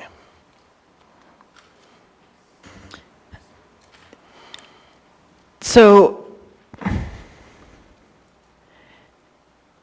It's frustrating to sit here and hear this amount of discussion about a 2-week postponement to deal with one contract term. And I hear the frustration in the room, probably folks who dealt with this before, and I know that there's a lot of public pressure to return this building to productive use. And I think we should also recognize there's a lot of baggage associated with this building, all of which is being drug up and has nothing to do with this contract. So again, I'm hoping we can set aside the history of the building, the condition of the building, what it used to be used for. I want to be clear that, at least from my perspective, I don't have any intention to suggest that we should make this into a shelter in the future, because it is too expensive and it is not a safe place to operate a place for people to sleep at night. So I want that to be clear, because I don't want to see something the next morning that says that the assembly or members of the assembly are pushing for it to be returned to a shelter, because that would be a lie. But what I would hope is that we can have a rational discussion. Maybe this agreement is great, but it seems like we could have done better in the negotiation, and it seems like it should have been more balanced between the interests of the operator and the interests of the city. However, it is an agreement that has already been made. So I'm still struggling on how I would want to vote on this, but I am extremely frustrated with the level of rhetoric and the pressure and threats of a lawsuit that are even coming from the other branch of government on the assembly as we attempt to do our job and do the due diligence on this contract. And as one of the new members who remembers the baggage but wasn't sitting in this room at the time, I'm frustrated to see that it continually comes back into the discussion when really what we need to do is move ahead and not continue to, again, put pressure on each other to do our jobs. Thank you. Mr. Gates.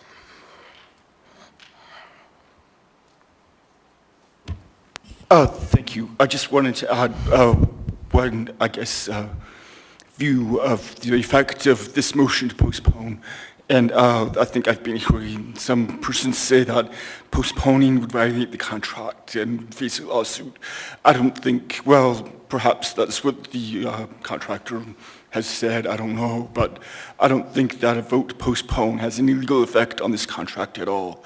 I think this vote, this ordinance is, like Mr. Volland had said, ratify or nullify. We're just postponing that action. And like Ms. Brawley recently said, it's already executed, it's in place, it's there. Nothing changes by postponement for 2 weeks legally for the contract, just on its face, in my opinion. I don't know if there's a threat over a 2-week postponement. That seems to me just a little speculative. And I just wanted to point that out in relation to this motion. Mr. Martinez. Thank you, Chair. Just to follow up on that question that Attorney Gates just highlighted, has there been a direct threat? This is to the administration, this is to municipal attorney. Has there been a direct threat of a lawsuit? It seems like that's kind of, people are throwing that term around, but has there been a direct threat, in fact? Through the chair, to address Mr. Martinez's question, no, there has not. And while I do think it may create a chilling effect for the next 2 weeks, a significant one perhaps, and I can't speak for the operator, but I agree, there has been no threat for now, and maybe that's a question for the operator.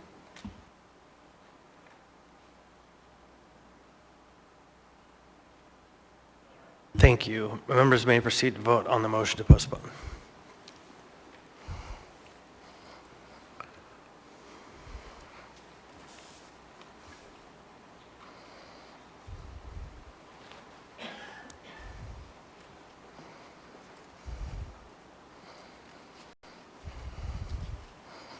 On a vote of 5 to 6, the motion to postpone has failed. We now have the main motion before us. No, we don't have a motion before us.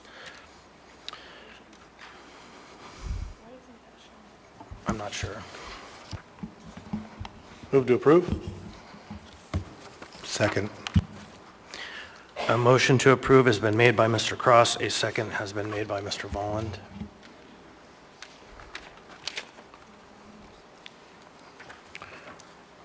I think most of the reasons why I support it have been clearly stated. We don't need to go through another 45 minutes of debate. I would say that Midtown deserves to have the Sullivan Arena restored to an active, vibrant part of our community. Fairview and the whole area has suffered long and anguished long enough. Although I am not the arbiter of all things real estate, when I read this, it looked like a really, really good deal for us. And I think that the leasee has taken some pretty significant risks that I don't think that we should, and as an assembly, I don't think it's in our purview and it's in our benefit right now to micromanage it at this point. I would encourage passing it so that we can see Sullivan Arena become a bastion of youthful exuberance, fun, and hockey for our Midtown, who just so desperately needs it. Thank you. Mr. Constant. Thank you. Boy, there was so much said in that last debate. I want to speak about this house that members talked about, how it's like we built a house and then someone else comes in and tries to tell you how to operate it. A thief walked into your house. A thief walked into your house, a squatter, and he moved in. And he said, "This is my house, and I get to do with it what I want." And his attorneys are saying, you have to do what the squatter says. That's what this contract is. The squatter is in the house. The mayor has assumed the power of the assembly, and the assembly may grant him this authority to take our power. So it's not that we built a house and then someone came to tell us. We didn't sign this contract. In fact, this contract needed to come to us before it was approved, but it didn't. The squatter is in the house. I'm working hard to evict the squatter. So I have a question for council. So if the assembly votes down this deal today, fails to approve, is it possible, do you believe it's possible then, that the administration can renegotiate a new contract with the same offerer with the terms that are reasonable in it and bring it back before the assembly for approval?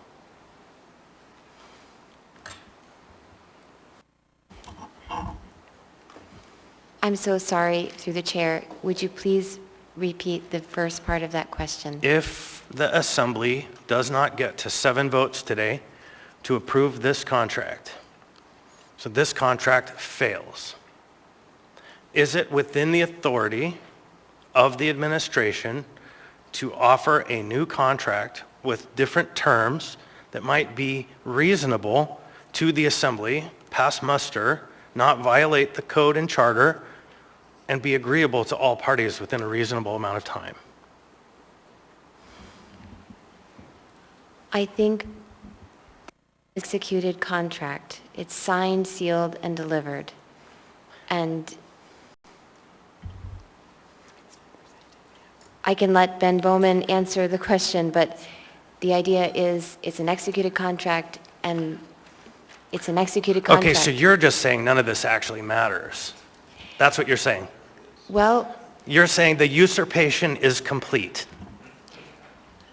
That's right?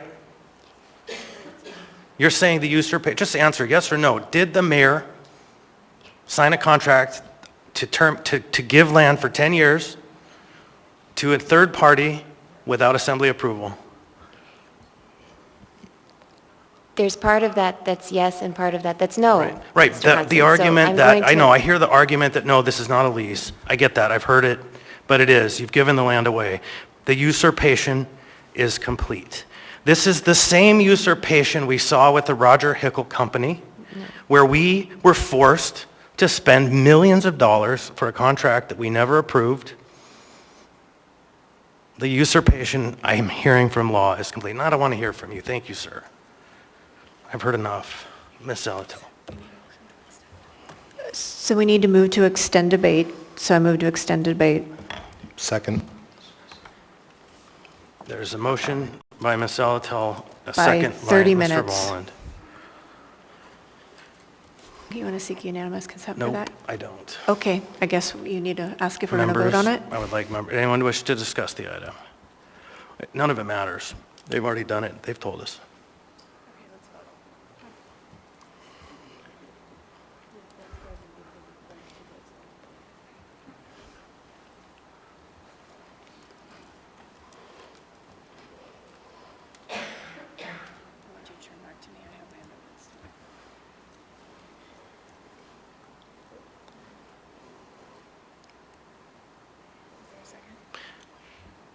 I had Ms. Zalatel moved and Mr. Volland, I think, seconded.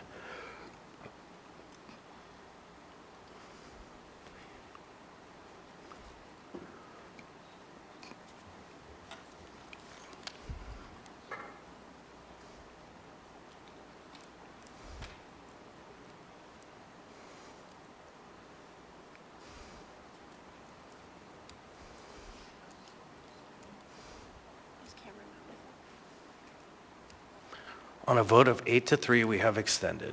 Ms. Zalatel. Thank you. I have two floor amendments I would like to move. So I'd like to move amendment number 1. This amendment... Second.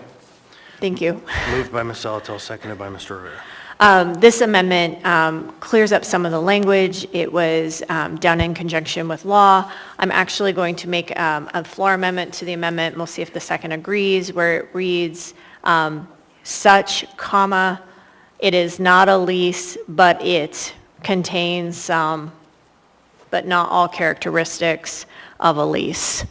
If the second will agree, that just explicitly says it is not a lease, but it contains some characteristics. I'm seeing a head nod that the second agrees. So this is done just to say it's not a lease. I think it's definitely an odd duck that looks a lot like a lease, could look like a lot like, yeah, if it looks like a lease, it walks like a lease, it's probably a lease. Everyone refers to it as a lease. However, this is fine. It's fine with me. I think it just, it's still important about why we're bringing the ordinance, because it's important that we do our job, which is to approve this, even though what we've heard is that the contract is executed. So this is just some clarification, still lets us effectuate our work.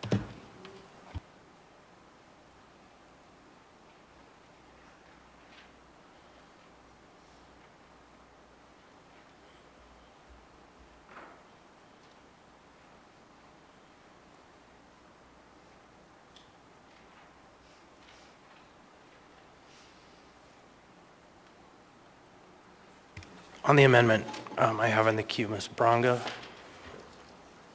On the amendment, Mr. Myers, Mr. Salt, Mr. Volland, on the amendment. Yes, thank you, Mr. Chair. Can I just get maybe the municipal attorney and assembly council to weigh in on this amendment?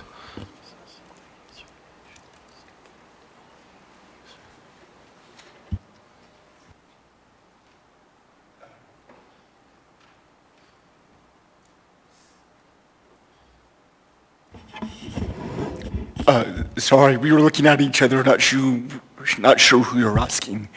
And I'm not sure what kind of clarification you're looking for in terms of what it says on its face. I mean, it seems like plain language, actually, in Ms. Zalatel, move this. Burn, Dean. What Sorry. What I would like to know is that I wasn't paying attention. Please repeat that. this is going to be kosher with the contract. It's not going to mess up anything. This language is okay. Yes, I think it's good. Okay, I just want to confirm. And Ann, if you'd like to answer as well. Yes, through the chair, the objective here was just to clear up that because there was no transfer of real property or any interest in real property, that it is not a lease, although because of the operating agreement and its hybrid qualities, if you want to call it that, there were some provisions that are typical in many kinds of contracts, including leases. And so just to clear that up, it was not a lease and is not a lease. Okay, thank you. I guess I'm just confused because I'm hearing chatter to my right. And Meg, Member Zolotel, are you sponsoring this amendment or is this at the request of who? So this was made at the request of the administration, and it's fine. Okay, thank you. I give up. Okay, thanks.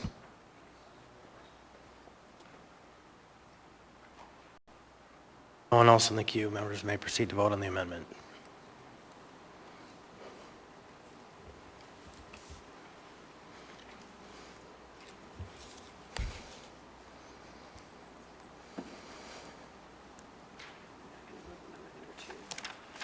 We have the main motion before us. Mr. Myers. I just want to use this time to call the question. I think we all know where we're at, so. It's an 8-vote majority. It's not. Is there a second? I'll second it. The question is now before us. Shall we call the question? It's an 8-vote majority. Oh.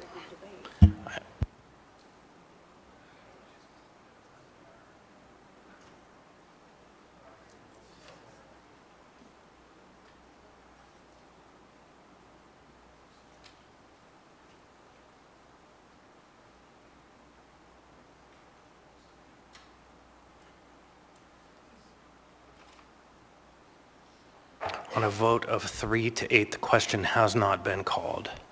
We'll go back to the queue. Mr. Volland. I think, Ms. Braga, you were in the queue. I'm not sure where you went. I actually took myself out. Okay, Ms. Zolotel. Thank you. Now that we're on the main motion, I kept hearing from the mayor, we have done a lot of improvements. We have cleaned it up, and I need some clarification on who the we is, because I'm trying to get the sequence of events here. We had an initial contract in July, and then it went back for some amendment in October, and I think this work happened in that intervening time period, and I keep hearing we, and I just need to know who we are. Through the chair, Assembly members, I'll have Rochelle answer that, purchasing director. Thank you.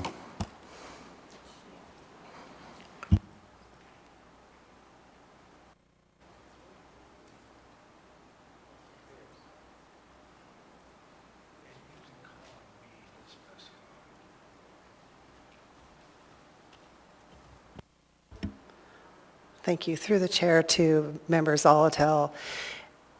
The CFO just confirmed for me that there's $500,000 in earthquake repairs that have gone into making the earthquake repairs.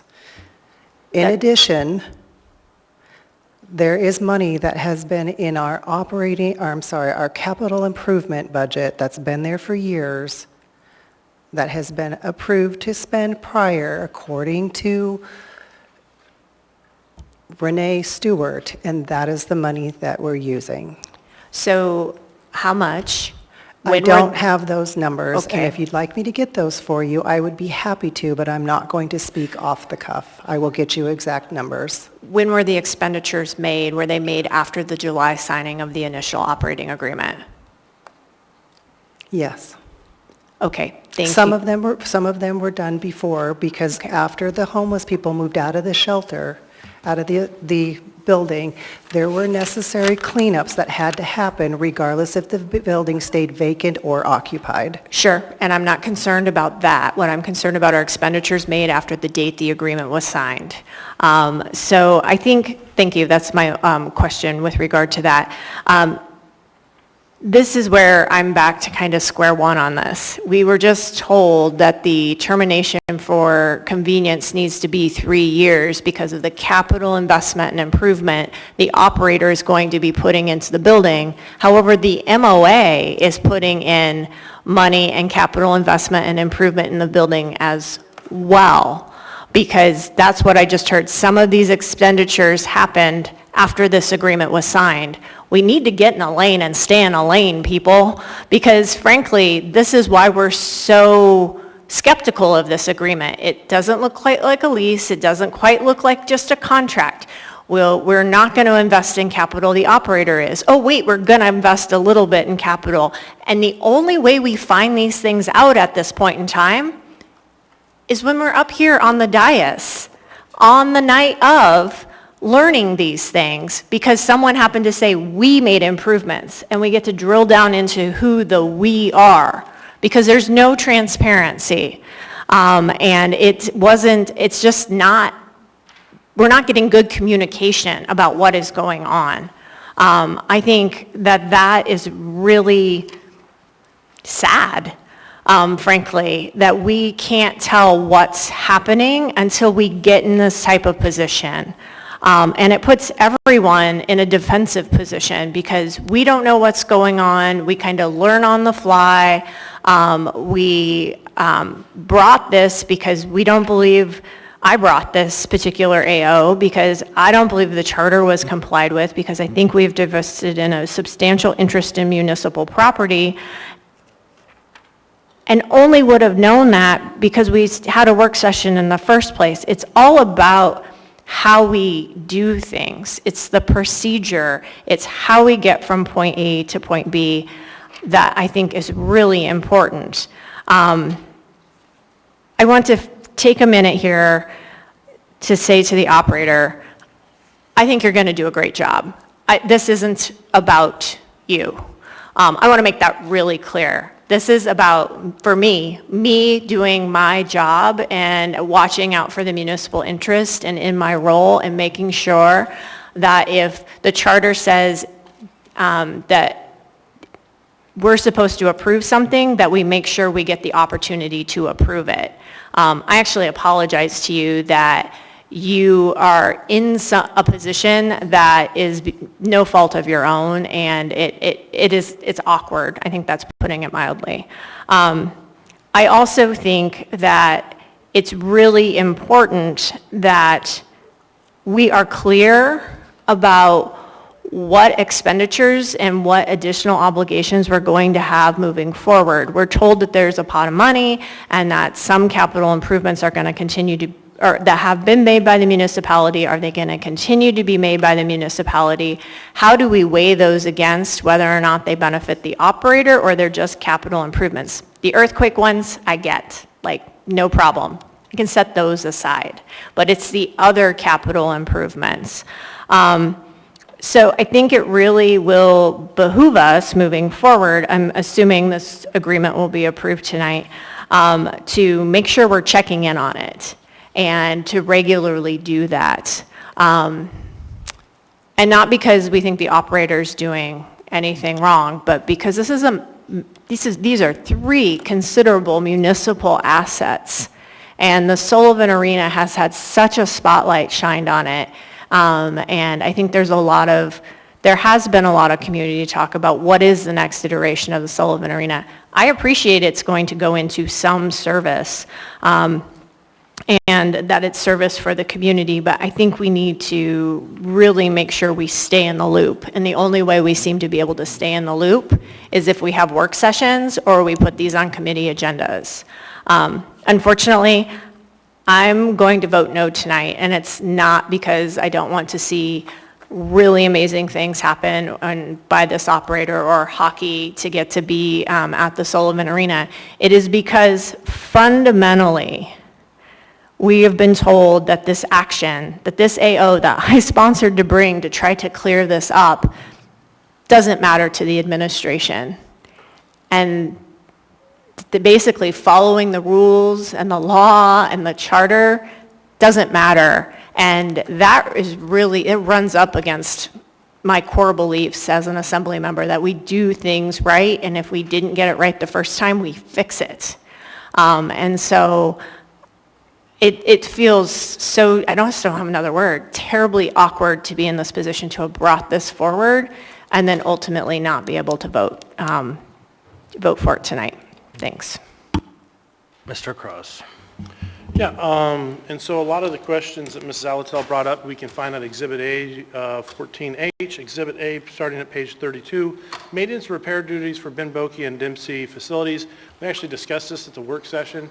This is a breakdown list. It's several pages that talk about what are the capital expenditures that are required by the municipality, and then what are those items that are actually required by the leasee. And so you can see here parking, snow removal, scoreboard, R&M, seating, bleacher repairs, telecom equipment, installation repairs, incidental cleaning, trash hauling, removal, repair of some floors and walls, monitor, air log, ventilation systems. These are all things that are contractor required. If you look at what is the MOA required that went into this, and so, I mean, a lot of you're saying that you had a lot of questions that weren't answered. I guess I found that surprising because I found them right here in the lease and I remember them in the work session. So those things are lined out here if you have questions about those capital expenditures and what kind of things they might have been investing money in. So, so maybe that helps clarify some of your questions. Thank you. Mr. Bronson. Yeah, and I just, I guess on a clarification or conciliatory tone here, I'll say I apologize for not notifying you. We could have avoided all this, but we went through an RFP process. We didn't get any bidders. I assume the action that was taken by purchasing was what's the next best option? Well, it's an operating agreement. Quite frankly, I didn't think of notifying you on this. We operate this, we run the city. We don't come to you every time we want to make a change. And I'll be blunt with you. We can't run the city by committee. There's only one mayor. There's not 13. And we've got work session after work session after work session. If I would have brought that forward in June or July, how long would it have taken? Because this is the number I got in June was the operating cost just to keep this building open with lights and heat on. It's $347,000 a year. That was the number I got. I don't know if it's still the current number, and we had to get money coming in to pay for that. And I didn't want the thing bulldozed. I wanted the building stood up because I walked it a lot. It's a good building. And so I'm sorry I didn't notify you. I should have, yes, as a matter of courtesy, but we were not compelled to. If we were compelled to, we would have done that. So I just want to get that on the record. Thank you. Mr. Rivera. Thank you, Mr. Chair. Yeah, this has been a very interesting debate. Frankly, this entire episode just amazes me, truly does. Today takes me back a bit to a time when lawlessness, ignoring the code, ignoring the charter, were just everyday expectations. I thought that we had moved on from that pattern, but I guess not.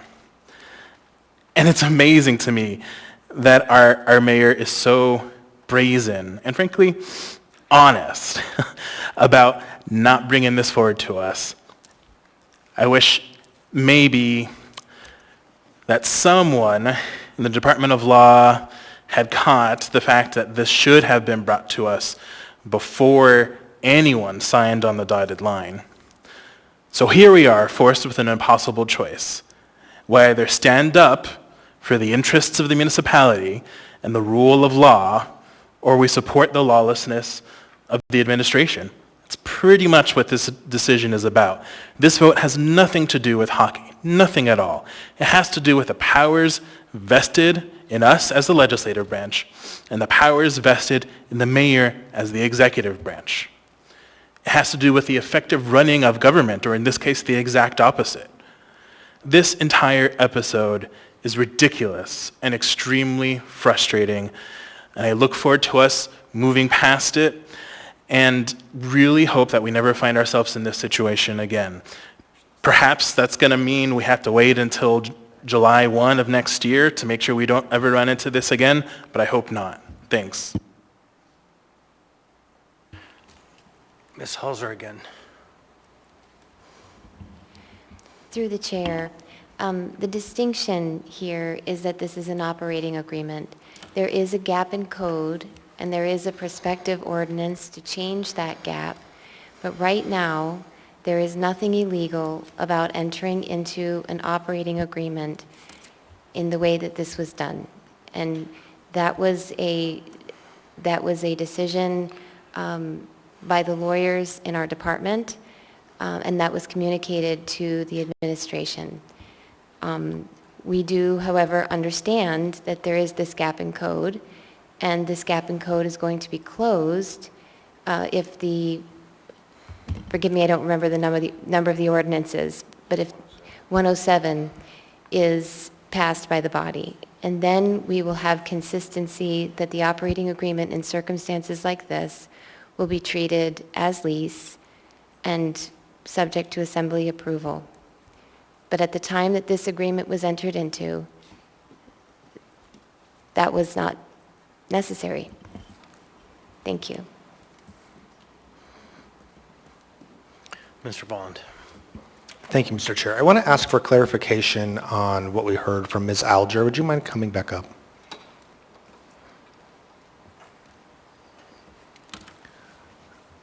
My question is, so on the recent repairs that have been done, post, maybe post using the Sullivan as shelter,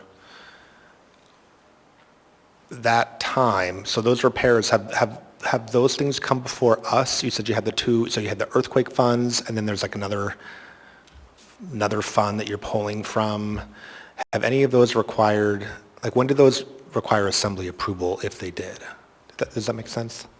It does. Through the chair to Assemblyman Volland, I'm going to try and ask the CFO to help me out because some of this stuff is not abundantly clear. So to clarify, after speaking with him, there's earthquake repair money that went into repairing the Sullivan, both before the agreement and after, and there are operating and capital funds that have been pre-approved for spending on the facility, and so that's what's being used. It's capital and operational funds that have been approved by the Assembly to spend on approving those, and those approvals, my understanding, have been in years prior.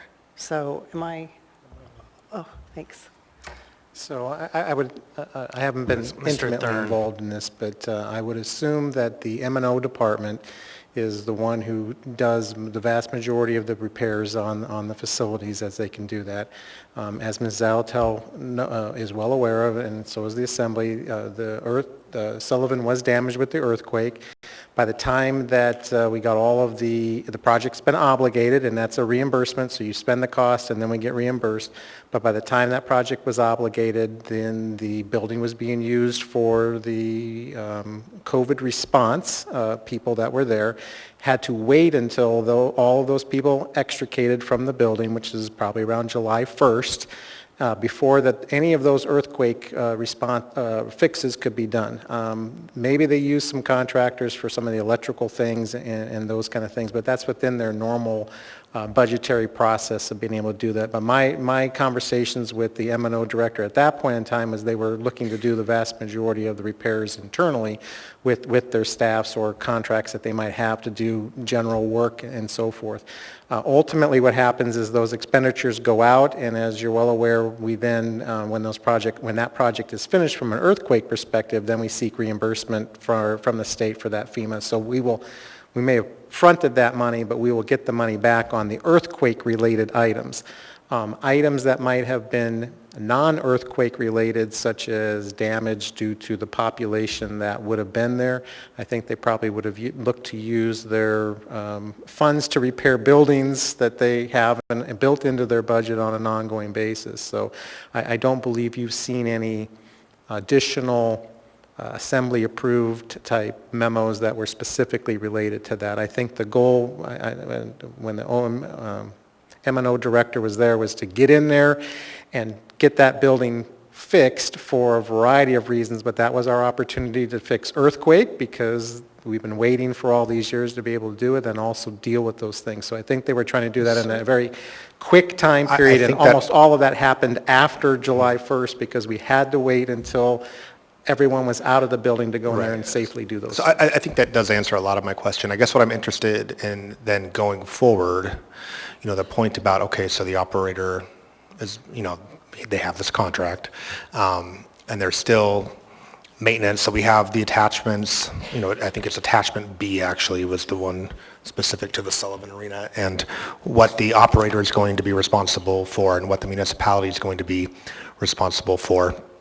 And so if there's still like this pool of money out there where M&O can kind of, I guess what I'm trying to get at is like going forward, now that there's an operator and they have certain responsibilities, are there going to be like discrete projects that come before the assembly? Like how do we know that there's not crossover? If they see code or dollar amounts that are there that have to be put out to bid and so forth, those would all have to go in front of the assembly to get that work done. If they're using municipal labor to perform those functions, then that's just a part of their normal operating expenses that they're using. So it really matters what staff is using. I mean, electricians, plumbers, heat and vent, all of those kind of things. If they have the ability and the staffing to do those things with municipal staff, then they'll just assign people to go over there and do that. If they need a contractor to do it, then, and it meets the thresholds of the purchasing guidelines, you could see contracts in the future that says, here's a $50,000 contract to do XYZ for that at the Sullivan Arena. If they don't have the expertise and so forth, and then you would have to approve that contract for that vendor to come in and do that work. And there would have to be a funding source that would be associated with that particular contract. For the contractor. So I guess, how do we know the municipal staff with the money that was already approved is not doing the work that the contractor is supposed to do? That's my question. Okay, I would like to ask that question slightly differently. Thanks, I have myself in the queue. What I would like to see, going back to the very first date of the very first signed contract with this operator, is a detailed list of expenses, not just the expense, but what it was doing, what it was repairing, what items specifically each line item was covering.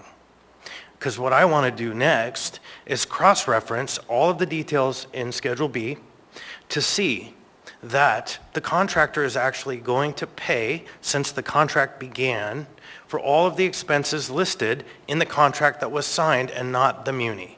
Chairs, signs, all of the things that are in that schedule, because it was just asserted plainly that those weren't municipal expenses, those were in fact the contractor's expenses.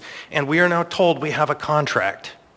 And so I want a detailed, fine detailed list of all expenditures going into the Sullivan Arena repair since the day the first contract was signed with this operator. And I'm sure you can provide, not purchasing, I'm sure this is an accounting issue. Please let him know that we would be happy to provide that for him.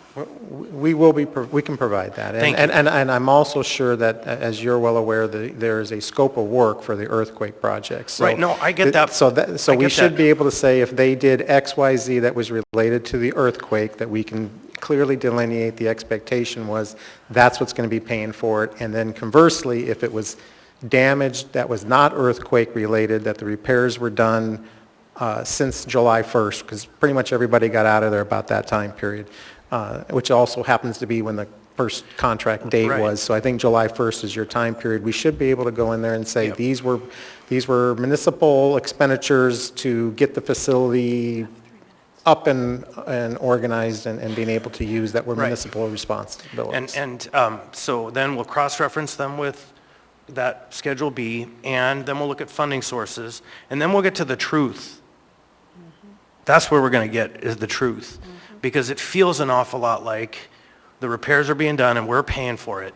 And as much as possible, and who knows how, I actually sent an email today through finance staff to ask this very question, and didn't get a response. I'm sure it's a complex question. So I look forward to your detailed And I do know the earthquake project was about $500,000. So it was, and I don't, you'd mentioned photos earlier. I don't know what you were looking at, but I do know that the intent was is that We need to make the building safe from an earthquake perspective before we have anybody use it again, and this was the opportunity to be able to do that. Right, no, I understand that. I just want to get to the facts, because we've been told the contractor's paying for it, but we also been told we're paying for it.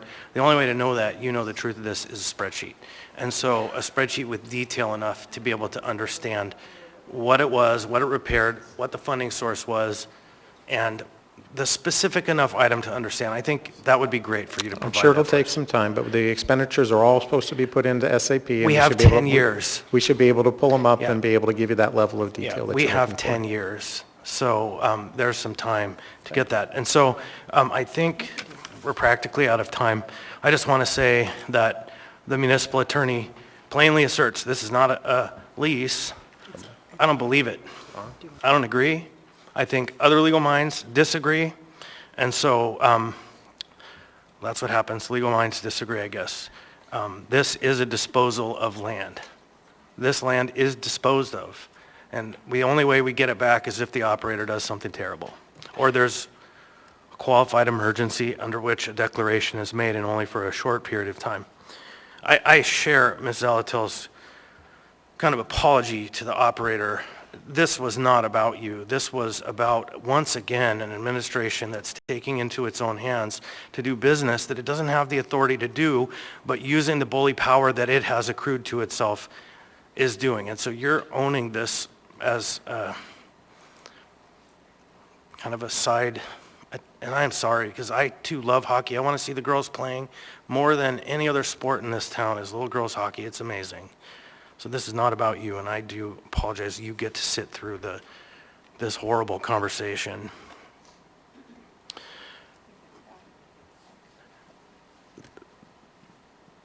That squatter metaphor is the only thing that's true, and the squatter wasn't the contractor. The squatter was the administration, sitting in a place that it didn't have power to sit, and telling us now we don't have anything we can do about it. Code doesn't matter. Charter doesn't matter. This, my friends, is the cost of incompetence. I think we're out of time. Mr. Chair. It's time to vote.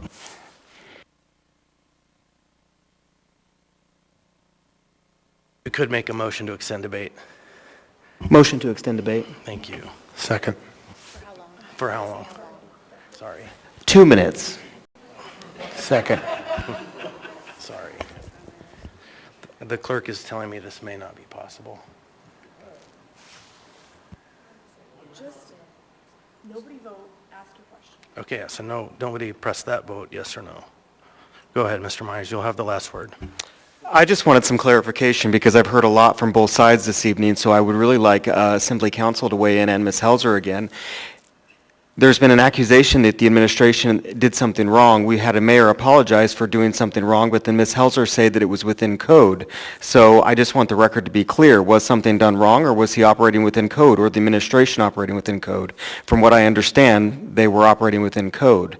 And I think to get everybody who's maybe not as familiar with code and new on the body, clarification, I think that would be helpful.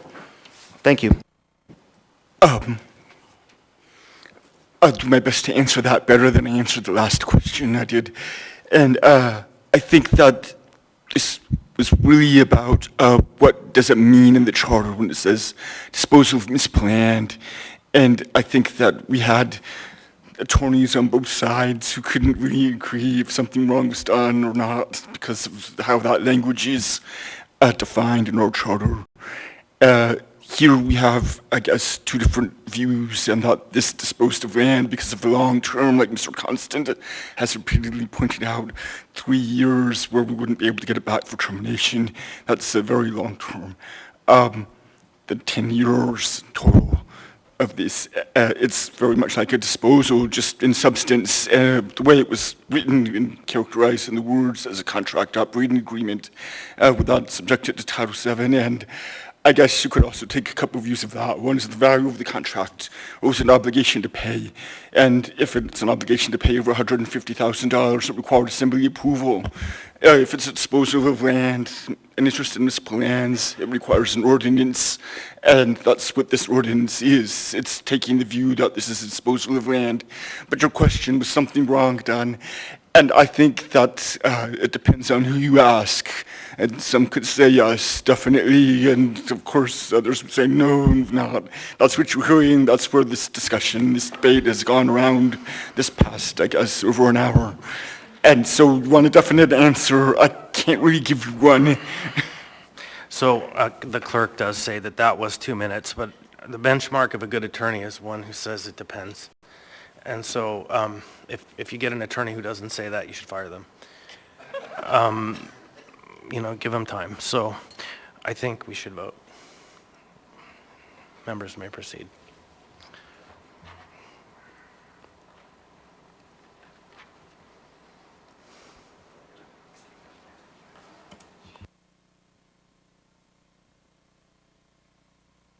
On a vote of 8-3, 2023-116 as amended has passed the body.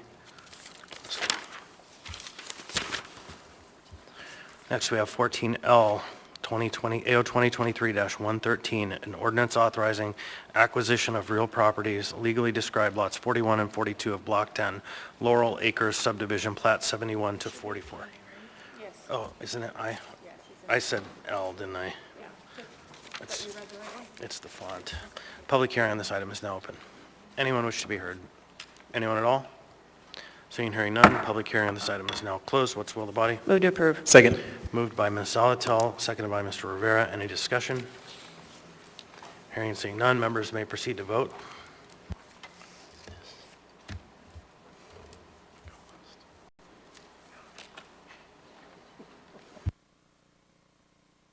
On a vote of 11-0, AO 2023-113 has passed the body. Next, we have item 14J, AO 2023-115, an ordinance of the Anchorage Municipal Assembly amending Anchorage Municipal Code, Chapter 12.65, alcohol beverage retail sales tax. Waive reading. Thank you. The public hearing on this item is now open. Anyone wish to be heard? Anyone at all? Seeing, hearing none, public hearing on this item is now closed. Mr. Chair, before we proceed to a motion, I'd like to just make a quick disclosure. As Executive Director of the Anchorage Coalition on Homelessness, we are a nonprofit organization that receives grants under the alcohol tax. This has nothing to do with that, and we are not a nonprofit organization who would seek to be able to provide alcohol under this code. So right. I don't believe there's a conflict, but... And I believe the functional reality is that if this passed, you would be similarly situated to every other nonprofit. Correct. And so it's not a benefit accruing directly to your organization. So I rule Great. that there is no substantial personal or financial interest. Is there any objection to that? Hearing and seeing none, you may participate. What's the will of the body? Move to approve. Second. Moved by Ms. Brawley, seconded by Mr. Rivera. Ms. Brawley? Yeah, thank you, and I'll keep it brief. This item has two functions in it, or two pieces. First, it makes some conforming changes to our local code, again, to implement changes to state alcohol laws, as was discussed with the prior item.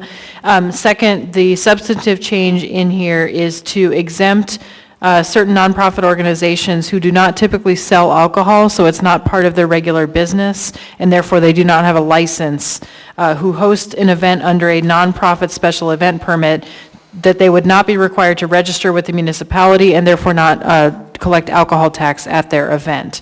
So I want to clarify a couple things. This is not giving all nonprofits categorical exemption from the alcohol tax. This is because there are some nonprofits that do operate licenses and therefore are registered with the city already. This has to do with the cost benefit of chasing after, or potentially having to chase after, one-off events for organizations that do not have licenses and therefore may not even be aware that they were supposed to register. This is something that, as stated in the memo, other municipalities around Alaska that have alcohol tax, or alcohol sales tax have already exempted. And then I also want to clarify something, just because this is a common misconception. People talk about businesses paying sales tax. Certainly there is a nominal cost to administering a sales tax, but it is always the customer that pays the sales tax. That is true for a bed tax, for our alcohol tax, for a general sales tax. So I just want to be really clear that, again, we're not exempting the nonprofit from paying sales tax. That's not the right framing. It is that they are not collecting sales tax at nonprofit events that are under this specific permit. Thanks. Anyone else? Hearing and seeing none, members may proceed to vote.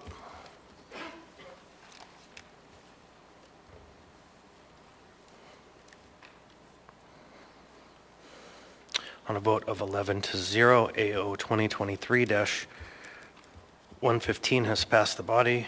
Next, we have item 14K, AO 2023-117, an ordinance of the Anchorage Municipal Assembly, amending Chapter 1080 of the Anchorage Municipal Code for retail marijuana stores to allow acceptance of internet and telephone orders for sales to be picked up at the licensed premises only with identification check. Waive reading. Thank you. The public hearing on this item is now open.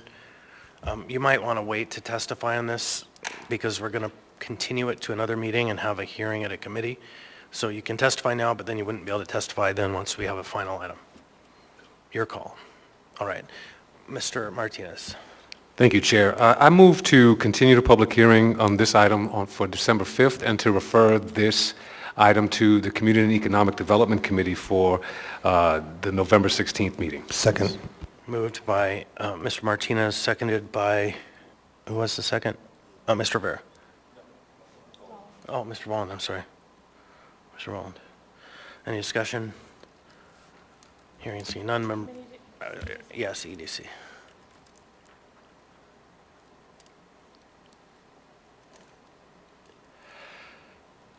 Members may proceed to vote.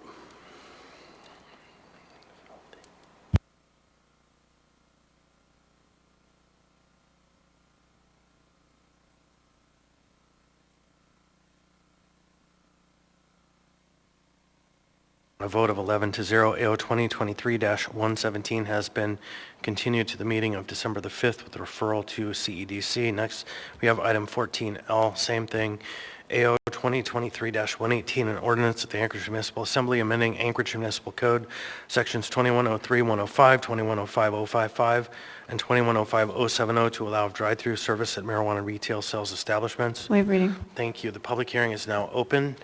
Mr. Martinez? Thank you, Chair. I move to continue the public hearing of this item on December 5th and to refer this item to the Community and Economic Development Committee for the November 16th meeting. Okay, so there was a motion by Mr. Martinez, seconded by Mr. Volland to continue the public hearing to the meeting of December 5th with a referral to the CEDC committee. Any discussion? It was Mr. Volland, Martinez Volland. Hearing and seeing none, members may proceed to vote on the motion to continue.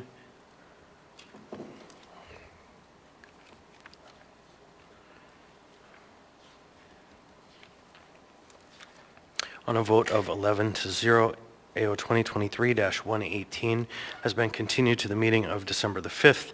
Next, we have item 14M, AO 2023-114, an ordinance providing for the submission of the qualified voters of the municipality of Anchorage, Alaska, the question of the issuance of not to exceed $12,500,000 of general obligation bonds of the municipality of Anchorage to pay the costs of an area-wide public restroom project. Waive reading. Thank you. The public hearing on this item is now open. Ms. Zalatel. Move to continue the public hearing to the meeting of December 5th. There's a motion to continue this item by Ms. Zalatel, seconded by Mr. Rivera. Ms. Zalatel. Thank you. The intention to continue the public hearing is so that we can do a little bit more refinement on some of the costs associated, as well as hopefully have the public hearing at a time other than 10 minutes to 11 p.m. at night. Thank you. Yeah, thanks. There are a couple of items missing that need to be in there for a final version. Ms. Brawley? Yeah, thank you. I just wanted to note that I saw a member of the public walking up, and I wasn't sure if it was their intent to still comment tonight or not. Yeah, so same story. It's going to be back before us. It needs a little change. If you want to talk about the final version, you would wait. So, did we vote? No. Okay, so members may proceed to vote.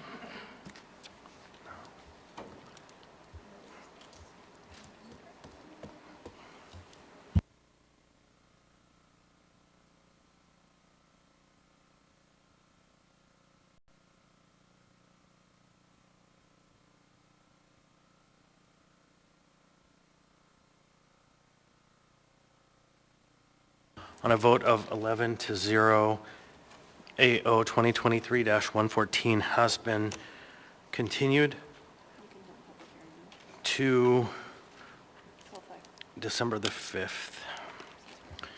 All right, thank you. So the last item on the agenda, I believe, is item 15A, AR 2023. This is a quasi-judicial item. AR 2023-365, a resolution of the Anchorage Municipal Assembly approving an alcohol special land use permit for recreational site use and license number 6164 for Michael McCormick, DBA Frosted Axe Throwing. Waive reading. Public hearing on this item is now open. So this one's probably going to come back, but not going to change. So, okay. So anyone else? Anyone want to be heard? Hearing and seeing none. Public hearing on this item is now closed. Ms. Salatil. Move to postpone to the meeting of November 21st. Second. Moved by Ms. Zalatil, seconded by Mr. Rivera. Ms. Zalatil.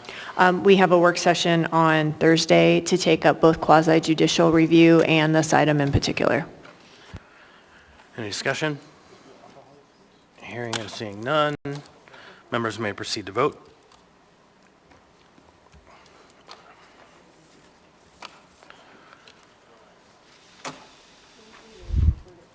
On a vote of 10 to 1, AR 2023-365 has been continued, or postponed, I should say, to the meeting of November 21st. That brings us to audience participation. Welcome. Please state your name, what part of town you're from. You'll have 3 minutes.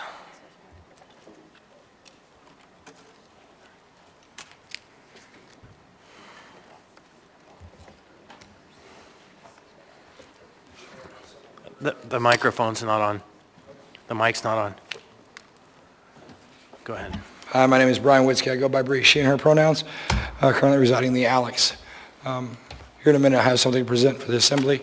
For the first half of this, I do want to say to the administration, you know, I'd appreciate our mayor to be back here to listen to all our citizens' comments. We do listen to theirs as much as we can stand. Again, I apologize about falling asleep during the meeting. It was a bit about back and forth. What leads me to this one point here I'm going to make very clear. It's kind of back to that old age-old argument.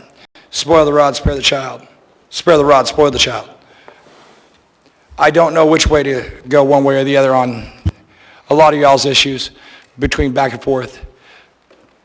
To the old school side of it, following the proper procedures is the way to go. That's what us people put down. It's what we voted on. So on one side of it, I totally agree with one half of the Assembly. On the other side, I agree with the newer age that we have to get things done. The red tape is that one dividing factor that kills us all in every avenue of government. The bottom line, though, is when it comes to importance of procedure, there's probably a good reason for it. So with that, I commend both sides in the argument back and forth, but we do need to look at the fundamentals. I mean, in reality, we could save the city a lot of problems, a lot of money. Let's just go ahead and take out every speed sign. Let's go ahead and take down every law. Let's go ahead and just make everything open to everything. Then it'd be absolute chaos. But it'd save us a lot of money and it'd save us a lot of arguments. So, you know, fundamentals could mean something. They could not mean something. So I give you guys props on back and forth. Moving on to what brings me here tonight for the other thing is, I am of the Alex Hotel at the current moment, and I have spoken a lot with the homeless issues. And at the Alex, I can tell you the movement there with Henny's participation this year round has been unbelievable. It has made a difference in my life. It has made a difference in many, many others. I took a moment this evening, and we made you guys a little thank you card. It's just a little thank you, and it's got a few signatures in it. And I present it to you guys out of appreciation for all the work that you guys have done to have a bed, to have a warm place, It's a step in the right direction, no matter how it came to be, no matter which side is responsible for it or not responsible for it. The bottom line is we have taken the first steps of making changes in many people's lives of this city that has given me a chance to exist. Mind you, my family member, closest one, is 3,300 miles away. Sometimes that's too close. But I am bonded by the citizens of this town that I have a place that I can exist, that I can live. And because of the work that you guys have all argued over and done, one way or the other, wrong, right, wrong, doesn't matter. I have a place that I'm able to enjoy. I can't tell you from the bottom of my heart and these other people that are trying to make a difference and getting work and moving forward how much we appreciate you. But this is a token of a step in the right direction from the homeless population that I am a part of, that I work with, that I listen to, that I talk with. So I present it to you guys here today. Like I said, just a little thank you.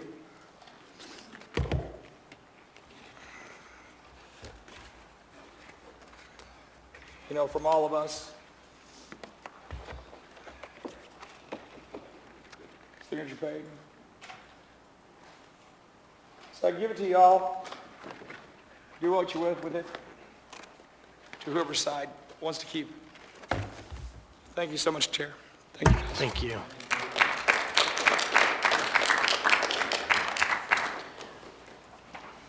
Welcome. Please state your name, what part of town you're from. You'll have 3 minutes. Hi there. My name is Michael McCormick, owner-operator of Frosted Axe Throwing. I was on the last, I believe, 15A. Yep. I'm asking, why was I passed to the November 21st? Sure. Yes, normally, we don't answer questions during audience participation. The time probably would have been to come up when that item was happening, but it happened pretty quick, and so we'll go ahead and answer the question. But just so you know, normally this is not a practice. Ms. Salatil. Thank you. So we set this aside for a work session, so we get the opportunity to review the special land use permit. And the reason for the work session is twofold. It is the first special land use permit we're taking up since we have new membership on the body, so some of it's just timing because they are quasi-judicial matters. Also, you are the first license that involves a recreational license of this type. So we want to have the opportunity to talk with our licensing specialists and the individual in the planning department. You are welcome to join us at the work session, and I am happy to give you that information after we're done here tonight. Thank you. Anyone else? Hearing and seeing none, we'll now move on to member comments. We'll start with Mr. Myers. No additional comments. Thank you. Mr. Martinez? It's like a jungle sometimes. It makes me wonder how I keep from going under. Thank you, Chair. Song in your heart. Mr. Rivera. Thank you, Mr. Chair. No comment. Ms. Braga. No comment. Mr. Johnson. No comments, thank you. Ms. Alatel. Mr. Cross. None, thank you. Mr. Volland. No comment, thank you. Ms. Brawley. Just stay safe on the road tonight and tomorrow. Mr. Salt. No comment. I would ask for a motion to adjourn. So moved. So moved. We are adjourned.